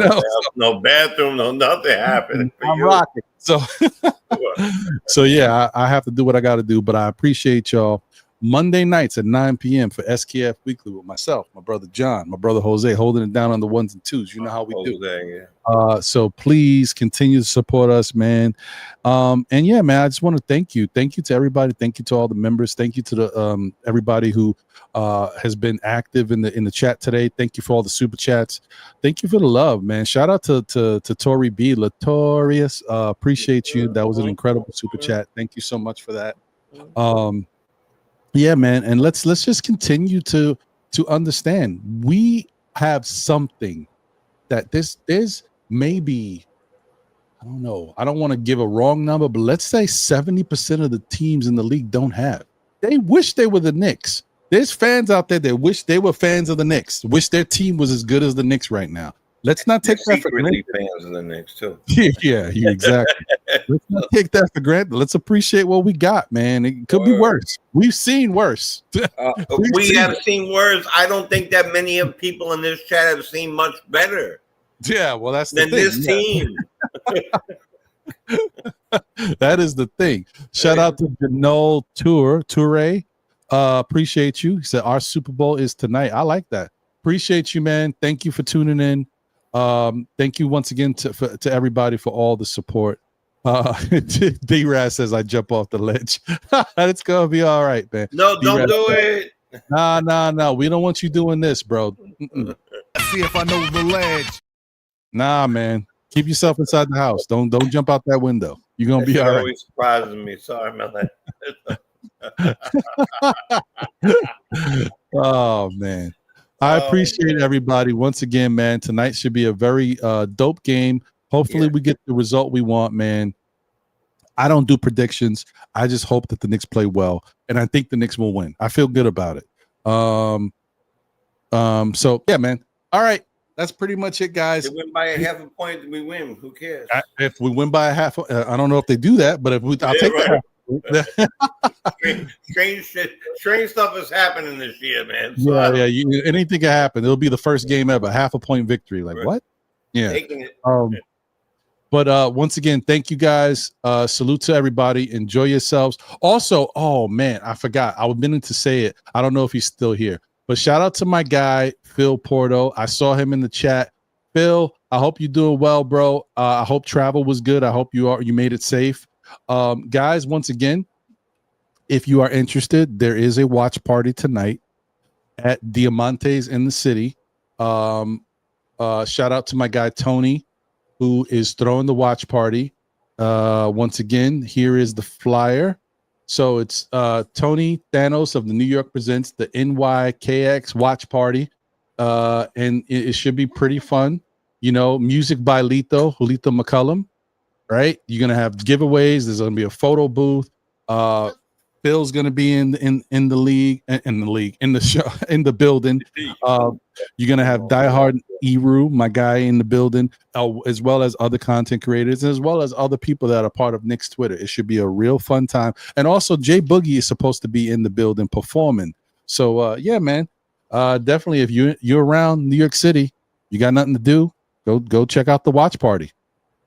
It should be pretty. It's at 410 8th Avenue, New York, New York. It should be pretty good. What is that phone number saying at the bottom there? 646-707-0148. Okay, very good. Yeah, so pretty dope. Should have a real good experience, man. But anyway, once again, I just want to thank everybody for being here and rocking. We'll catch you on the next one. Let's go, Knicks. Enjoy this game tonight. Come on, let's root for our team. We one of the best. Don't forget it. We out here. All right. Later, y'all. Peace. The ledge.